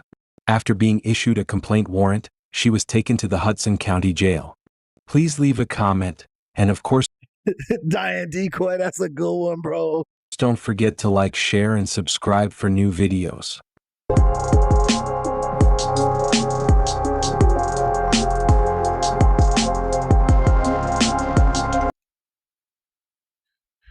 That was short but interesting. The next one, welfare checks lead to, my bad, I can't fucking read. Welfare check leads to police straight in, I still can't read. Welfare check leads police straight into a house of horrors. This one's from Unpopular. The channel's Unpopular, the name of it. Hey, what's going on? Do you guys have any kids back here? No. Because I'm missing a kid. I have a whole lot of paraphernalia in this house around kids. They kept on shoving stuff in that whole dresser right there. I promise you there's nobody in there, but you guys can kick it in. On June 22nd, 2023, officers responded to a residence following a report of illicit substances in the home with 4 young children present. Hello, puppy. Hello, Sheriff's Office. It is pretty bad. Are you staying here? Every now and then, yeah. Every now and then. What's your name? Harvey. Harvey. Good to meet you, Harvey. Yeah. We're with the BCSO. Detective Tushate. Do you know if anybody's in this house right now? Yeah. Bro, look at this man's build. What the fuck? Look at this man's build. What the fuck? I've never seen a body type like this. That's wild. Don't do drugs. Who's in the house right now? Shyla? Shyla. What about any children? Yeah. How many kids are inside? There's 4. 4 children? Yeah. Can I get your name real quick, dude? Ronald. Ronald? Do you know the children's names? Not by heart. Not by heart? I just call them kids. Okay. And the mom's home, though? For sure? Yeah. Okay, sweet, man. We just need to talk to them real quick, man. So do you want to... Sure. I'll yeah. Hello, Sheriff's Office. There's the dad. Hey. How's it going, man? How's it going? Good, Luke. Yeah, Amanda, that's pretty interesting. That's how I started this channel too. Some of these videos used to creep me out. Like some of the scarier cases used to make me kind of afraid. So I just started watching them on live and reacting to them so that people can enjoy them with me and I don't be afraid by all these crazy people in the world. Nice to meet you. Is Shyla here? Yeah. Oh, yeah, where's she at? Okay, we'll just stay right here. Okay. So where's she at? Okay. That is not no steroids. That's methroids. They both got that body type. Look at that stomach. They both got that weird ass shit. That's what happens when you only eat like on binge status. Like I guarantee they only eat when they're not high. And then they get hungry. And then they eat a whole bunch and feel a little bit better. And then they get high again. Okay, yeah, you can go out. So are the kids over here? No, they're playing. Oh, they're playing? Yeah, okay, so no one's in any trouble with me right now. Especially you. No, we're just doing a welfare check. Yeah, didn't you guys do it yesterday? Who is that? You guys came yesterday. Oh, okay. Well, I didn't come, so I'm new here. Oh, okay. No. Yeah, we're gonna go swim right now. Charlie, you in there? Changing, sir. What? Hey, come outside. I need to talk to you. Who's that? Sheriff's Department. Okay, I'm getting dressed. I'll be right there. Okay. Hey, Charlotte. Oh, Amanda, if we're ever not live, just check out the channel, man. At this point, we're like the Netflix of true crime. We have like over 300 videos, anywhere from 1 hour to like 6 hours long, depending on the stream that day. But yeah, if we're ever not live, the channel has hundreds of hours of content for you guys to enjoy in short form or long form live streams. And we even have some pre-recorded videos as well. Hi. How's it going? Hi, how are you? Good, good. Do you have a shirt? Yeah. Okay. I was just getting finished getting ready. Yeah, okay. just put a shirt on real quick. Thank you. Are the kids in there? No. Okay. Hey, Charlotte. Bro, what the fuck kind of house is this? This shit looks like the back of a retail store or a fucking Home Depot. Just put a shirt on. Let's go. Yeah. It's just a simple shirt. I was just gonna put some pants on and stuff. Is Hans here now? Okay, let's step outside over here. Okay, I need to make sure the kids aren't in there. Yeah. Can you turn around real quick? We're just gonna have you guys go outside. What's Do going you have on? anything on you perhaps? Like Hey, what's anything? going on? No. What's going on? No. Hey, You're not live right now. Just make sure you're live, Vegas model. Make sure you're live.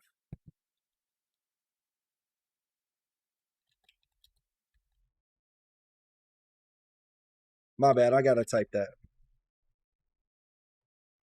what's going on, babe? What's going on? Hey, just stay over there, sir. And then just go and step outside the garage for us, okay, sir? Okay. I'm not getting ready from you. That's good. Just wanna make sure. Is this at my work? What one? At my work? For what? For failure to repair? For what? Yeah, that's it. Yeah. When did you shop this? A while back. It was like 2 years ago. 3 years ago? 2 years? 2 years ago. Where did you shop this at? I shopped at that Target. I did a while back. Just hang out right here, so we're not finished yet, okay? Do you want to help me do a... Bro, I bet you she got roaches like Joe's apartment. Y'all remember Joe's apartment where the roaches was talking and dancing and shit? That's how they be in that house. 10 on the kids? Hey, so where are the kids at? They're around back. Where did their dad go? Back here? He wants to go get a light for a cigarette. Does anyone stay back here in this RV? No, that's mine. That's yours? Yeah, I didn't have a place to put it, so. Okay. You guys already know. I don't know about you, but Yeah, we'll get it all figured out, man. We appreciate all your cooperation. I'm going in the house. But they were just playing it back there in the pool. This is your house? No. Hello, Sheriff's Office. Where's the boy? Good. How you doing? Hey, how's it going, sir? How you doing? Who else is in this house? There's a lot of people here. How's it going, man? Hi. Who are you? Travis. Hi, Travis. You're not in trouble. My name is Detective Chandler. We're just here to do a welfare check on you guys. Okay. Are your siblings here? Yes, they're in the back. Okay. And then who are you? I'm a friend. You're a friend. Okay. Are the other kids coming out? Yes, my other brother's just washing them up. Okay. Hello, Sheriff's Office. Who are you guys? You're the owner of the house? Okay. Well, I need everyone to come out because we're doing a welfare check and this is getting a little out of hand. So come out here, please. The little one's a shower. Okay. Do they need his mom? Or? Yeah, let's go. Who is he? That's your brother? No. They're showering. They're brothers. I was just helping them. They're my brothers. Are they okay? Yeah, they're just showering. Can we have them come out, please? Yeah. Oh, they're all showering. Can I get them a towel and close it up? Yeah, get them some towels. Yeah, How old are they? yeah, that's 5 and then the other one's 3, 4. You guys okay? You got it? Okay, let's come out, guys. Yeah, because they were just playing outside. Hello. Who else is back here? You rent from them? Yeah, we're not just a part of like of the kids and everything. Okay. Yeah. So. Well, I need you guys to come out here for now, okay? Oh, okay. Okay. Hey, welcome in, Candy. How's it going, Candy? Welcome to the chat, love. Thanks. And then if you guys have IDs, bring them out too, okay? Do you guys have any kids back here? No, just our 2 dogs. Because I'm missing a kid. No, we don't have a kid back here. Okay, let's go outside, guys. Yeah. You're good, man. We just need to identify everyone to see who's here in the house, okay? Let's go, man. I'm not going to be looking through your stuff, dude. As long as the kids don't have access to it, let's just go. And who stays in this room? Anybody? Anyone in here? Hey, I need you guys to come out. I'm going to seize the house for a search warrant. Let's go. I need you to step out of the house, please, okay? I'm in a lot of pain. Okay. Do you need an ambulance? No? Why do you need us? Because I have a whole lot of in this house around kids. So let's go, ma'am. I'm not answering questions right now. I need you guys to come out of the house. Is there any other people back there? Okay, you're good. I have no for my little brother. I just have to make sure he's outside.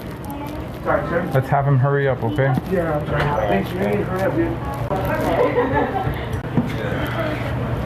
So as soon as we identify everyone, we'll have everyone step out. But this should be everyone right now. So, okay.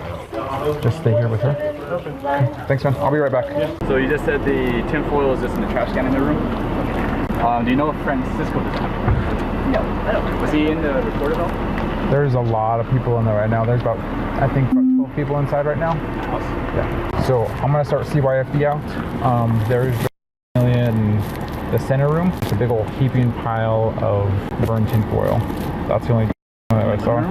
No, one of the bedrooms. As soon as you look down the hallway, it's that first bedroom right as you enter. There's a one twin-size bed, and there's a dresser right next to it, and on the dresser, just a heaping pile of burned tin foil. As soon as we identify everyone, run everyone, make sure no one else are alarmed, we can probably start kicking people. It's mostly mom and dad. Hey, what are you thinking? So I'm gonna call the DAs and see if I can do a search warrant on photos and narcotics.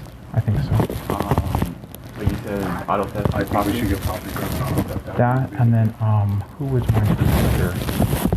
Well, Captain said Barreco was assigned this family or something like that. And he wants to come out here and do interviews and stuff. Okay, I'll call his sergeant.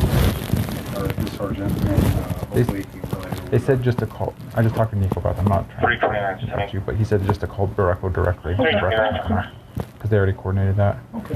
Do you want to 16 the people with the other ones? Yeah, 16 everybody. I agree with you. Okay. Did you see the?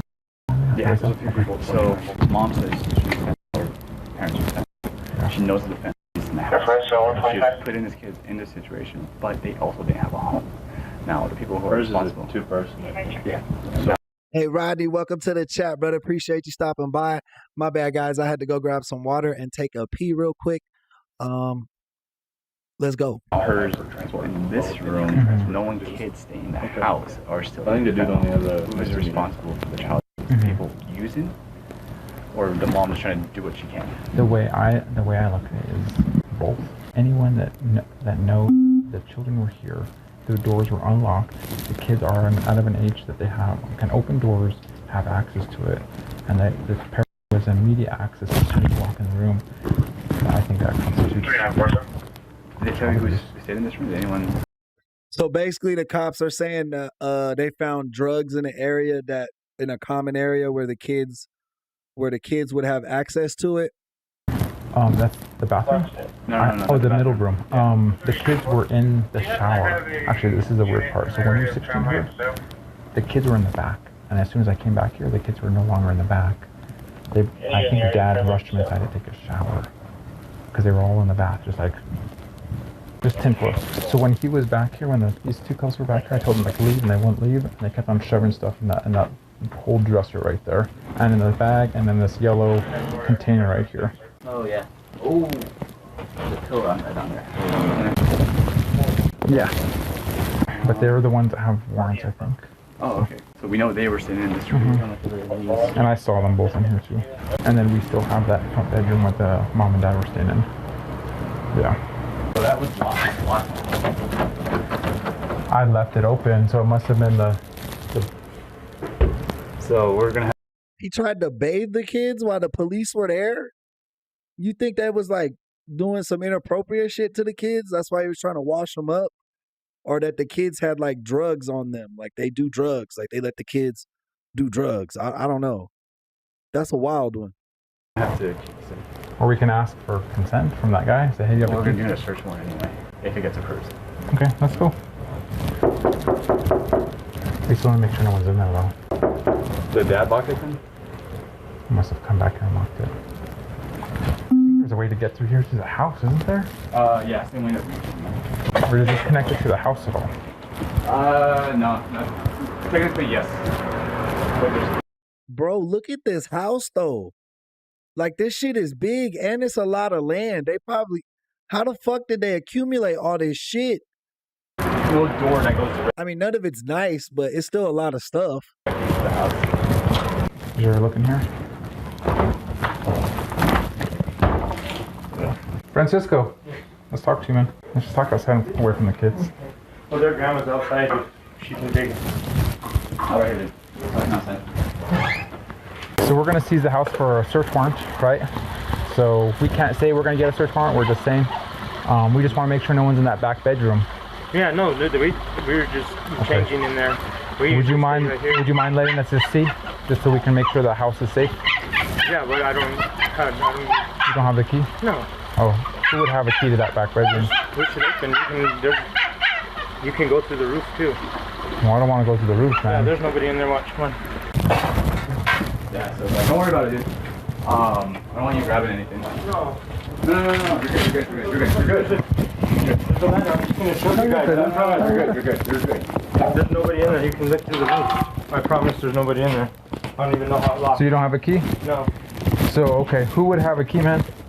I don't know. Okay, so just listen, Francisco, I just want to be super clear with this. So, should we be granted a search warrant? Go ahead. Yeah. But no, just listen. We're going to have to gain access to that. Should we be granted? No, we can open it. So, I'm just saying I'd rather just have a key than besides, because I don't want to damage anything. Dude, take it in. I don't mind. I'm telling you, there's nobody in there. You can look. You can see there's nobody in there.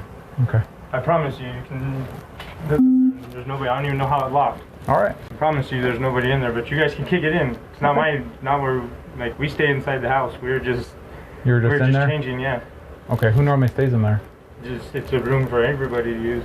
Because I stay in the room with my kids over there. There's nobody in there. You guys if you need a search warrant, go ahead. Okay, so who sleeps in what rooms? We have to start identifying people and we have to start coordinating. We just barely got here, so we don't have like a room. He allowed us. You guys. It's on. His name's my guest. I hardly ever see anybody. I come into work. He just allowed us. A friend of ours introduced us to us. He said, "My buddy, your buddy Lee." So, did your duck pass away, Vegas? I'm sorry to hear that. Did you say like you had a pet duck and it died? Do you know what happened or what was the cause? Told us that you guys are staying in your car. I said, yeah, it sucks. He said, if I told him I do tile work, I did the tile work in his bathroom, and he allowed us to stay here to stay off the street. So we'll walk you back to the living room. Let's go this way. Yeah. So if you guys, but honestly, if you guys need to kick in the door, that's fine. Francisco, let's go this way, man. Yeah. If you guys need to kick in the door, do it. I can fix it or whatever you need to do. Francisco, just hang out here in the shade for now, okay? Right. I'm gonna have everyone step outside now. Hey, so if you guys can come outside, and then we're gonna have you wait in the front yard real quick. And you guys are gonna stay right here with me. Okay. They're staying with me. They can stay inside. I don't want them outside. It feels too hot. Doing okay, ma'am? Okay. So they kind of tell you what's going on? No. Okay. So I guess grandma's here? Okay. So is it okay if the kids... So the dog was dehydrated because the water wouldn't come out of the jug? That's crazy. R.I.P. Ducky. Go with her? Yeah. Okay, so that's what we're gonna plan. So we still have to bring out CYFD. Okay. And then is that Francisco, your husband? Yeah. Is he the kid's biological dad? Yeah. Okay, sounds good. Sir, we got approval to do a search warrant. We're working on that now. CYFD's called out. Grandma of the maternal grandma came out. She said she can't take the kids because she works. So we'll probably just end up 48ing based off of the condition of the house and all the 57. So. No. We'll be here. We'll be here for a little bit. Can we go grab some water? No, not right now. But give us some time and we can get you guys some water, okay? You still doing okay, sir? Do you need medical attention? That whole family got the dope fiend lean, bro. Look at bro, even this guy sitting down. Yeah, I'm good. I'm gonna talk to the kids real quick. Are you guys doing okay? Yeah, we're good. Okay, do you guys have questions? I don't really. What's your question? Where am I bit? He's asking where's his dad. Oh, he's just outside. He's talking to us. Yeah. No, we don't have any questions. Okay. I want grapes now. You want grapes? Do you guys have grapes? Yes. No. Did you guys eat lunch? Yeah. Okay. Once the field units are going 10-8, just helping us secure the house because there's a couple people inside, but right now we should be fine. We're just waiting on CYFD. We've arrested mom. Brock has her in the back of there. And then we have, at this point, I was thinking it was like 10 and 12 people. I think it's more like 8 people, 8 adults inside. Just random people. They're all sitting in the front yard. I don't know what state this is. The houses and stuff look like California, maybe, or somewhere like that. But I don't know. I haven't figured it out yet. Y'all know I'll guess it right though. Everybody ID and all that. Cool. We'll go walk around. See the house and see what we saw. The woman was charged with 4 counts of reckless endangerment. And new charge. I guess I won't. All right, looks like our next video, prosecutor upgrades charges against NFL quarterback Mark Sanchez to a level 5 felony. Damn. Along with a new lawsuit. Now, remember, if you guys don't know, Mark Sanchez was a former NFL quarterback and up until recently was a commentator for, I believe, CBS NFL team, commentator, like media team. He was drunk at a bar and attacked like a Uber Eats guy, I believe. And then the Uber Eats guy started stabbing him. The Uber Eats guy was an old man, so I think Mark was able to take the knife away from him after starting the fight and then stab him up. So I think the old dude was like in the hospital in critical condition. I haven't checked into this case in a while, so let's see what the update is. Now filed against former NFL quarterback and Fox Sports analyst Mark Sanchez. Thanks for joining us. I'm Aaliyah Blackburn. And I'm Howard Monroe. Bob and Chelsea are off tonight. Sanchez now faces a felony charge and a civil lawsuit for a fight that resulted in him being stabbed. CBS 4's Russ McQuaid starts our team coverage tonight with an update on the criminal case. Yeah, that's wild. You don't be fucking with old men, bro. Old dudes, like if dudes in their 50s and 60s, they always have knives on them, bro, because they know, like, if somebody tests me, bro, like I'm older now, like I need a weapon to defend myself. As knife fight downtown are coming out and having an impact on how the prosecutor has charged the ex-NFL quarterback. New today, surveillance video obtained by the New York Post showing a blood-soaked Sanchez staggering up the 300 block of West Washington Street early Saturday morning after he was stabbed in this alley by a driver who said Sanchez attacked him because of where he parked his truck. This Sanchez thought he was fucking parking police that night? Like, what the fuck? guy is trying to kill me, the driver remembers thinking as he said Sanchez pummeled him as he lay on the ground wedged in between a dumpster and wooden pallets, and the man told police he, quote, struck Sanchez 2 or 3 times with a knife. The next thing the man knew was Mr. Sanchez looked at him with a look of shock. He slowly turned around, and Mr. Sanchez took off northbound in the alley. That's Sanchez coming out of that alley and staggering for help. An investigator said he asked Sanchez what happened, and all he could remember was grabbing for a window. This is the window on Loft Miller's Pub and Eatery. Those are Sanchez's handprints, and this is the bar. Yeah, he was blackout drunk, bro.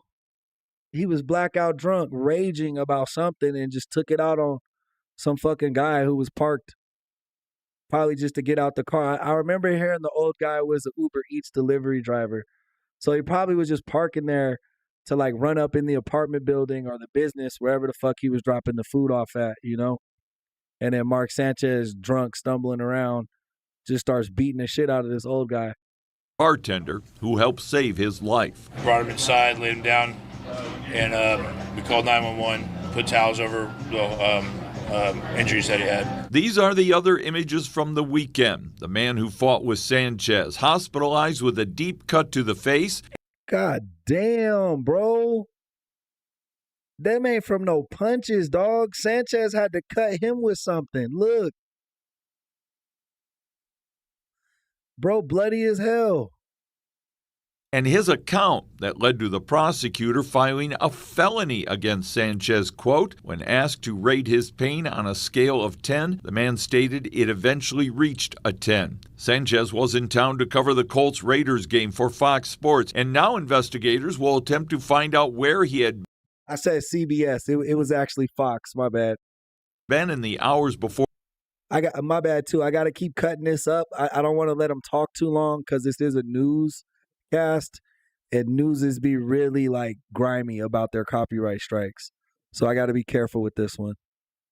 For the fight and with whom, and if he'd been drinking, because the truck driver said, quote, Sanchez smelled of alcohol and his speech was slurred. In a case like this, one of the things that you are considering is where people are coming from, where were people going, what were they doing, and then once individuals receive medical care. I see how these cases connect, Decoy. Good. I see your detective eye over there. We're obviously very interested in what those medical records look like because constitutional carry state that gives wide latitude to self-defense and the use of guns if necessary to defend oneself, leaving Mark Sanchez fortunate he's still alive to fight for his life and his innocence in court. We're lucky that no one's dead right now as a result of this incident that involved a knife, but certainly more people have guns. And we have to be mindful of that as we start and deal with conflict in our community. Sanchez has engaged noted Indianapolis defense attorney James Voiles as his initial court hearing has been. I wonder what's Mark Sanchez's defense going to be. Is he going to try to say it was self-defense against this old man? Like, what the fuck? Yeah, Sanchez lucky he alive, bro, getting 3 stabs. He could have got stabbed in his neck or his heart or some shit. Postponed, but he has a pretrial hearing in early November, and his status with Fox Sports is yet unresolved. In the studio, Russ McQuaid. So he already got the case pushed back because he got money. He got a lawyer. He's probably not going to do too much time, honestly. But yeah, bro, you fucking play stupid games, win stupid fucking prizes, right? You beat up an old man, that's what you get. I'm glad that old man had a fucking weapon on him to defend himself.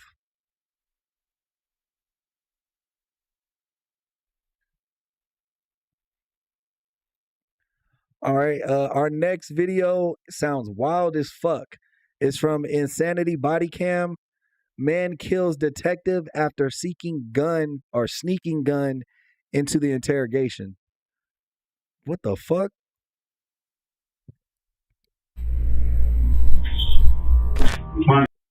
This is from Insanity Body Cam.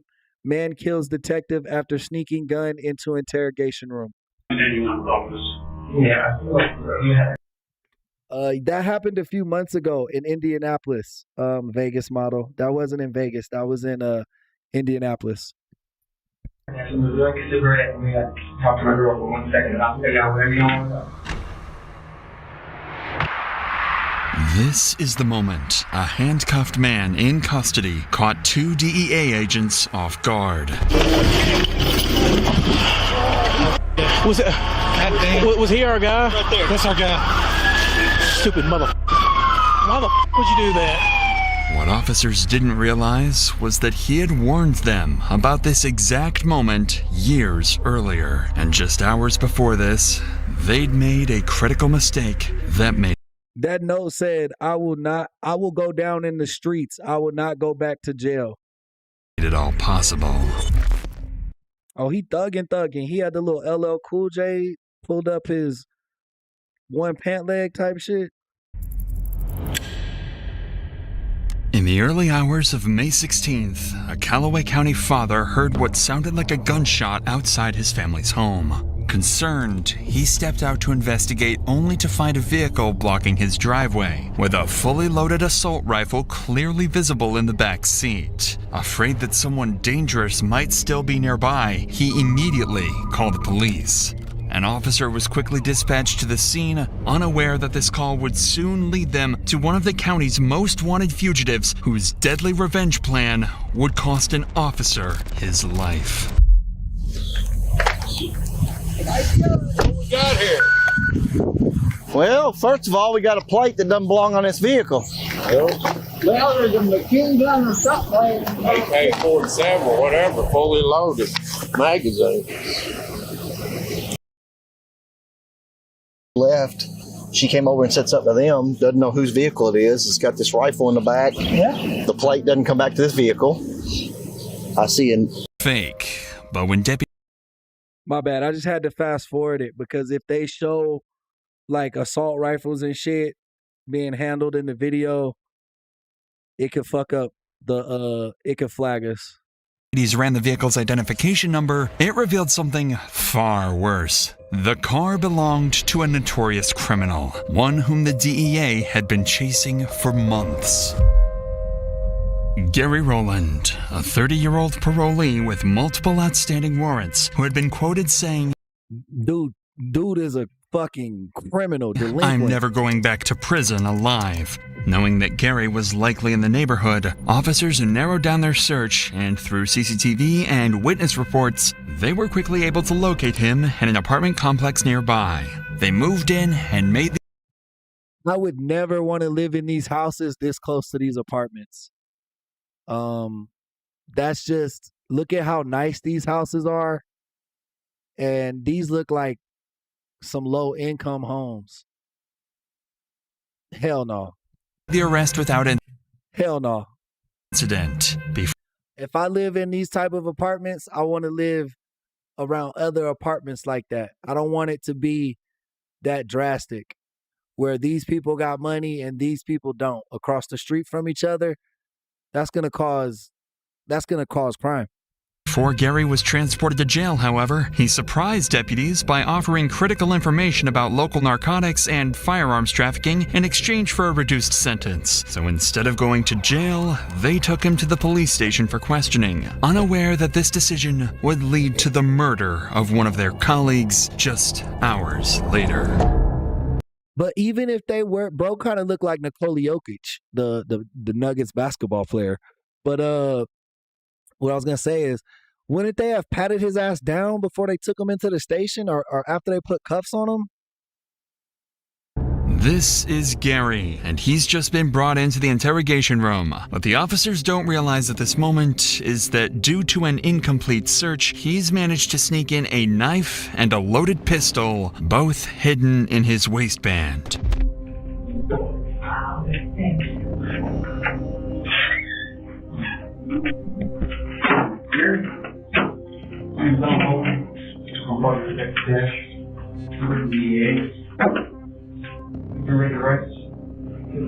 This is Jody Cash and his colleague, Donald Bowman, both members of a DEA task force. Worth knowing is that Detective Jody actually has history with Gary. Back in 2017, Jody managed to arrest him on drug and firearms charges, offenses that sent him to prison for years. What neither Cash nor Bowman...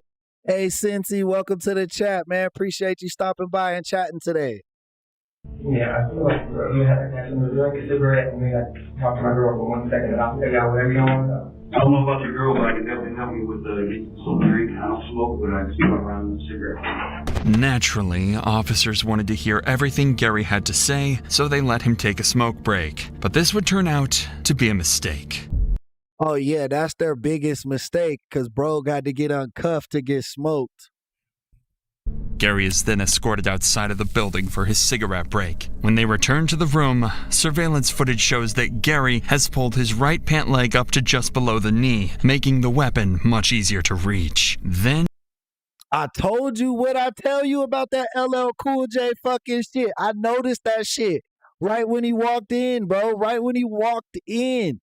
So where's the gun at? Like, is it in his leg right here? How the fuck did they not pat him down, bro? What type of rookie ass cops is this? Y'all are detectives in street clothes. Y'all should be following all the procedures. Gary asks for one more favor, one that would cost a deputy his life. Give me the shows. If you're not going to call it, you know, you ain't going to do much for us. So right now, I guarantee if I call Lexington, they probably got to have that information. He ain't no stranger. You know, so realistically, we're looking at we really go with that. Smoking a cigarette? Well, based off of that other things too, man, I don't mind helping you out, but you can't do this all day. Okay. Bring me 2 cigarettes in one hand and one in the other. I got that one coming before that. That's the only one. That's the last one I got you.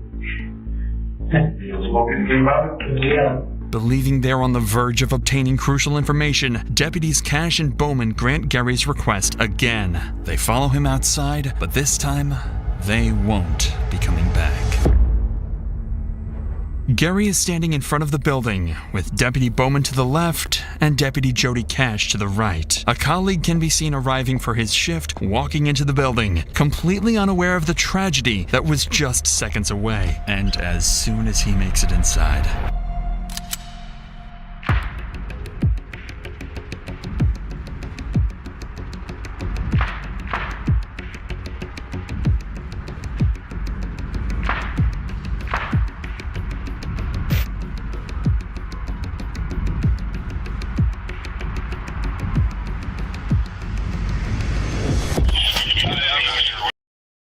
So look, obviously he got shot down dead too. He got what he wanted, which was suicide by cop.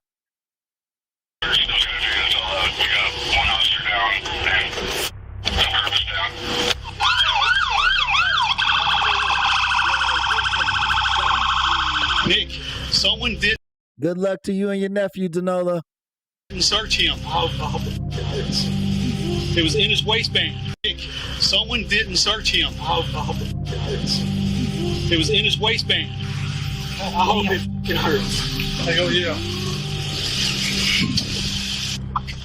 No, go over there to Jody. Stay alive, go to Jody. Go to Jody first. Go to Jody first. You need to go be with Bowman because Jody's not doing good, man. Somebody needs to be with Bowman, yeah. Yeah, go sit somewhere else, Brian. He's done for it. Yeah.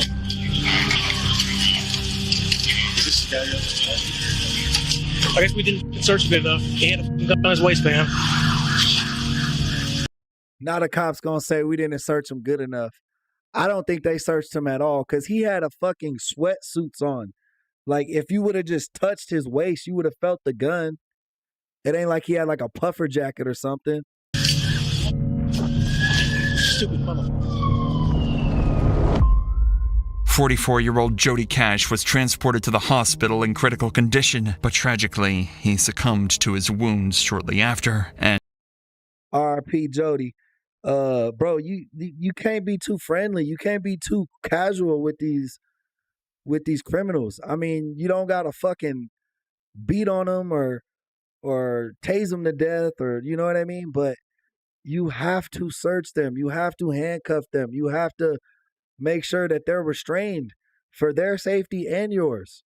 And was pronounced dead. He had served in law enforcement for 22 years and has spent the last 2 on a special DEA task force. In the following weeks, an investigation was launched to determine how a convicted felon managed to smuggle a gun into the sheriff's office and kill a police officer. Based on the evidence gathered, investigators concluded that that day, no one searched Gary thoroughly enough. In response, Deputy Jody Cash's wife, Karen Cash, and Deputy Donald Bowman filed a lawsuit against law enforcement. The suit sought wrongful death damages for Cash's estate and emotional trauma compensation for Bowman, who developed PTSD and could no longer work in law enforcement. A settlement was reached in September 2023.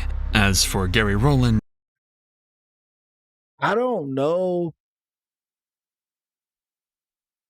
Maybe they weren't the first responders. Them detectives had assumed that the patrol officers had searched him already before they took him into his car. See, that's what I'm saying. Too casual. Assuming people are doing their jobs. Never assume someone did their job. Like, if you're working on something where somebody has to hand over a project or something to you, verify their work first before you continue forward. And what I mean is, in this situation, patrol cops say, hey, he wants to snitch on somebody. Let's get the detectives. Detectives, don't just take him. Don't just take him to the police station. Research him. Don't just assume that they searched him thoroughly. Because now, one dude is sad, a wife is fucking sad, a partner is sad, and one guy is dead, bro. Like, all their lives are different now, forever. he was shot 12 times and eventually died at the scene of the shootout. When his gun was recovered, investigators found a jammed casing, meaning that Gary's weapon malfunctioned, a lucky break that prevented any more officers from losing their lives. Damn, that's a sad story. That shit was a sad story. You wasn't missing nothing at the end, Cincy. It just was like pictures.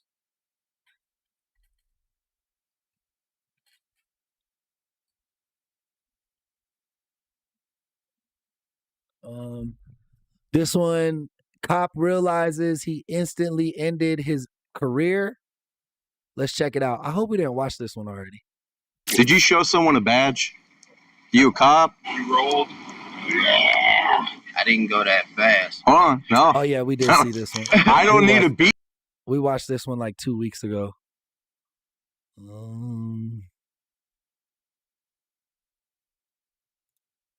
Oh wait, same It's picture. me. Yeah. Turn around. Why?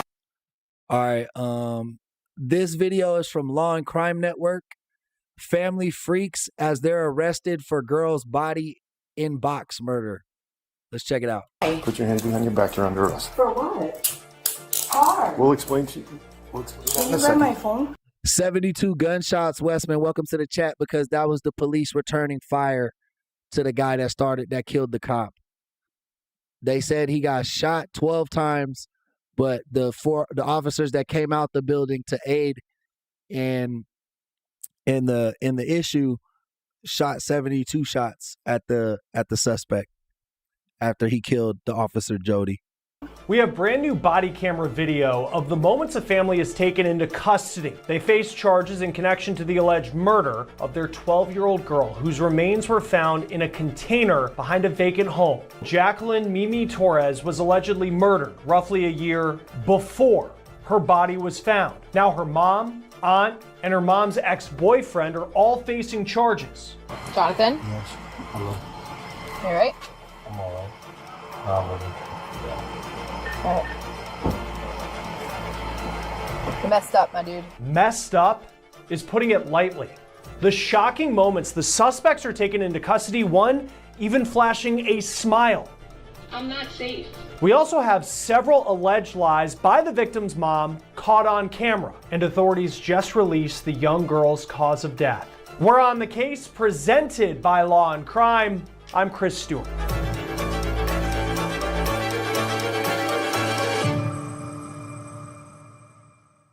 Oh man, this story is just so hard to stomach every time we cover it. The young girl, who's the victim in this case, she was allegedly murdered and then kept out of sight. No one recognized that she was dead or missing for roughly a year, as her mom, her aunt, and her mom's boyfriend allegedly hid her body before dumping it behind a vacant home.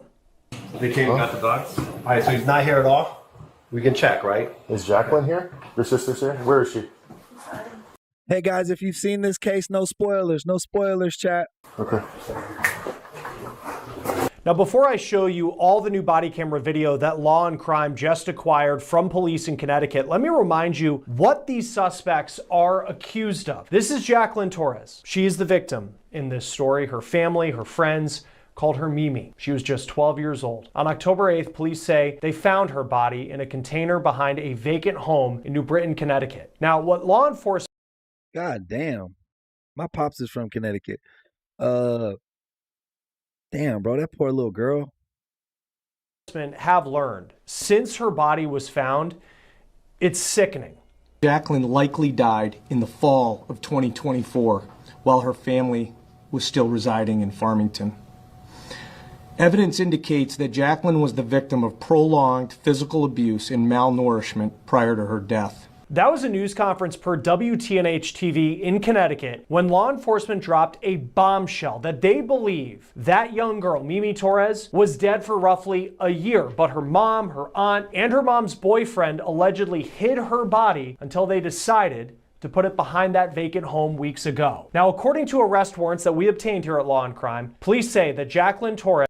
Did they ever file the girl missing or anything, or did they just carry on like they never had a daughter? Was starved, zip-tied as punishment, and left to die inside her family's home in Farmington, Connecticut in the fall of last year, allegedly, again, at the hands of her mom, her mom's boyfriend, and her aunt. Her body was allegedly hidden for months in the basement of their home. Now, this is that vacant home where her body was found in New Britain. The smell was so bad that an investigator... Is that a home or an apartment? That looks big as fuck.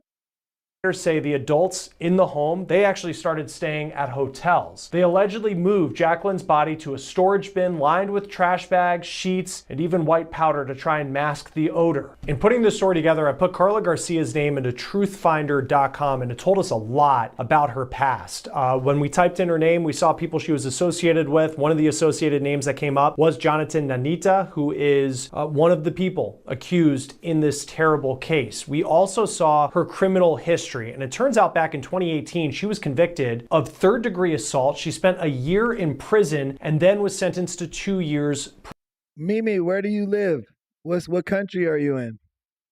Probation. At Law and Crime, we partner with Truthfinder. We're waiting for information on this case. This was her daughter, Jacqueline, is. What's your name again?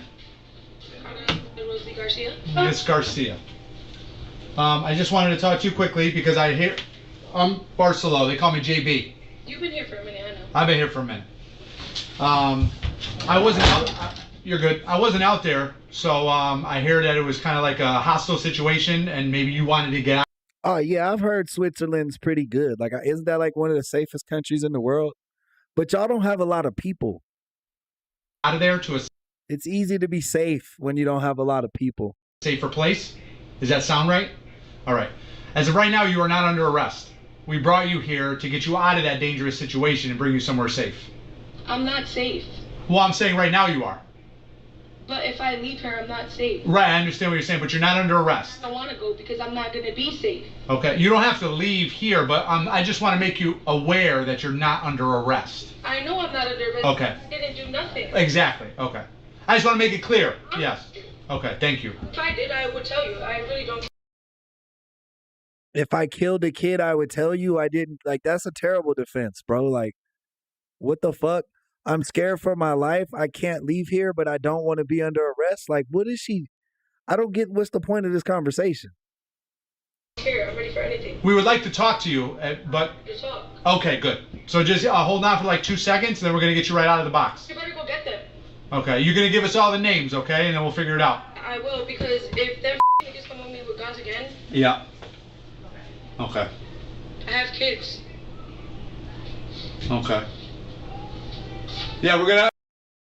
Hey, Jakar, welcome to the chat. Appreciate you stopping by today. Hey, we'd like you to bring you upstairs. Drop my kids off? That's where they went. Okay. If something happens to my kids, I'm gonna really have anxiety attack. Where's your kids now? To what house? White Street. 157 Dwight. Yes. Okay. That's where they all are? Because I remember. I just put it out over the air to have someone go check. Okay. How many kids are over there? 5. 5 kids? I have 5 kids. 5 kids. All ages? How's the oldest? Who's the oldest? Yeah, no, for sure, Mimi. That has a lot to do with the population density, bro. I don't care where you're at in the world. The higher populated countries are going to have more crime. Just like they'll have more, you know what I mean? The more people you have, the more opportunity for that shit to happen. 12. 12 is the oldest? Okay. Jacqueline.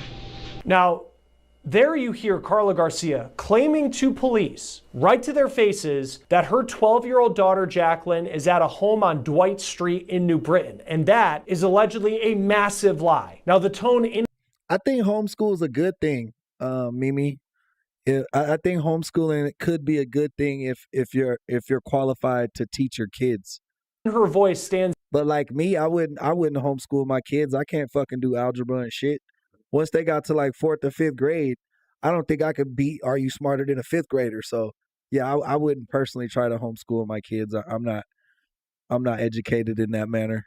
Out as if she's the victim in this case, as if she cares about her kids. But remember, police believe that Jacqueline, her daughter, had been dead for roughly a year, and Garcia allegedly was in on hiding her body. Now, here are the mugshots of the people who are facing charges in this case. Carla Garcia, who you just heard from, she is Jacqueline's mom. Then you have Jacqueline Garcia, that's Carla's sister, and Jacqueline Torres's aunt, and then a man named Jonathan Nanita. That is Garcia's now ex-boyfriend. Now, you heard Garcia allegedly trying to mislead police the day after her daughter's body was found. Now, according to her arrest warrant, quote, Garcia originally told New Britain detectives that her daughter was fine in visiting a friend. Now, here's more of what she told officers before she was brought to detectives for an interview. Oh, God bless you. I only have 2 and it's a lot. We got a lot going on. We're going to talk to you, all right? Pressed. I'm sorry to hear everything. You got a lot going on. I'm sorry. I don't want nothing happen to my kids for That's crazy, Eve. I'm sorry to hear that, but welcome to the chat. Of course. Terry, how's it going? Welcome in. Of course. Is there anyone you want us to call to come down? She doesn't have her phone on her right now. Can you find my phone? Yeah, we'll look for it. Well, because we want to get you somebody down here for support. I need to talk to... I need my sister. What's her name? Jacqueline. Jacqueline what? I'm her sponsor. What's her last name? Everything up. Okay. Your sister lives on Kelsey Street? No, she lives with me. And no, they everything up. On Fairview? What's gonna happen to my sister? She's on parole. On Dwight? She lives over there? Tremont with me. Is your sister there? Yes. And they were trying to attack her. You seen it? Yeah, I got our whole shift out there, okay? Yeah, the whole shift's out there. Garcia told authorities that her children, they were supposed to be at a cousin's home in New Britain, but then police say they visited that home on Dwight Street and they couldn't account for one child, and that child was Jacqueline Torres. According to Garcia's arrest affidavit, detectives then told her in an interview they didn't know where Jacqueline was. Now, we don't have video of that conversation yet, but police say Garcia appeared surprised upon hearing this. Garcia reportedly acted surprised, repeatedly asking, quote, "What do you mean?" She said all her kids were supposed to be at Dwight Street and claimed that they were there when she left. Now, when asked if Jacqueline could have been So her defense was just to play like her daughter was still alive? No, she was there, bro. When y'all arrested me, she was at the house. with a friend or dropped off elsewhere, Garcia said no. Now, that was on October 9th. 2 days later, on October 11th, police seemed at that point to have had enough of Garcia's story, and they responded to her house where her sister also lived and put them under arrest. Now, in the new body camera video that we have from police, it shows them also looking for Nanita in that home, but he's not there. But you can see Carla Garcia on the phone when officers opened the door. Vegas model, yeah, I feel that way about Las Vegas too. I appreciate their police department. Growing up there, them police will kill your ass. They will shoot you. Don't get me wrong. They violent just like all the other police departments. But for the most part, they're equal opportunists in who they violate.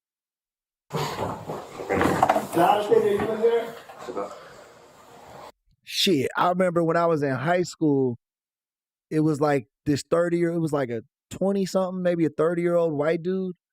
He got shot by the police for dribbling a fucking basketball, and the cop tried to say it was a gun. When the fuck has a gun ever been mistaken for a basketball or vice versa? But yeah, I think that happened in like, I want to say like between like 02 and 06, like somewhere around there.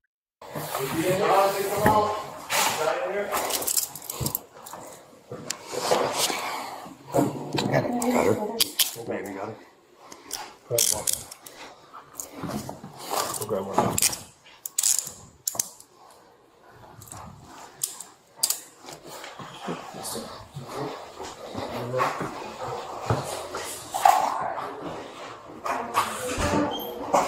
Police then search their home, and here is the body cam video of the first officer in the door who goes to arrest Mimi Torres' aunt, who is also named Jacqueline.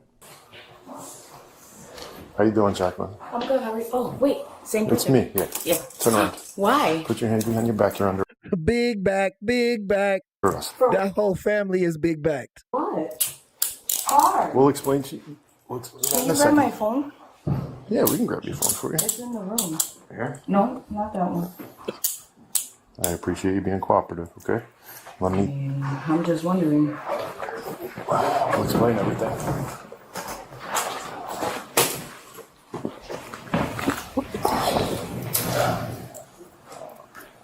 Good? Honestly, bro, I don't think any kid should be forced to go to school. Like, if you don't want your kid to go to school, I don't think they should have to go to school. I don't think that's a smart decision. You know what I mean? But like, yeah, I don't like rules and regulations, man. I like freedom. I like free will. That's what God wanted us to have, was free will. And that means that it's up to us to have like good choices and bad choices. You know what I mean? Do you want to do what's right, or do you not want to do what's right? Either way, it's our choice. If you're not hurting anyone or not, killing anyone or like taking advantage of a situation, then what, like, you know what I mean? You comfortable here? Whoops. Is that okay for right now? You got anything on you? No. No? But can you please just grab my phone? Yeah, where is it? It's That's over right. Which one's that? This one. Well, that's your phone? No, it's in my. Oh, whose phone is that? That's my friend's. Okay. Hey, just have a seat. Good? Yeah, that one. Love strong. I'm fat as hell. I got the dad body. Just because I call someone else dead big back don't mean I'm not big back. I don't know what you was trying to get at. You know what I'm saying? I tell everybody I'm ugly as shit. I'm fat. I'm loud. You know what I'm saying? But I still do okay in life. I'll be okay. There's nothing y'all can say to me or do to me that's gonna make me sad. You know what I mean? Thank you.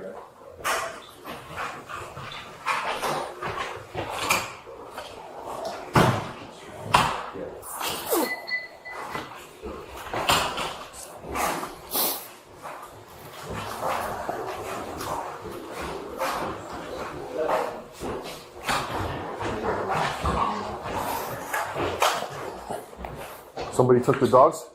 Yeah. She came that night? Yeah, bro, that's fucking crazy. Monthly visits until kindergarten?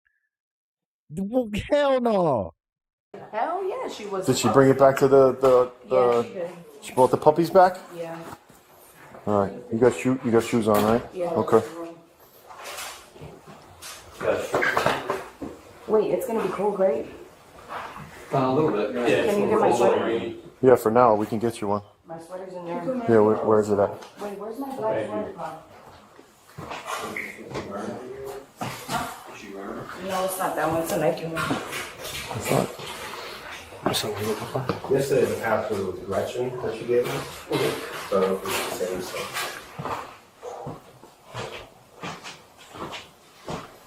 Jacqueline, where would it be? Can I get up?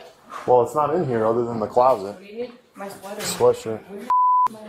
I have some in my. Oh wait, check if it's on my sister's bureau.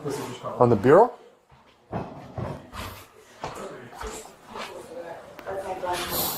No, it's not here. It's not on my bureau. Check in the closet. Can I just give you this red one? No, monthly visits, if that were true, would incline they want to make sure our children are safe. No, that means they want to harass me as a parent. Now, if there's signs of my kid being abused or not getting the education or the things that they need, that's one thing. You know what I mean? But to just invade my privacy and say I legally have to bring my kid somewhere to be checked to make sure it's not being, that they're not being abused or something every month until kindergarten, that's fucking crazy. Where the fuck does that happen at?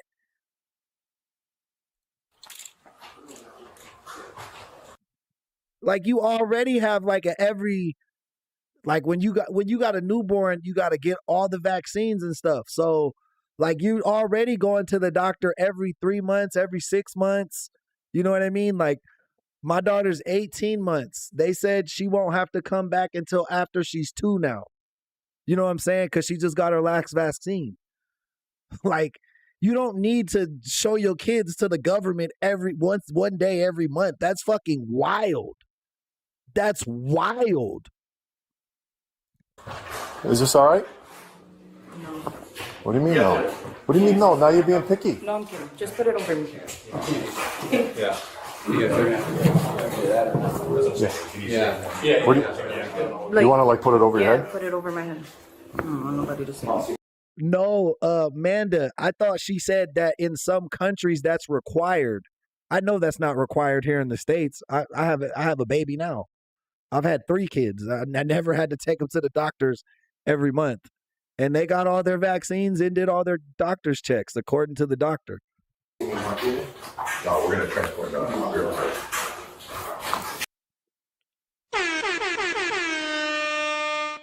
Hey, Marcus Green, welcome to the chat, brother. You know we like when the members show up to the live stream. Appreciate you supporting the chat today. Did you draw most of it? Good. Put it all the way down. In my pocket. We didn't have here? Yeah. All right, you'll be In the good. front. What? Pull it in the front. Okay. You want to sit down? Huh? Oh, Can I do my arm ready still? they're already cut up. Yeah. Luis Martinez, welcome to the chat. Eve, obviously Switzerland's just better than everybody, so we're not gonna put it through her head that the fact that they have a small demographic of people there is the reason why America's a lot more crime ridden, because we have like 100 times the population. Yeah, we'll adjust them when we get out there. You're gonna go into a warm car anyway. Yeah, we're So yeah, we got heat in the car. I can't even. It's Yeah. Marcus Green, back to back high fives, man. Appreciate the love. Thank you for helping sponsor today's stream, brother. Keys to lock the back door? No, we can lock it. Yeah, but where are the keys to lock it? My grandma. Yeah, he left. He was getting us some food. Okay. I'm gonna hold your arm walking down so you don't fall, okay? Huh? What'd you say? No, that's fine. Yeah, because I don't want you to go. You got nothing. Careful, yeah. Just go slow when we get to the stairs. Soon enough, next week. Can I knock on my neighbor's door real quick? You good? I need Just her go slow. to watch.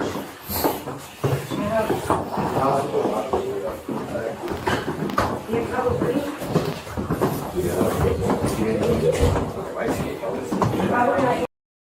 Mimi, I agree with you on Switzerland's safety, but Europe is not that much safer than America. People be getting stabbed. There's riots.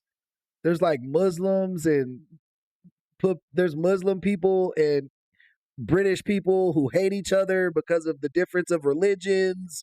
Like Europe throws bananas at black soccer players. Like y'all mad. Y'all got y'all own problems. So don't come for America because y'all got your own problems too.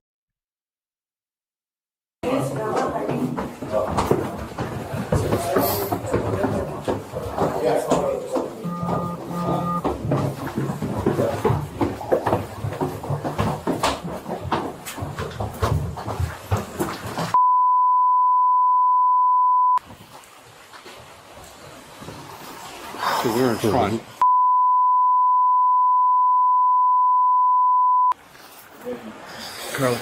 Yeah.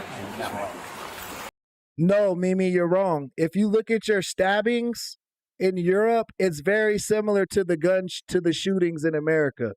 Y'all just are afraid of guns because y'all government programmed y'all to be afraid of guns. But in America, we understand that the guns is what keeps us free. We understand that the guns is what keeps us away from what's that shit called? Treachery? When the government imposes on its own people or some shit? I don't know where. Are we transporting any, or they're gonna do the whole thing? Here, Jacqueline, go here. Hold on, I'm tall. I'm old and tall, so I'll give you more room. All right.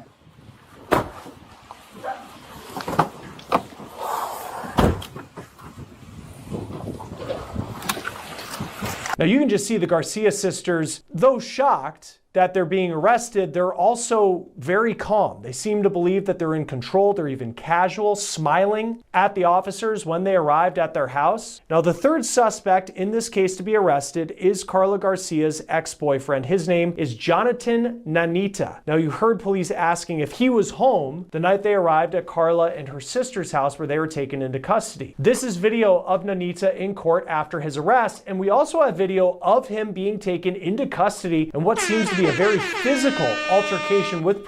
Hey, Marcus, appreciate the super chat, man. Thank you for helping sponsor today's episode, brother. Police on the streets. This was after the Garcia sisters were brought in. Check this out. Oh, I'm dead. I'm done. Go. You got a gun? No. Got his hands. Get your hands. Give me your hands. Give us your hands. Hold on. Okay, he's got. Hold on. We got one leg stuck. Okay. No, you got cuffs? You want to get cuffs? Hold on. Move My this. face. Pull him out. Pull him My out. face. Handcuffs. Hold on. Put him in cuffs. Put him in cuffs first. My face. I know. My face. Don't fight. My face. I can't feel my face. I'm bleeding. Hold on. What's your name? Jonathan. Jonathan what? Nanita. No, it's not. What is it? Jonathan Anita. It's Jonathan Anita, I swear. Ah! Want to pull him out? Ah! Pull him out. Hey, drag him to you. Ah! Drag him to you. Ah! Ah! One. Ah! Roll to me. Sit up. Ah! Yeah, I'll call dispatcher now. Ah! Just use that. Hey, let's get that horn, guys. We 1 like away from 199 likes, guys. 100 likes. Appreciate the love, y'all. Y'all did it. Called another felony. Shout it out. Ah!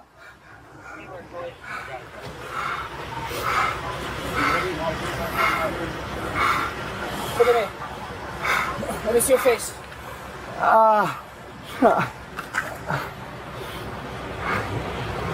We'll call medics. Why'd you guys kick me and beat me up? Give us your hands. I put you in handcuffs, dude. Dude, y'all beat me up. I didn't beat you up. Yes, I did, bro. Listen, bro, you'll get checked out. Don't you worry about it. Come on, bro. Y'all didn't have to do that, though. I was gonna turn myself in. Y'all didn't have to do that. Turn yourself in. You guys didn't have to do any of that. You wasn't gonna turn yourself in. These bruises on his face don't seem fresh. What he talking about? They kicked me and shit. Like, if you punch me in my face right now, my black eye ain't gonna show up until like the next day. So the fact that he got bruises on his face and shit, he been in a fight within the last week. For that. Should have turned yourself in a while ago. I was gonna say I was.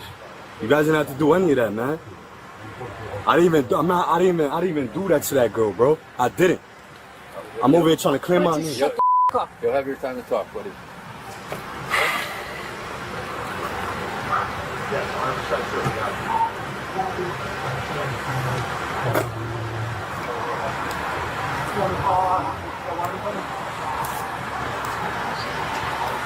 Yeah, Mimi, don't get your feelings hurt. We love you still. You're a good person, you know what I'm saying? Sometimes people just need to see stuff from the other side. They only have their perspective.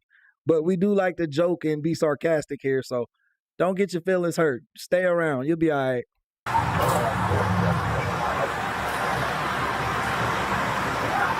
Good work, boys. Good work. I was gonna turn myself in. Yeah. Obviously, it looked like it. John, it was tomorrow. Tomorrow was. It's always tomorrow. You had your time, pal. Well, You had your time. today's your time. Yeah. I think it's 9:21. Now you can turn yourself in. Fix my shoe. You guys didn't have to do that though, man. Hey, Brandon, what's good? Welcome to the chat. You go, you smashed into 2 of our cars. Cool. Oh, you took off from us earlier. I didn't smash on that. I left. If you were going to turn yourself in, why didn't you stop in New Britain? Stop right when you guys came? In New Britain and Big Sky. You almost hit 5 people. When you guys came? Yeah, when we came. When you drove off in New Britain. I drove off, but I didn't hit. Why didn't you stop and turn yourself in then? STR Haven, you're wrong. You're absolutely wrong. Any medical physician will tell you that a bruise won't start darkening until it starts healing. When it gets darker, it means it's healing. That means the blood is rushing to where the injury is. Go back to medical school, my boy. I need people driving out of the way. Now, there is like rare exceptions who people that marked up really easy or really quickly, but we're talking in general. Obviously, this guy looks to be like Puerto Rican or something. He has a darker, tanner skin tone. He wouldn't bruise as easily as someone with like a fairer skin tone, like you're talking about. You're already right in New Britain.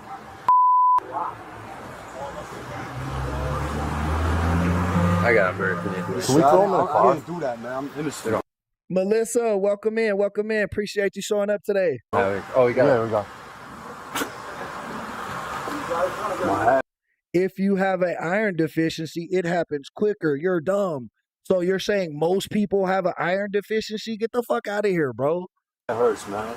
I didn't have to do any of that. Now, on the streets, Nanita claims he was going to turn himself in, and he also claimed that he was innocent. He's then put in the back of a cruiser. So you can see all three suspects are either saying that they're innocent or they're acting nonchalant when they're arrested. Now, when Carla Garcia, who's the mom, was interviewed by police, she tried to point the finger at her ex-boyfriend for what had happened to her daughter. According to her arrest warrant, when she was asked what happened to her daughter, quote, Garcia initially denied knowing, but then said it had been Jonathan Nanita. She said that she had been afraid to tell police because she feared Nanita would kill her or yes, Manda, that's what I was trying to say. That's what I was trying to say. Her children. Now, she claimed that she last saw Jacqueline Torres, her own daughter, 8 months earlier in their Farmington home. So that would have been around February of this year. Now, she alleges that Nanita did not like Jacqueline, her daughter, because she was making Garcia depressed and that Jacqueline didn't like that Garcia was pregnant with another child. And then Garcia presented a detailed, violent account of her daughter's death, which she says started when Jacqueline, the little girl, put her hands on her, the mom. Now, police say she... Bro, this woman's like 300 pounds. That little malnourished girl was what, like 60 pounds on it, like at most? If she hit you, like what the fuck does it matter? Send her to a room. Like some people just be crazy, bro. Some people don't deserve fucking kids, dog. She told them in October 2024, she was arguing with Jacqueline on the stairs when, quote, Jacqueline threw her down a flight of stairs. Garcia explained that she was 6 months pregnant at the time. Garcia claimed that after Jacqueline pushed her, Nanita became enraged and attacked the 12-year-old girl. The affidavit reads, quote, Garcia stated Jacqueline was bleeding. Tara, he was running fast as hell, man. Yeah, you should have, you want to make sure you didn't have like a head injury or a brain injury. You did the right thing. Bleeding a little, and she was still moving. Garcia stated Nanita proceeded to pick up Jacqueline and throw her, quote, Jacqueline threw her down a flight of stairs. Garcia explained that she was 6 months pregnant at the time. Garcia claimed that after Jacqueline pushed her, Nanita became enraged and attacked the 12-year-old girl. The affidavit reads, quote, Garcia stated Jacqueline was bleeding a little and she was still moving. Garcia stated Nanita proceeded to pick up Jacqueline and throw her down the second set of stairs leading to the basement. She told police that Nanita told her, quote, he had put Jacqueline in a bag and put expletive on her. Now, Carla Garcia insists. What the fuck, bro? Damn, bro. Said she had nothing to do with her daughter's death. After her arrest, police confronted Garcia with the finding. No, the girl pushed the mom at the top of the stairs, and then the mom threw her down the stairs, and then she picked her up again and threw her down the stairs to the basement. Findings of the medical examiner. The autopsy did not find any obvious signs of recent trauma, but it noted severe and prolonged malnourishment. Now, this directly contradicts the story that Jacqueline's mom had given to police of a violent, bloody death on the stairs. Police then showed photographic autopsy evidence, and Garcia's story collapsed. She began to admit that she allegedly played a role in Jacqueline's death. According to the affidavit, when she was shown a photograph of Jacqueline restrained in zip ties and lying on pee pads, she later admitted that she did apply zip ties to Jacqueline. They took pictures of this shit? What? On 2 occasions after she was told to do so by Jonathan Nanita. Garcia also admitted that she was forced by Nanita to withhold food from Jacqueline. But then her story goes beyond just being allegedly coerced. by Nanita. Quote, Garcia later admitted that she and Nanita would mistreat Jacqueline together because Jacqueline was bad. She didn't listen. She didn't respect them. Garcia went on to say that Jacqueline was doing things that she wasn't supposed to do, including striking other kids, going into people's cars, and having 5 boyfriends. Again, we're talking about a 12-year-old here. And here's a mom who's being confronted with autopsy evidence, and she's blaming her daughter. But that's what all murderers do. All murderers do that victim blaming shit. They always blame the victim. You know what I'm saying? Hey, Tomcat, you have a good day, brother. Enjoy your work shift, man. I hope it goes quick. Daughter. Garcia then provided a new account, or should we say another account, I believe this is roughly her third at this point, about what happened of Jacqueline's death. One that was consistent with starvation, telling police, quote, they stopped giving Jacqueline food for about 2 weeks prior to her death. She stated that Jacqueline died sometime in her bed, but she wasn't exactly sure when. She said that Nanita moved the body to the basement and the smell became unbearable. So they then stayed at hotels with friends. She admitted that when they moved from Farmington to New Britain, which is a town over, Nanita transported Jacqueline's body. This is all according to police. Now, this is police body camera video from December 29th, 2024, when Farmington, Connecticut police responded to a disturbance at the home of Nanita and Carla Garcia. Hi, how are you? Good. Is everything okay? Yeah. We got a call. There's a lot of noise coming from your apartment. They're always calling. Okay. Everything's good though. Everyone's all right? Yes. You could tell she was just yelling or some shit. This bitch out of breath. Is anyone else home with you? Just the babies and my boyfriend. Okay. Is your boyfriend here? Yeah. Can I speak with him? Yeah. Babe! Babe! They just want to make sure everything's okay. You okay? Yeah, I'm just pregnant. Just moods, you know. The officers seemed calm, even friendly, chatting with Hey, thank you, real Mr. Rogers. Appreciate you stopping by, twin. Carla and her boyfriend, Nanita.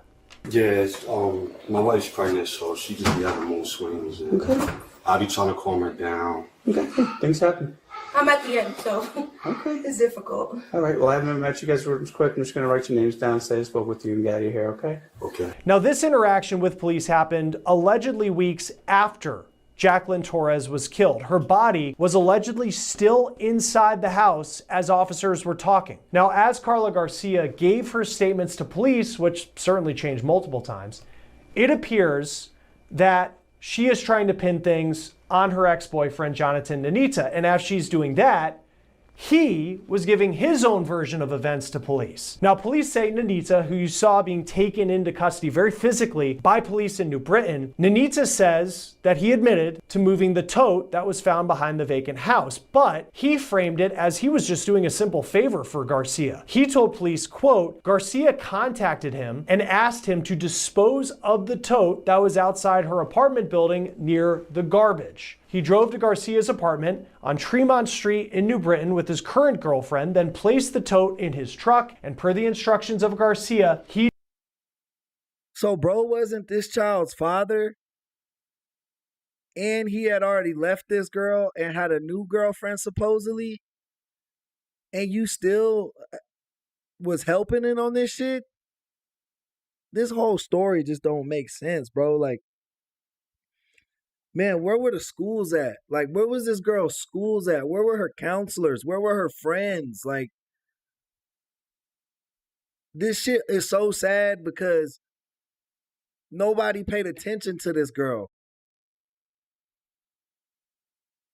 Like, if anyone would have showed the slightest attention to her, they would have been able to tell, like, something's not right at home.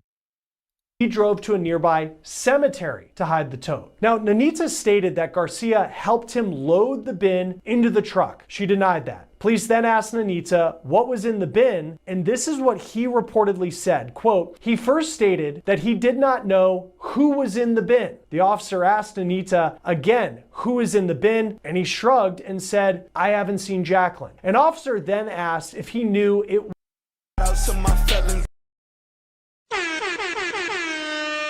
Hey, Tar, thank you for the flowers.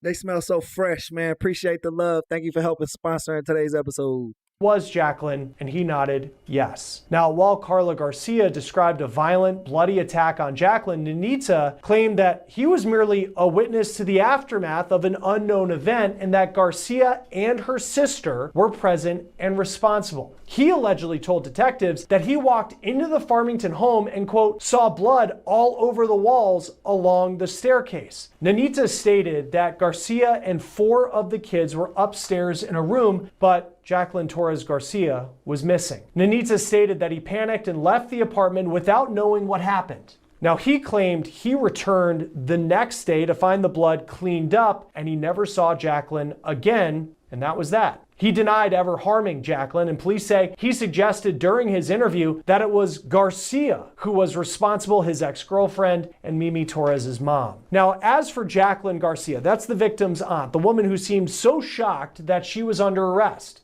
I'm good, how are you? Oh, wait, same It's person. me, yeah. Yeah. Turn around. Why? Put your hands behind Why? Bitch, you killed a kid. your back. You're under arrest. For what? Hard. We'll explain to you. We'll explain Can in you a grab second. my phone? The arrest warrant for Jacqueline Garcia reveals that she was not merely a witness to the abuse of her niece, but according to police, she was an active participant who actually documented the horrific conditions and, by her own admission, watched the neglect happen. Her first interview on the evening of October 8th was conducted while police say she was severely intoxicated and that she painted a picture of a normal, happy family. But by the next day, during her second interview, she was sober, and police say she admitted that she had not seen her niece in a long time. Quote, Jacqueline stated that she had just found out everything yesterday, but admitted to not having seen Jacqueline in months. The interview took a turn when another detective entered the room and informed Jacqueline that her sister Carla had stated that she was present for the abuse and took the photograph of Mimi restrained in zip ties. Confronted with this evidence, Jacqueline's defense crumbled. She folded. They were like, man, we got the picture on your phone of y'all doing this shit. Like, why the fuck did they take a picture? Like, y'all thought this shit was cool or something? began to confirm the horrific details of Hey, Harold, welcome to the chat. Mimi's life. Now, according to the affidavit, Jacqueline Garcia confirmed that her niece, Jacqueline, was deprived of food and made to stand in the corner. She confirmed that her sister, Carla, and Carla's boyfriend, Anita, zipped. These two bitches never deprived themselves of no meals. They never missed a meal, but this little girl can't eat. What the fuck? And y'all probably getting food stamps off the fact that y'all have kids in the house. Tied Jacqueline as punishment and often kept her in the corner of the room where she would defecate and urinate on herself. Today, the medical examiner ruled Torres's cause of death to be fatal child abuse with starvation, according to WTIC TV. Torres was severely malnourished, according to police, weighing only 26 to 27 pounds. Now, Jacqueline then admitted to her own alleged active participation in the abuse, though she did. Hey, Jesse, thank you for keeping it 100 in the chat. And thank you for helping sponsor in today's episode. Try to minimize her involvement, saying, quote, she did not come up with the idea to use zip ties. Jonathan did. Jacqueline admitted to seeing her niece zip tied on a couple of occasions. Jacqueline further stated Mimi was always in the corner of the house and that the zip ties started at the end. The end was the words that she used. Now, all three are now behind bars, each facing a long list of charges. Carla Garcia and Jonathan Nanita are both charged with. I appreciate the love, Jesse. I'm catching them hearts and I'm throwing them back to you, man. Thank you for the love. I'm sending it straight back. Murder with special circumstances, conspiracy to commit murder, risk of injury to a minor, unlawful restraint, intentional cruelty to a child, and tampering with evidence. Nanita was recently hit with the tampering charge along with another charge, violation of regulations regarding the disposition of a dead body. Hey, good morning, Deborah. Shout out Baltimore. You know I love B-More. You and you and all my friends from over there. He and Garcia are each being held on a $5 million bond. Now, as for Jacqueline Garcia, the aunt, she is charged with cruelty to persons, unlawful restraint, reckless endangerment, and multiple counts of risk of injury to a child. She is being held on $1 Decoy, you military? Pink mist? I've only heard military people use that term. million. But I agree. Bond. Now, this story isn't only about the alleged murder of a little girl. It is about how her death was able to be covered up for so long. Now, this family was known to DCF. WFSB TV reports that when Mimi was born, her mom was actually in a detention center, and they also say that they have investigated concerns related to Torres's sister as recently as January of this year. Carla Garcia had told the authorities that Jacqueline was being homeschooled and that she was actually out of state. And this is one of the more shocking developments in this case, because DCF says when they wanted to conduct a video call to make sure Jacqueline was okay, DCF claims that Carla Garcia used a different child to pretend to be Jacqueline on that call. And this was after Jacqueline died. How stupid you gotta fucking be, bro, to not realize that that's not even the kid you're supposed to be investigating. Man, fuck DPS, bro. Y'all should have been saved this little girl. DCF says that Jacqueline went to 3 medical appointments since 2020, and they did not receive any reports of abuse or neglect. All 3 of the suspects are due. Hey, Darlene, shout out Atlanta, man. Appreciate you stopping by today. You know we love the AT aliens. Grew up on Outkast.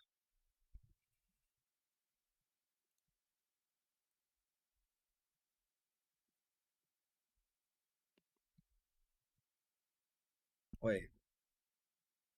My bad. I forgot what I was doing there. Oh, wait. Same It's me, yeah. Yeah. Of the suspects are due back in court in Connecticut on November 14th. That will do. Oh, so they just were in court 3 days ago. There was no conclusion yet. They haven't had the trial. That's a really recent case.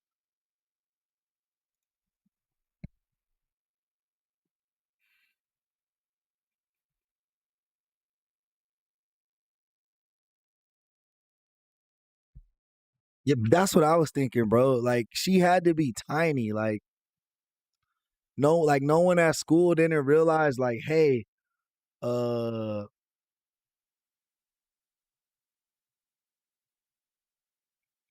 this girl's super malnourished. You know what I'm saying? Next one is from Red Thread Interrogation. Killer boyfriend realizes girlfriend recorded her own murder. I hate you. No, you don't. Yeah, I do. I hate you. No, you don't. I do. I hate you so much right now. This is 22-year-old Savannah Gonzalez. Right now, she is secretly recording her boyfriend, Brennan Hill, as he yells. No wonder you have nobody. You're a loser. And threatens his own girlfriend. You want to talk this dumb about me? Chachi, I hope that's not the case, bro. If you're being homeschooled and you got, like, I don't think there's no way them ladies were going to be able to supply her a homeschool education. And if you already got CPS cases and shit on you, I think you should not be allowed to homeschool your kid. Like, if your kid's already in the system and shit. A threat that would become very real in the moments following this video, because Savannah would be shot dead. Now Brennan will pretend to be an innocent man. Please don't take my baby. Oh, we seen this one. Yeah, they were at a hotel or some shit, and then he shot his girlfriend in the car, and he gets out the car and tries to act like some other shit happened. I remember, dude. He was crying. We did that one last week. 15-year-old killer realizes he's never going home. Let's check it out. The little ticky-tack nonsense crap that you guys have been doing for the last 6 months, you're going to go to jail for murder. How old are you? 15. On the night of January 26, 2022, authorities in Dayton, Ohio responded to a crash alert on Ferguson Avenue. Upon arrival, they discovered the victim, Brandon Cooper, fatally shot twice in the back, soaked in blood, lying lifeless in his car. Authorities' frantic search soon led them to Tyan Amir Peaks, as detectives found incriminating evidence that spoke louder than his denial. So you're trying to say I killed somebody? You were part of this murder scheme. The plot took an unexpected twist, exposing not one, but 4 teenage suspects. Will detectives be able to hunt down the real mastermind behind this unthinkable act of violence? You're digging a big hole, and you're going to throw yourself in it. Brandon Cooper worked as a Lyft driver, often taking late-night shifts to earn extra money for his family. On the night of January 25, 2022, Brandon left home around 11 p.m., unaware that a tragedy would strike and he would never return. The chaos that had unfolded was not the only chilling incident they encountered. Earlier that morning, a female Lyft driver had reported being robbed at gunpoint, and her cell phone, wallet, and vehicle were all stolen. Around 3 a.m., police located the stolen vehicle involved in the earlier robbery on Anna Street. When the occupants of the nearby home refused to exit, SWAT officers were called to the location. After a standoff, 4 teenagers were taken into custody, identified as DeTravon Mitchell, Tyan Amir Peaks, and 2 other teens. The following interview begins with Tyan, who is unaware that his friends have already been questioned. Tell me how he came into contact with you today, Mr. Peaks. Right? I woke up and I just seen SWAT team. Because my friend woke me up, he said, brother, SWAT team is outside. I said, why? He said, you don't know, bro, you gotta go outside. So that's when Yeah, my prayers go out to you and your little man, Eve. He's a strong soldier, and he gonna make it through this. And my condolences to you and your family. I hope everything works out. my friends went outside. And I just ended up here. Okay, well, let's back way up then, because obviously the day didn't start with the SWAT team. So what happened way before you woke up to the SWAT team? I was chilling. Where were you chilling at? Who were you there to chill with?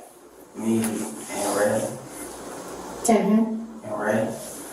But I just had pulled up, and then that's when I got sleepy, so I went to sleep. Bruh, these young gangster dudes, bro, they always be like, I was asleep. I don't know what happened. I fell asleep. They be sleeping in the most random places too. Bro said, yeah, I just pulled up to chill with Ray, but I was sleepy, so I went to sleep. Or it'd be like, say they do some shit in the car. I mean, I don't know. I was in the back seat sleep. Like every time, that's what they say, bro. When you say Ray, you're talking about... Is that who you're talking about? Okay. So who lives at Anna? Wallace, I will agree with you on that. They are a lot more lenient on white kids, for sure. I mean, just look, not even just kids, bro. Like, usually if a white person and a black person do the same crime, 9 times out of 10, the white person's gonna get a lesser sentence, bro. That's just the way the system is. It's fucked up. But even as a non-black person, I can see that that's true, bro. That happens. My friend. Who's your friend? Trey. Trey, do you know his whole name? No. Okay, so you and Ray pull up to Trey's house. What time do you get there? Probably around like 9:30. I don't know, around like 9:30 though. Okay, anybody else in the house besides you and Ray and Trey? No, it doesn't depend. Don't get me wrong. Like it doesn't depend. Just look at historically. Like take the individual cases out of shit. Take individual cases out of shit. Just say, hey, if we could do a bar graph, I guarantee you that Black Americans get charged more severely for the same crimes. I mean, just look at the gun laws. I mean, not the gun laws. The drug laws of the 90s and 2000s, when crack would give you 20 years to life, but cocaine was, you know what I'm saying, was a lot less charges. Like, that was what you think that was for, bro. And my other friend. Who's your other friend? I got caught with. What? Sorry, I can't hear you. My other friend, y'all, what's his name? Ray the house with whoever. What's his name? Ron. Anybody else in the home besides you, Ray, Trey, and Ron? Trey, Ron, and his little brothers. Well, here, I'll be frank with you. I know you didn't go to sleep. That's not what happened. When Detective Roberts and I sit in this room, we expect you to be honest with us because we are honest with you. I did want to sleep. I'm not going to lie to you, so I prefer that you don't lie to me. When we ask you questions about what happened, know that we already know what happened. I'm seeing if you're going to be honest with me, and you haven't been so far. And we're right at the beginning, so that's kind of silly, right? So we know that you and Ron and Trey and Ray caught a lift earlier today.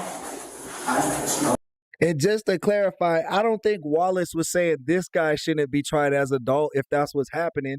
He's just saying he's more likely to be tried as an adult. He wasn't saying that he disagreed with it. He's just saying, he's just stating a fact, bro.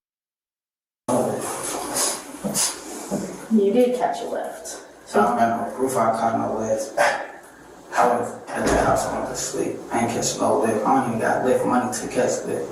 I already know what happened in this case. These motherfuckers was robbing Lyft drivers and then they killed this guy. Like, it's not that hard to figure out what's going on. Dude should definitely probably be tried as an adult depending on the severity of the case. But we're not talking about this case in particular. Wallace was just making a broad statement about the American justice system, which was a fact. Well, the plan's never to pay for it. The plan was to steal a car that's in the garage at the house where you were laying your head, or where you say you were laying your head, but you weren't, because the police were out there for like the last 6.5 hours screaming every outside, and you just said the address. Hold on, you just said the address, so you know exactly where you were. Probably because you heard it 150,000 times when the police are screaming it through a loudspeaker. Nah, that's because that's not my first time going. Okay, but you knew the police were out there for hours calling. I was asleep. You weren't asleep. You don't sleep through that. Me, Ray, and Ron was in the basement. He woke me up talking about, brother, SWAT team, police is outside. Well, why would the SWAT team be there? I don't know. That's why why would the SWAT team be there? I mean, work with us. How old are you? 15. 15. Okay. You wouldn't be the first 15-year-old to sit in that chair. no. And you wouldn't be the first 15-year-old to catch adult charges for this kind of thing, okay? You guys don't charge me for it. We're going to charge you for 2 counts of aggravated robbery and a count of aggravated murder. So if you want to say I was asleep and you want to go with that, then cool. We'll just take you across the hall and then we'll book you, and then your story doesn't get out, and then we'll go with the story that the other 4 people have told already that may or may not paint you in a pretty bad light. So this is the save Thailand's behind moment, not I don't know nothing about nothing, you ain't got nothing on me. Because you're going to go to jail this morning for 2 counts of robbery and a count of aggravated murder. Okay? That's what's going to happen. This isn't ripping cars off and stealing. Yeah, Decoy, even it definitely, you right, you hit that right on the head, brother. You ain't never lied. DK says there's no prejudice today. I find that false. I don't think it's as bad as it used to be, but we're definitely not where we should be. You know what I mean? As a country in terms of race relations. Stealing phones and all the little ticky-tack nonsense crap that you guys have been doing for the last 6 months, you're going to go to jail for murder, okay? You guys are all just tearing stuff up. You're all just acting like knuckleheads and doing all kinds of criminal nonsense. This isn't the first lift you guys have done. You've probably done 10 of them, okay? You're going to go get locked up this morning for 2 counts of aggravated robbery. You took 2 cars this morning. And the second one resulted. Do you understand? What proof do y'all got? You're in the house where the car's at first. Right, I was asleep. That don't mean I took the car. I was asleep all day. I did not know that was there. What do you think that everyone else is? What do you think everyone else has been in here and said, sitting in that chair right there? I don't know what they said. I don't know. You're right. You don't know what they said, but we know what they've said. And if you go with this, you're not helping yourself at all.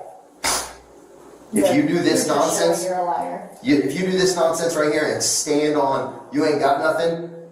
Despite Tyen's denials, detectives from the beginning are prepared for an intense confrontation. Jesse Holt, thank you for that love. Joe Coates, I definitely agree with you on that. There's no commercials for prisons, but they allow crap to like this instead spread the hate. I definitely think it's a divide and conquer. You know what I mean? Once we as a people realize we're more like the people in our tax brackets than the actual people who share our skin color, then it'll make more sense. You know, then everybody will be more on the same page. I hope that makes sense. Like if you have a Asian dude and a black dude, they make the same money, they live in the same neighborhood, they're probably going to be similar. because they do the same shit. Their money allows them to do similar type of hobbies or interactions, whatever. You know what I mean? If you have a poor white guy and a poor Mexican guy growing up in a bad neighborhood, the fact that they're different races doesn't mean that they're gonna not do the same type of delinquent shit. That's the environment they grew up in. You're more like the people in your tax bracket than the people that look like you, essentially. Suggesting they are certain about Tyen's involvement in the crime, they attempt to create psychological pressure by invoking fear and warning Tyen about the possible consequences of his actions.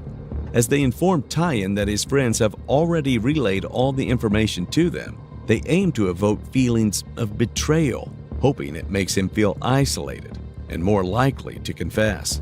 Despite their efforts, Tyen clings to his narrative. However, the detective isn't done yet. He switches strategies, determined to give Tyen a reality check he has been trying to outrun. Young man, I've been a police officer for almost twice as long as you've been on this planet, okay? You understand that? I spent a long time doing this. You're not the first 15-year-old to sit in that blue chair and lie to me, and you're not going to be the last. You did some really terrible things this morning, and stuff went sideways on the second one. And if you say, I don't know nothing about nothing, I was in there sleeping, and then somebody woke me up and said, SWAT team's out there, and you stand on that, then that's the story you get to carry until this is over. Hey, Bree, welcome to the chat, love. Okay? That story doesn't hold water, man. That story, that's a leaky bucket. And if that's what you want to carry, then that's fine. You just tell us that that's your story, and we'll lock it right in that camera right there, and that'll be it. Do you even feel bad about what happened? Do you feel bad about what happened? I just told you, ag robbery, ag murder. You know exactly what murder. Who did I murder? His name is Brandon. I don't know who Brandon is. You don't have to know somebody to kill somebody, believe it or not. So that's when I say I killed somebody? You were part of this murder scheme. I am telling you that when we come in here and we ask questions, we don't ask questions. Look at all these pages. You're not number one, bro. Okay? You can't read them out? No, I'm not gonna read anything. I don't tell you what I know. You tell me what you did. And that's how this works. Or you say I didn't do nothing, I don't know nothing about nothing, and then I use the rest of this stuff to put you in prison for a long time. This isn't going to juvie, bro. This is getting bound over to adult court and going to prison for aggravated murder. So y'all trying to send me to prison for murder? Oh, you're gonna get this. This isn't going to juvenile court, buddy. These are all going to be bind over cases. This is an aggravated murder. So y'all trying to send me? Don't ask me what we're trying to say. We're telling you were involved in 2 aggravated robberies this morning, one of which resulted in the death of.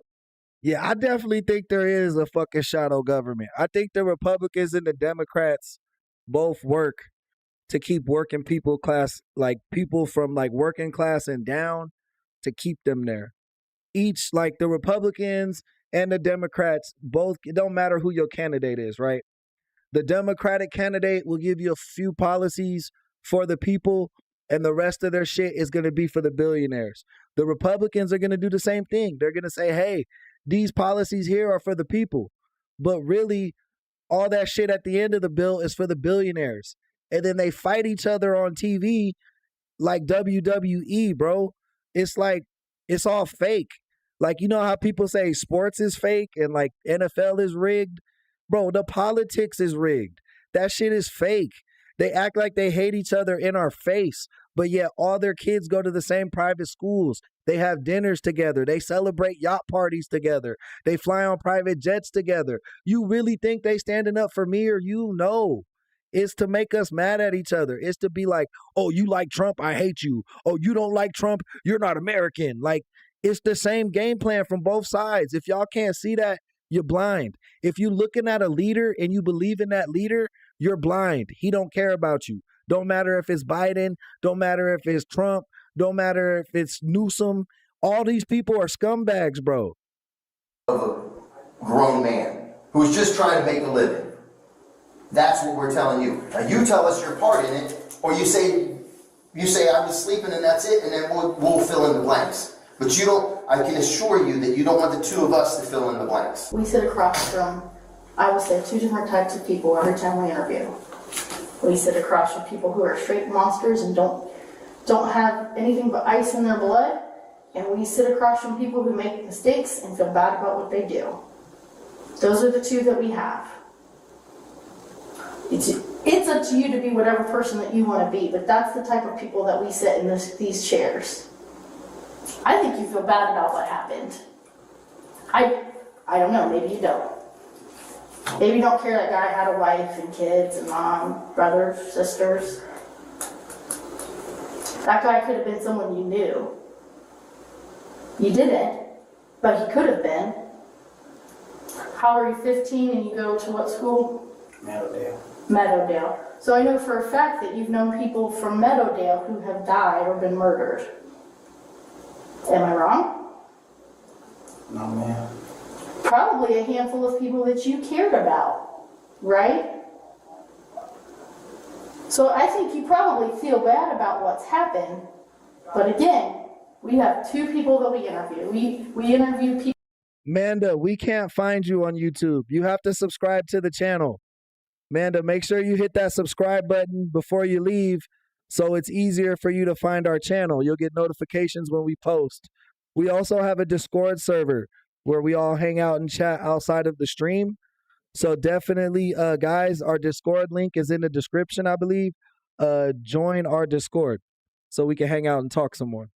People, and part of my friends who don't give a and have ice in their bones, and that's what it is. Where we interview people that actually realize they've made a mistake and they feel bad about what's happened and they feel bad about what's gone down. Tyler, we're past the, I wasn't involved, okay? That isn't even a question whether you're involved. Either 8th grade or I think 9th grade. He'd be like either the end of his 9th grade year or the beginning of his sophomore year. No, because you're sitting in that blue chair. Because they're serving a search warrant on the house right now. Because we know you were involved. Because these other 12 pages of paper say that you were involved. After you stick to some nonsense story like I was in there sleeping. If you guys both join our Discord, Eve and Manda, it'll be easy for you guys to connect with each other. I don't know if you know what Discord is, but it's like our server. We have like our own server for all our friends and family of the show. It's pretty cool. When the police were screaming through a PA for the last 7 hours, everyone came out their hands up. I know they were doing it because I was standing outside the house for an hour and a half myself while they did it. We're giving you the opportunity to be honest with us. I'm telling you that we already know that you're involved and we already know that you were there. That's not a question. This is your only chance to get your version of events. The link should be in the description. Here. Let me see if it's there. Yeah, it's here. The link is in the description of the video. Out there, whatever that version may be. This is it. Alright. Like no lines, the whole line. Second lift, I don't know about no murder or none of that. Talk about the first. We'll go one at a time. I know about the. Okay, we'll talk about the first one then. We put the lip and we turn it. Who's we? This is where we snitch on everybody in here. Everybody gets told off. The people who said that whoever. No, when you say we means I give names. I can't give no names. Okay, well that's not how this works. You can be one of 4 or you can be 1. We split the penalty 4 ways, which is the right way to do it because you didn't do it all right. So when you say we means I tell on people. Because see these 12 pages. Yeah, no, Whitney, right. Every criminal's biggest mistake is not getting a lawyer. But I'm glad they don't, because then we wouldn't be able to watch these fucking interrogation videos. I love dumb criminals who fucking talk to the police. Makes for good content. The stuff that's people saying, yeah, we did this. Who's we? Okay, and okay, and okay, and okay. Now what did the 4 of you do? We did this. I did this. He did this. They did that. There's no snitching, the no snitching thing doesn't work in this room. Awesome, Eve. I'm glad you joined Discord. A beautiful place to be. Nah, he got arms. He just doing the double. He doing like double Al Bundy. He got double Al Bundy going on, like elbow deep Al Bundy. Because no snitching gets Thailand screwed. Okay?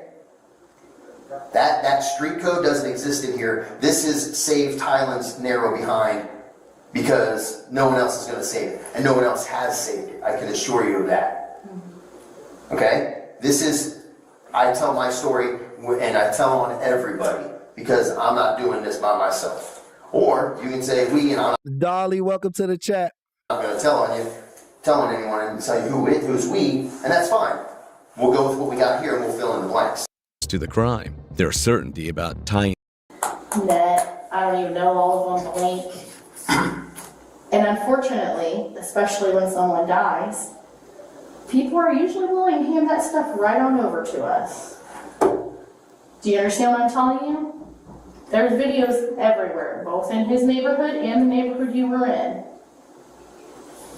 So be honest with us, because every time that you lie, and then we figure out that you're not telling the truth, because like I said earlier, we already know that you've lied to us.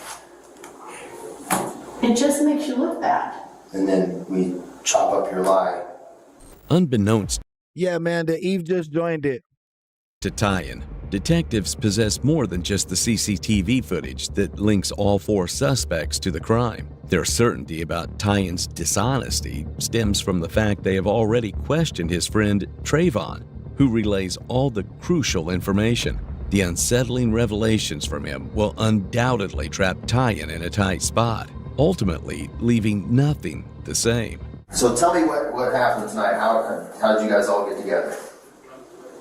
They called me. Say again? They called me and asked me to come over. Were you gonna go hit a lick? What was the plan? Find some girls. So at some point you all leave, right? And you go get an Uber. Is that fair? Were you gonna go somewhere? Okay. What was the plan? Just take your car? Well, I'm sorry for that, Cincy. I've been through a divorce before. It's tough. It gets better on the other side, I promise. To join Discord, first you'll download the app Discord. Then you'll go into our description of this video and copy the link that says HTTPS Discord, all that bullshit. Copy the Discord link, and then you'll paste it into where it says join a server inside the Discord app. And that link will bring you straight into our chat room. Okay. And we do a lot of cool stuff in there. Sometimes we do like movie nights. We do like group chats in there. We do IRL pictures. You could post the food you cook. Like there's a lot of cool little activities we all do in there to kind of get to know each other and just make sure that everybody in the community is okay. And you're telling the truth, man, and I appreciate that, okay? That's all we want. When they got there, was it a man or woman that came? A woman. Okay. Do you remember what kind of car it was? Is it the car that's in your garage? Yeah. Probably or yes? Okay. It's a Subaru.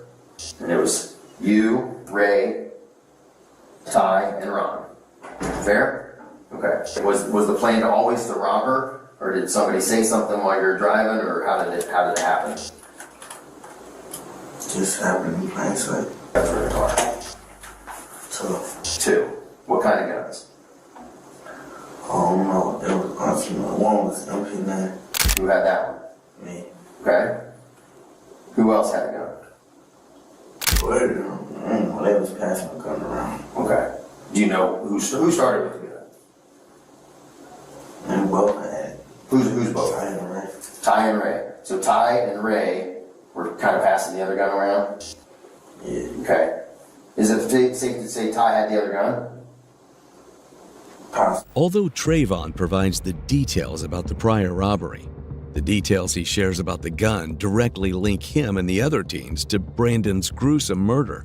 During the investigation, detectives found a 9mm handgun at his home that ultimately matched the shell casings found at the crime scene, confirming it as the murder weapon. With the mounting evidence against Tyan, detectives are left with one question.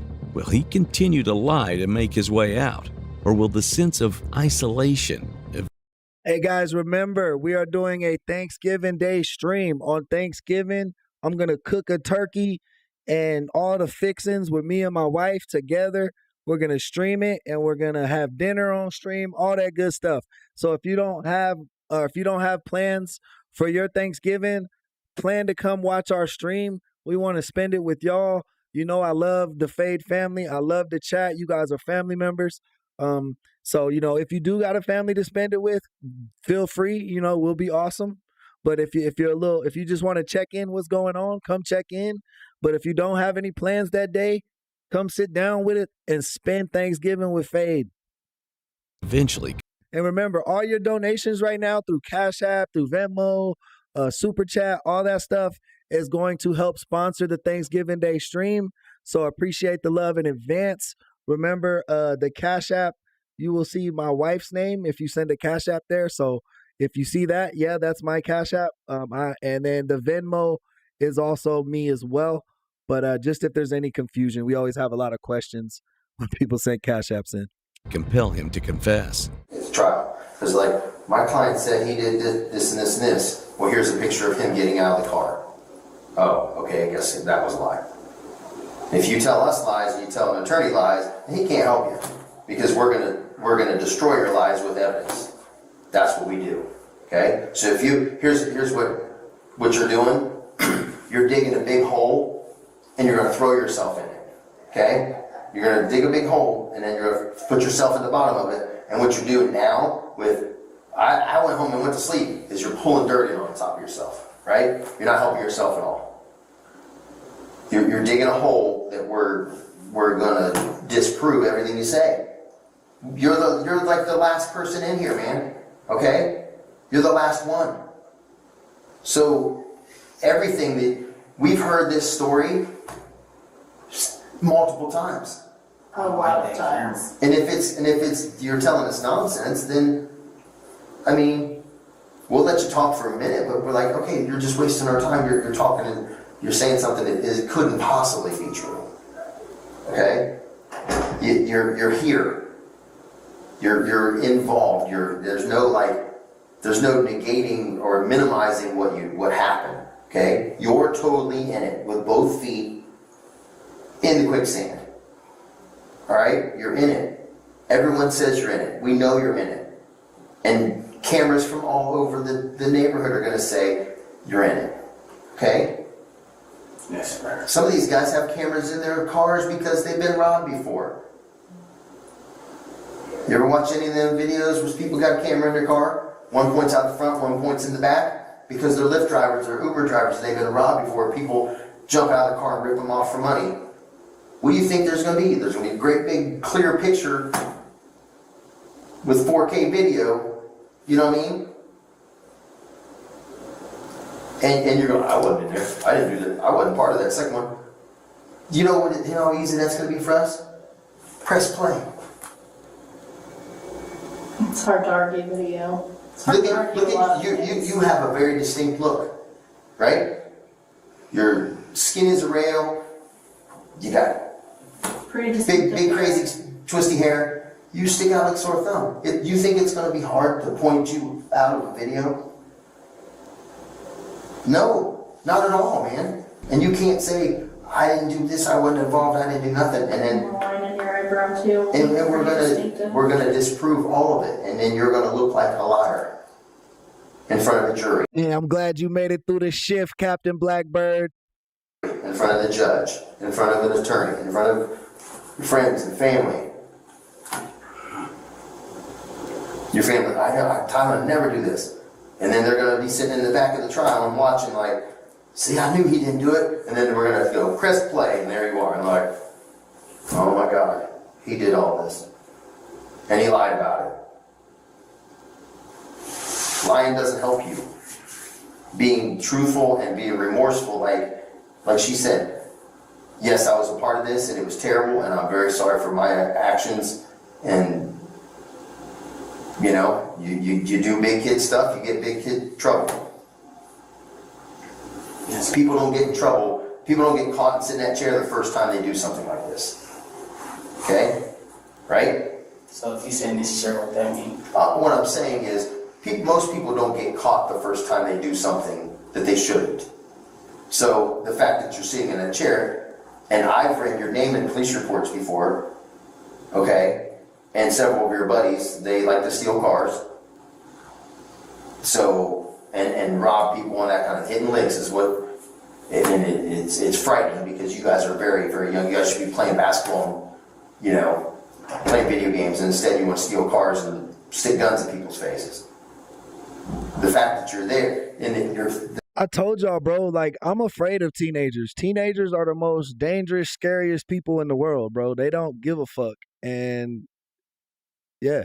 The fact that you're even here, you probably didn't get caught the first time you did something illegal, is my point.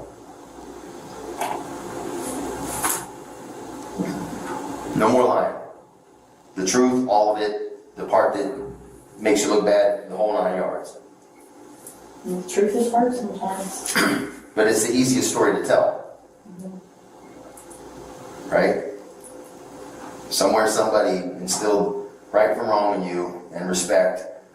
Listen to that person, not the street person in your ear saying, yeah, you got the app, but you're not in our server yet. You see the link in the description of the video? Here, I'll post it for you.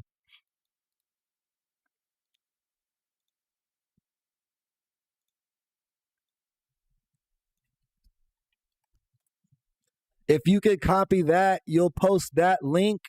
It's in the description of the video, but that link that I just put in the chat, on the Discord app, you'll hit the plus sign that says join a server, and then you'll plug that link in, and it'll bring you to our server.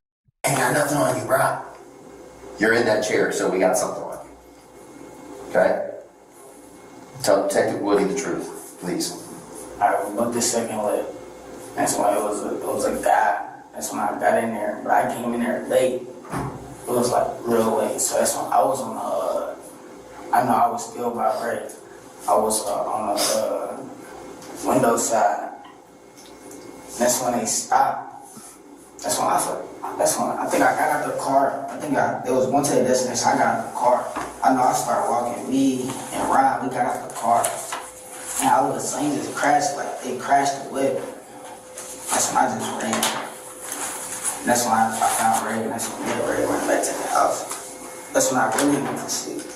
Who did you say got out of the car? Me and Ryan. And then that's when I ran, because when I saw the car crash, I just ran. And that's when me and Ray ended up finding each other. That's when we went to the house. That's why I don't know nothing about no murder, any of that what y'all talking about. Who had the gun? I don't know who had gun. That's what I'm trying to tell you. I don't know who had gun. I don't know nothing about no murder. And I'm sorry. So you're saying Terrion or Ron and you went to the window or got out of the car? I mean. Yeah, I just got out the car. That's when I told Ryan to get out with me because I don't know my way around the bed. I just ran when he crashed the whip. That's when I ended up finding Ray, and that's when it took us like 2 minutes to get back to the house because we all know I were at my bed. Yeah, just type hi in the main chat. Okay, I see you. I just responded to it. I'm guessing you thought it was going to be easier than that because it sounds like you tried to pull him out of the car.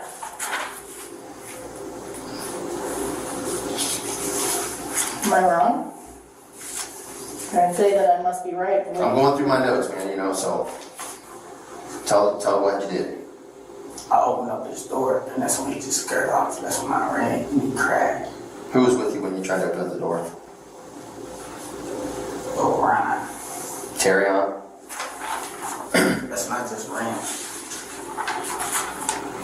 So who had the gun that time? I don't know. That's what I'm trying to tell you. I don't know who had a gun. I don't know who shot that gun. I don't know who got murdered. I don't know who murdered somebody. So I'm trying to tell you, I don't even know why I'm in here trying to get charged for murder.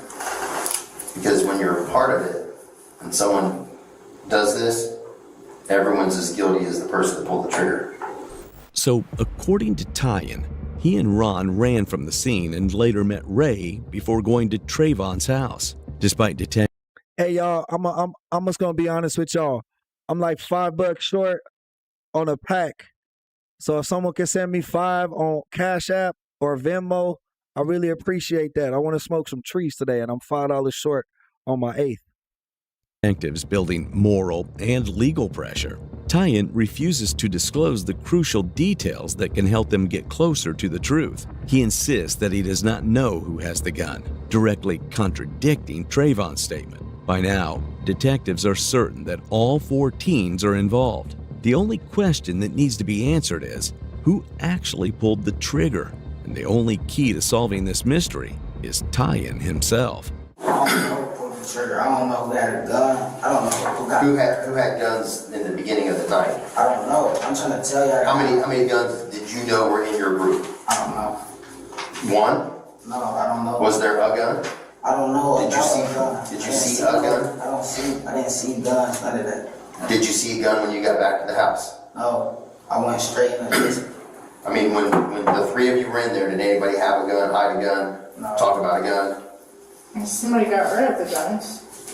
I don't know nothing about a gun. I don't know who had a gun. I don't know who shot somebody. I just know. As soon as I went back to Bro, I feel like he been saying this same thing for like the last 5 minutes. Holy shit. Can't try to see y'all there. Do you feel bad about what happened? Yeah, I didn't know he got murdered. What did you think happened when he crashed? He got out. Did you see him get out? I told you I ran. I just ran. What would make you run? If he took off, then why would you run away? Because he scared off in the car. I don't know what he was on, so I just ran. My guess is you probably heard the shots, and that's why you ran off. Oh, I didn't hear no shot. That's what I'm trying to tell you. As soon as I tried to open up the door, he scared off. I ran. That's all I know. Where did you run to?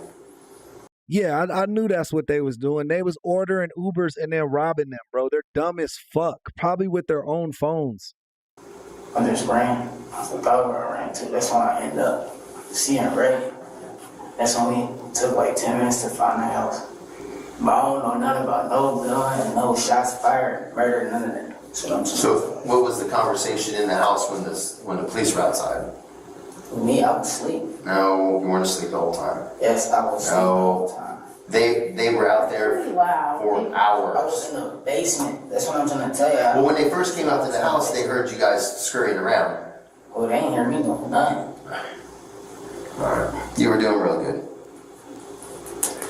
You can't be asleep in a house for 7 hours while they're in a loudspeaker screaming, "Dave, police!" Everyone come out with their hands up over and over, and then they hit the siren. That's nonsense. People from 5 streets away know that we're there. We actually usually get complaints from people 5 streets away. Like, tell those people to... No, he was sleeping in the basement. He was sleeping in the basement. Hey, man, thank you for the love, man.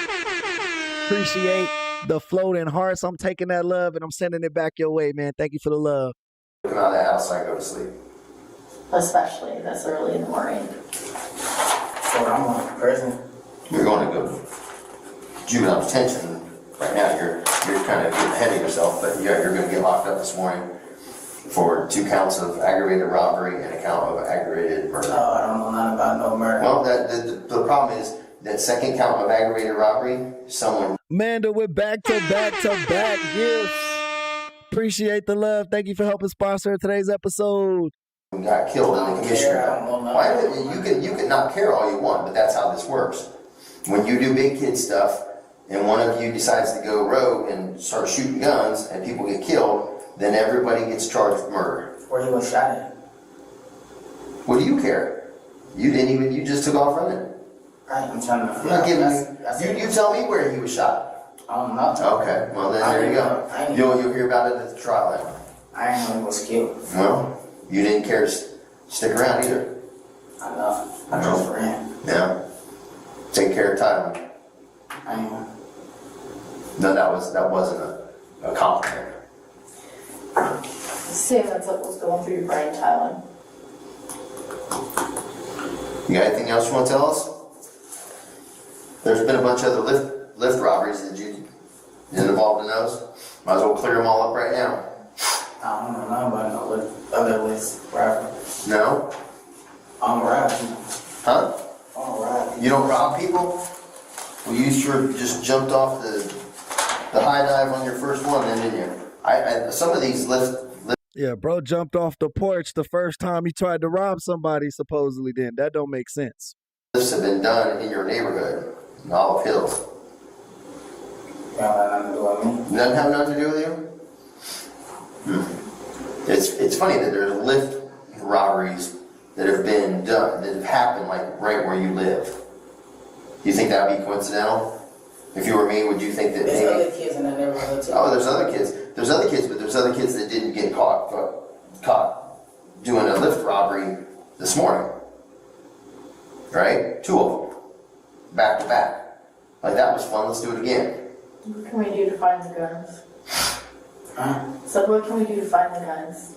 That happens. Believing his silence will save him. And then, No, I think we're good. I think we got what we're going to get.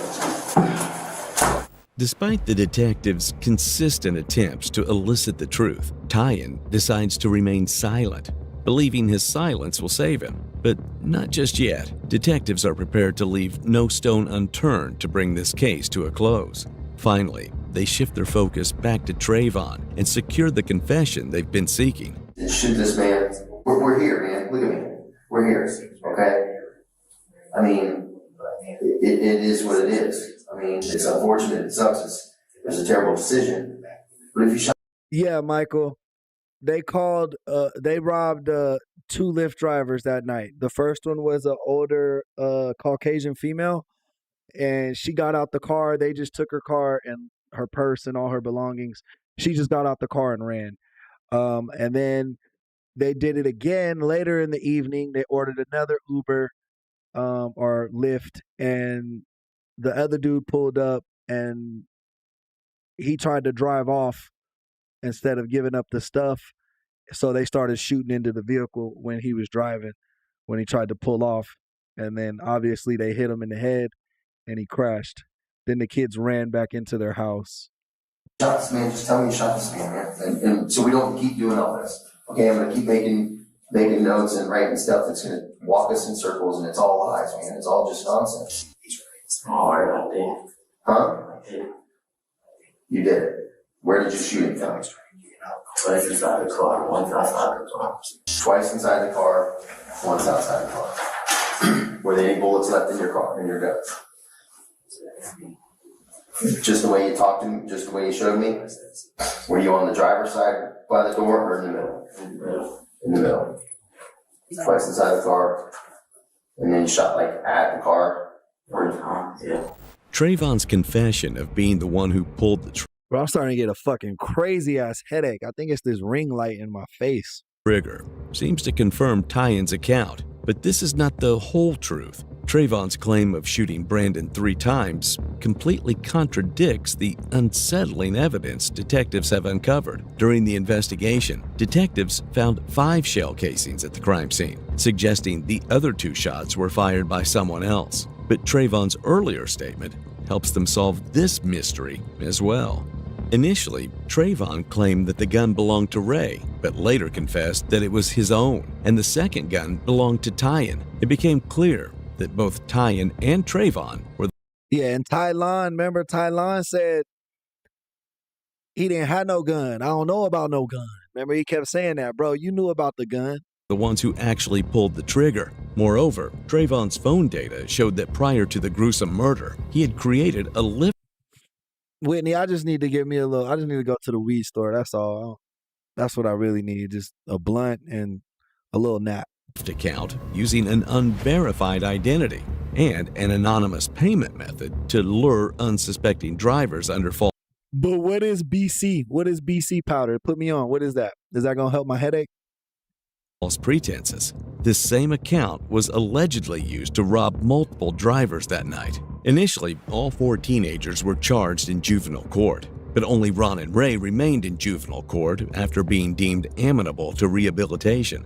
However, later that year, both DeTrayvon Mitchell and Tyan Peaks had their cases transferred to adult court. In June of 2024, Trayvon was convicted on 1 count of murder and 1 count of aggravated robbery, resulting in a 25-year prison sentence. In July, Tyan Amir Peaks ultimately met the same fate and was officially sentenced to 27 years to life in prison. So them other kids, they were probably younger than those two, and they weren't the shooters, where those two were the shooters. So that's why the non-shooters got to keep their case in juvenile court, and then they move the shooters' case to adult court.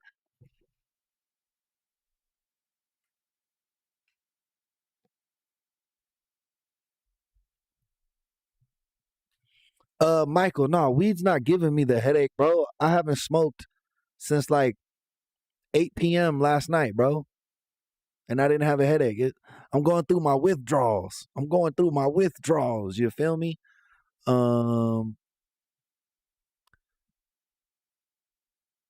He said, Whitney says, I felt that in my soul. It's aspirin powder with caffeine. It's a lifesaver for real. I need to try that out. Maybe that will help the headache.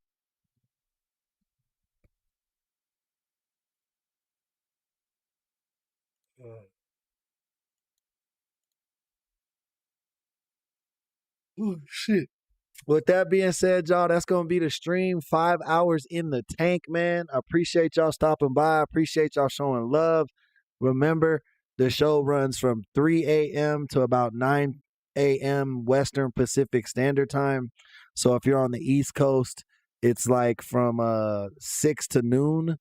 You know what I mean? In the States, international gang, I'm not sure what that would be for y'all. But why would I kick you off, Christopher? Welcome to the chat. Melissa, welcome to the chat. Amanda, how's it going? Welcome to the chat. But that was today's stream. If you guys missed it, you can watch the replay. We got plenty of content on the channel, man. Like I said, we the Netflix of true crime. Don't nobody have more true crime content on their channel than us. I promise you that. We work the hardest. We the hardest working streamer in the game, man. So I hope you guys appreciate that, because y'all the best chat, best community in all of YouTube, all of social media. So appreciate the love, guys. I'm going to do what I got to do, get my day started. Appreciate y'all. Love y'all. Peace and love. See you on the next show. And let's hit them with that outro music.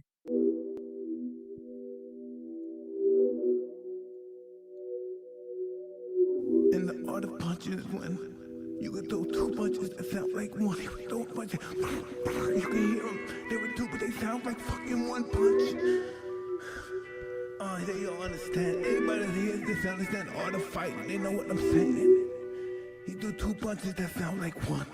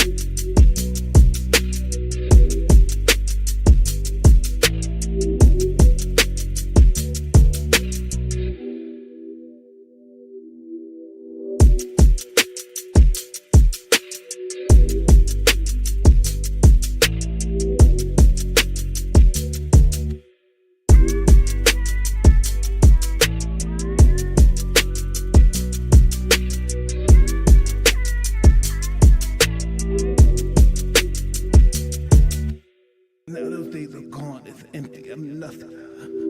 I'm working working on being the art of humbleness. Can you be with me? That's the reason why I'm crying, because I'm not that person no more. And I miss him. Because sometimes I feel like a bitch. Because I don't want that person to come out, because if he comes out, hell is coming with him. And it's not funny at all.